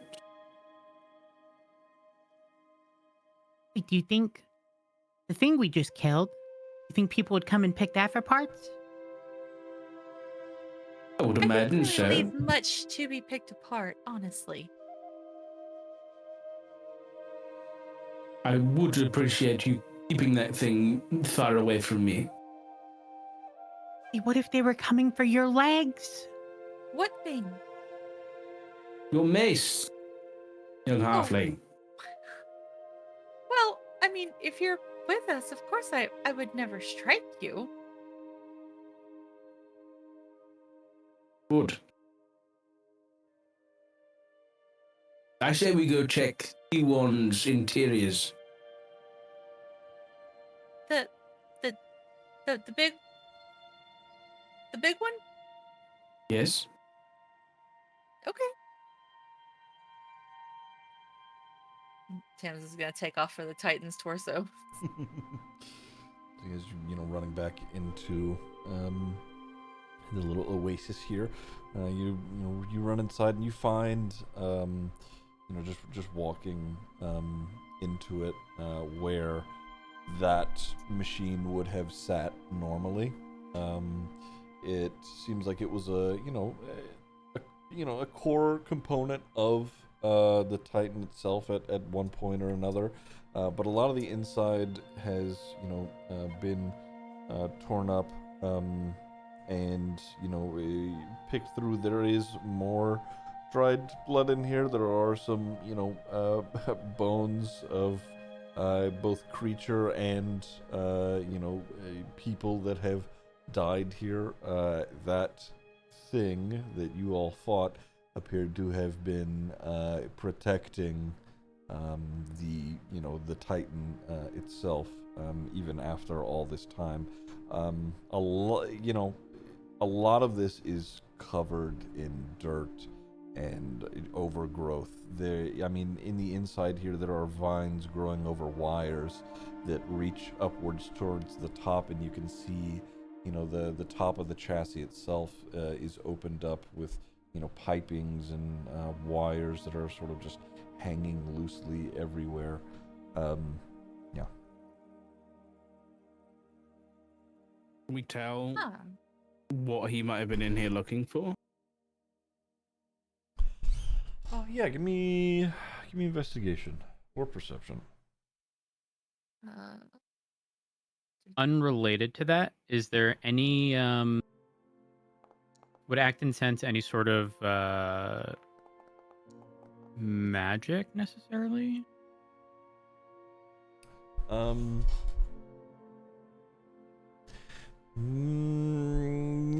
in this immediate. Actually, are you're casting like detect magic? I haven't yet. I didn't know if it would just be like I don't know. I guess. Question mark. Wait, if we're not in combat, does it still use a spell slot? Mm-hmm.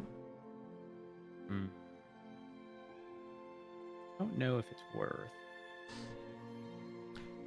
Tamsin, it's hard for you to, discern what exactly would be of use here, but BT, you've seen people, take parts from either some of, some of the other Warforged here and the Titan itself. They are likely, refurbishing these things. It's just, smaller bits and bobs that they are probably implementing as other mechanisms for their own personal use. Nothing in particular has an outright stand out purpose. Yeah.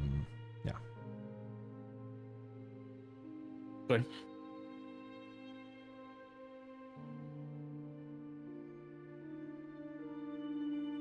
I don't know whether it was already done. Was there any remains of the thing we fought?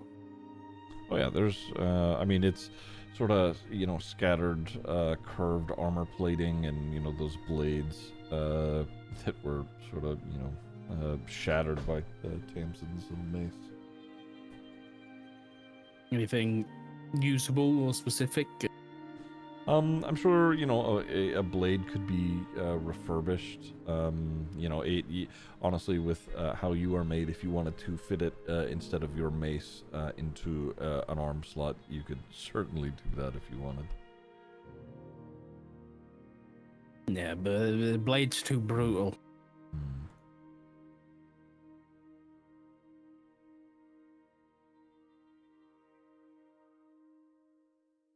I cannot detect anything specific he may have been looking for. Perhaps he was just out for a stroll. Are there any hidden compartments or anything of the sort?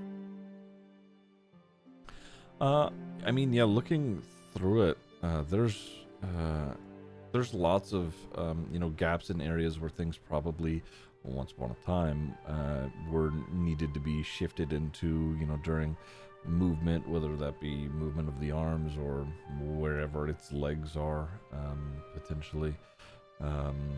But as far as things hidden inside, that creature that you killed, that construct that you killed, had a chamber inside of the Titan itself. You can see a spherical, gap where that creature likely would have been residing. And there's nothing within that gap right now. It left that to come outside and see, what was happening.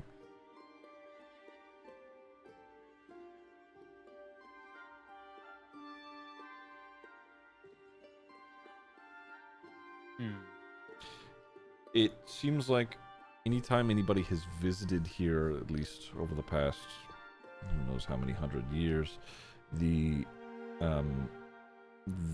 things that they found useful here were small bits that they could take and remake something different out of.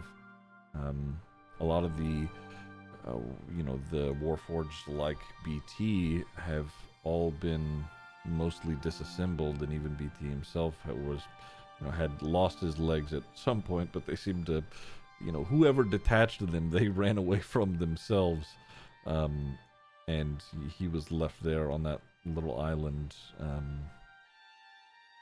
But most of everything else has been picked clean.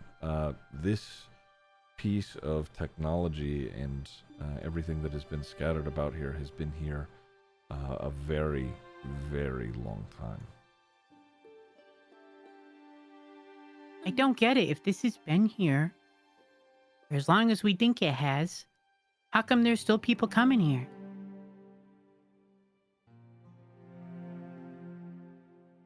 That's a good question. I don't know.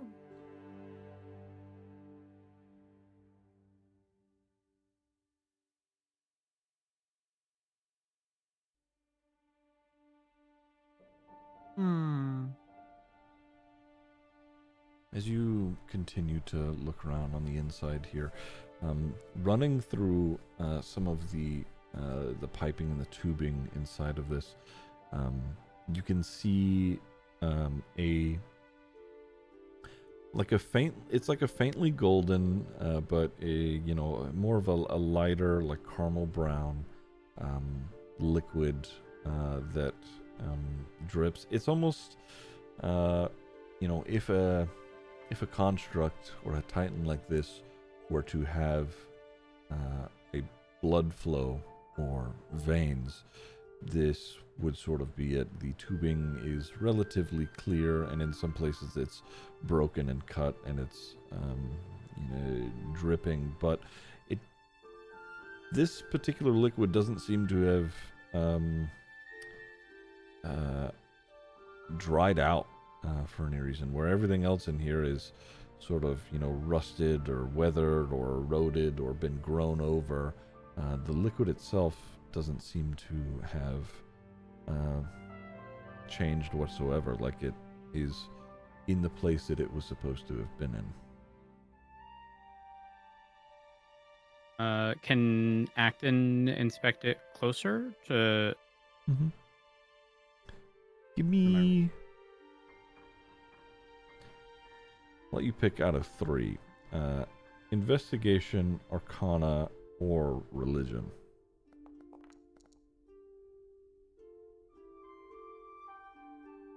Okay.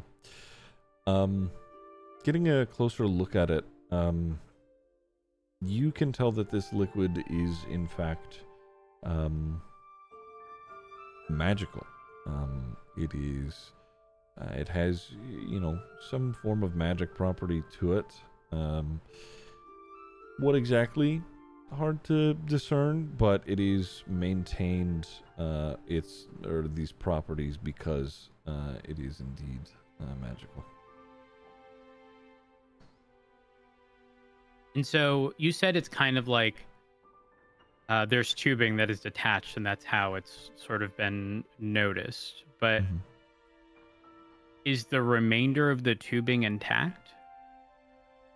Some of it continues to run upwards and in the Titan itself, like up and above your head throughout other parts of it.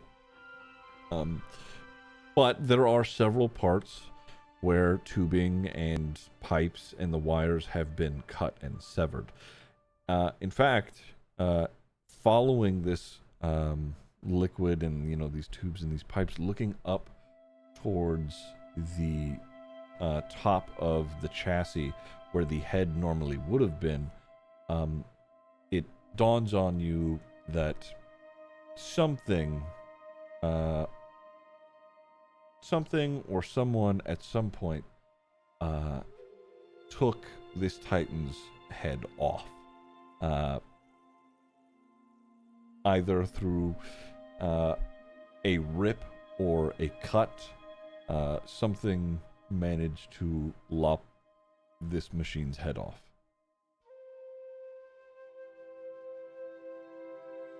I never want to come across what did that.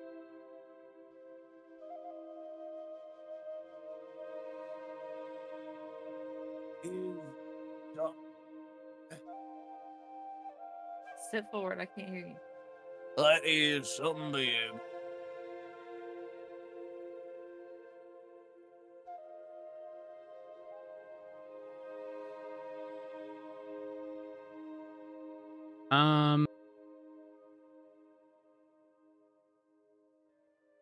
After the thing that was outside was killed, would Acton have noticed that there was like anything that had like leaked from it that would also resemble this magical liquid?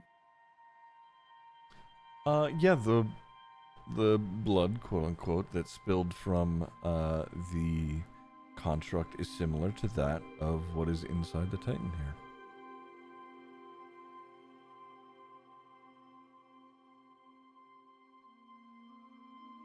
So what is it?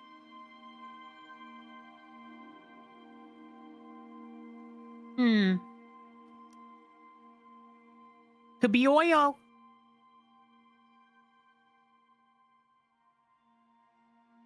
True. It Ziggy, I doesn't. know what this is, right? Yes. Oh.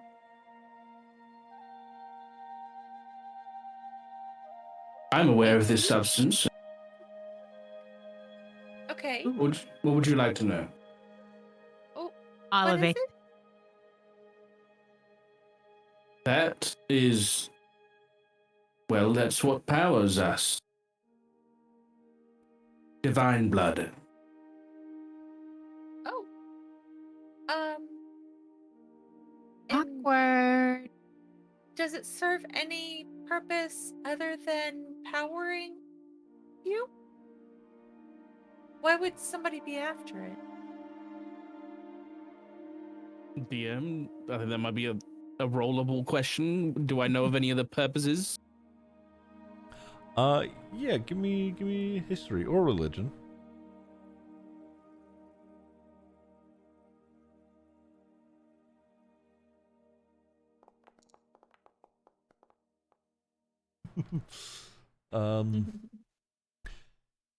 Yeah, I mean, it's been a long time. You're a little banged up yourself. Divine blood is pretty latent with power that people can learn to use, but if they're not connected to it in some way, it could be nothing at all. What exactly they'd be doing with it, who knows?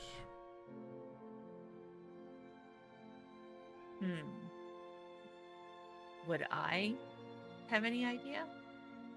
Sure. You wanna a history or religion? Jesus Christ. Why are my ability rolls so bad? Okay, well, never mind. So should we try and take some of this with us?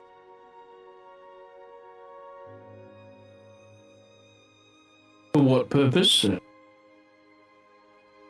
I mean, if other people are after it, maybe if we maybe we can find a use for it, or maybe somebody back where we're from can find a use for it. What if we sell it? Would you steal the blood of one of your brothers if they fell? Wait, this magical? Then yeah, probably. Well, Then do as you will. my thought is not so much that, but just keeping it out of the hands of people who would use it for ill.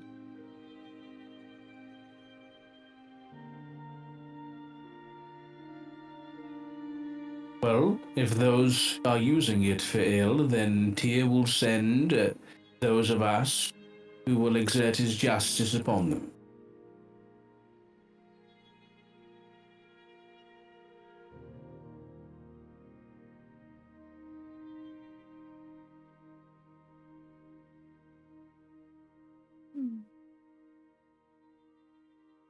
Haven't we determined that people have been coming here to take this? Well, they were trying, but the death ball was keeping it from, Happening. But now Right. we've destroyed it, so now it's kind of on us to. Yeah. I don't really know if that falls on us.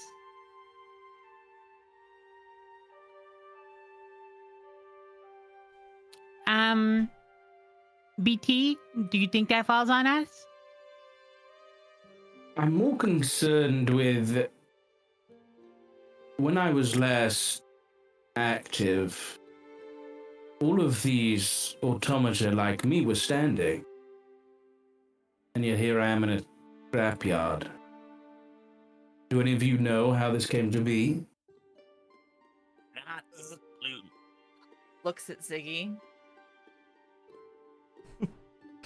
Huh? Would any of us have any knowledge? Do you want us to roll? I think How far back we talking, dog? the only person here who would have any inclination or memory of this would be BT. Oh God. Okay, searching memory banks. Is there anything that we can do to help restore your memory banks?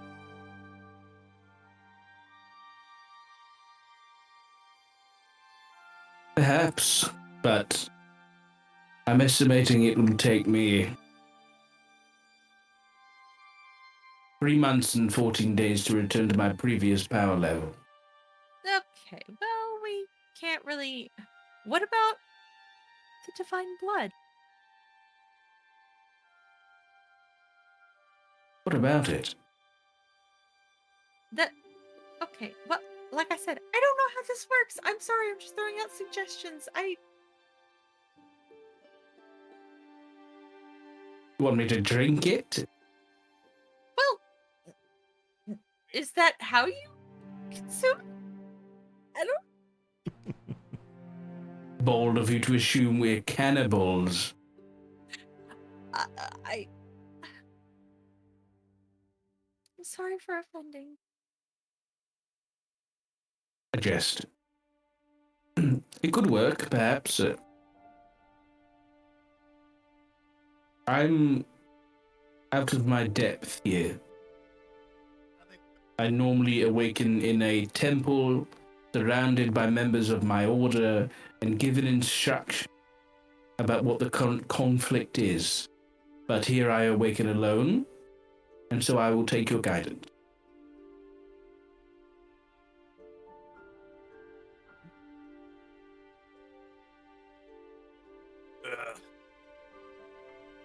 I say we give it a shot. Have a sip. See what happens. I just don't want anybody using it against us. That's. If we can't take it with us, perhaps we. Are there, I don't know, burial rites that you do? We are forged of metal. When our brother falls, we tear him down and add him to the others to strengthen our forces. So, in a sense, if we were to take your brother's blood, as you stated, then we could repurpose it to others. Like yourself. That is a valid conclusion. I concur. Let me bathe in the blood. Yes. Listen, as long as nobody else can take it to use it against us, that's all I care about. And if it helps you in the purpose, then bonus. I'm going for a dip, Ziggy. See if it helps my memory banks. Okay. All right. So as you, you disconnect some of the tubing and some of it that's already been sort of pulled up anyway, and you sort of coat yourself in it. You remember, and even as it begins to touch some of your plating and seep into a bit of your innards, there is something different about it than there was, or than there is about you. Normally, when it comes to this, a lot of these warforged or your brothers were made in almost the exact same way as one another, meaning nothing is really different whenever you take on parts from one another aside from maybe either use or sizes.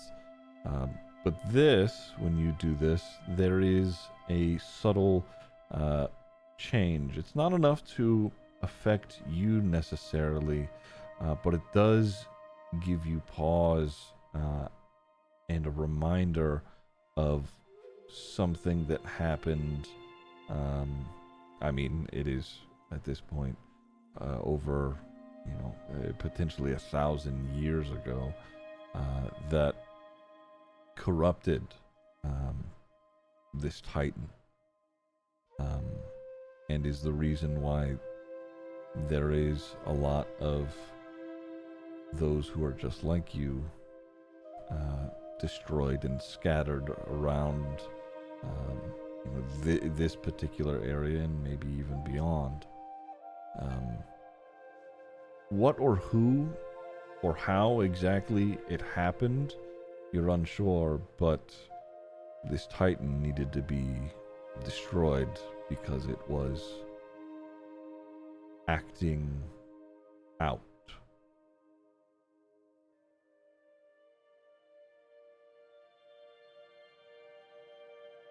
I'll relay that to the group. Well, I am not staying in here longer. Yeah, let's not. Let's get you cleaned up. And that is where we are going to end this week's session. I guess that explains why the head got cut off. Okay. Yeah. Fantastic. This, you come up with the best characters. Of Warforged As soon as I saw that picture, I was like, Sock must have just finished watching the new Andor series. I did recently watch Andor, that is correct. Yeah, he's a cleric / sorcerer. He's mostly sorcerer, actually. Yeah, just a level 1 dip in cleric at the start. Ah, okay. Yeah. That's just to get that voice of authority thing so you guys can wing and hit things for me. I love it. Hell yeah. All right. Where'd Chris go? Thank you, guys. He's got to do a drive, so literally at 10 o'clock he DM'd me and he's like, yo, I gotta fucking bounce. And I was like, Okay. Yeah. Ah, okay. Alright, GG's. GG's. Yes. Alright, Have a good one. so It's good long time. live BT. RIP. Yeah. No 7 Sarga, dude. Yeah. That's all right. I still have his puppet strings. It's fine. Yeah. He's with us Hell always. yeah. Yeah. All right. Bye, guys. Bye, guys. See you next week. Bye-bye. Yeah. Nice. Chat, you're beautiful. I have a busy day today. Amanda's brother is flying into town today, so I'm gonna hang out with both him and her. I also have a part of a couch that I'm setting up today, and there's something else that I'm not remembering immediately in this very moment. Listen, all right, chat. I know that there is a lot happening in GTA, and listen, okay, like I said, I know I'm struggling with motivation to play GTA, but it has just been presented to me on a silver platter, so hey, take what you can get. All right, love you, dudes. I will see you likely tomorrow. Yeah, the angst calls. Yeah. I got a lot of phone calls to make, a Ziggy, huh? I had a lot of phone calls to make. See who's gonna be some real ones. See if we can get, I don't know, people to start a proxy war for the Bugs Dugong family. Alright, love you dudes. Bye!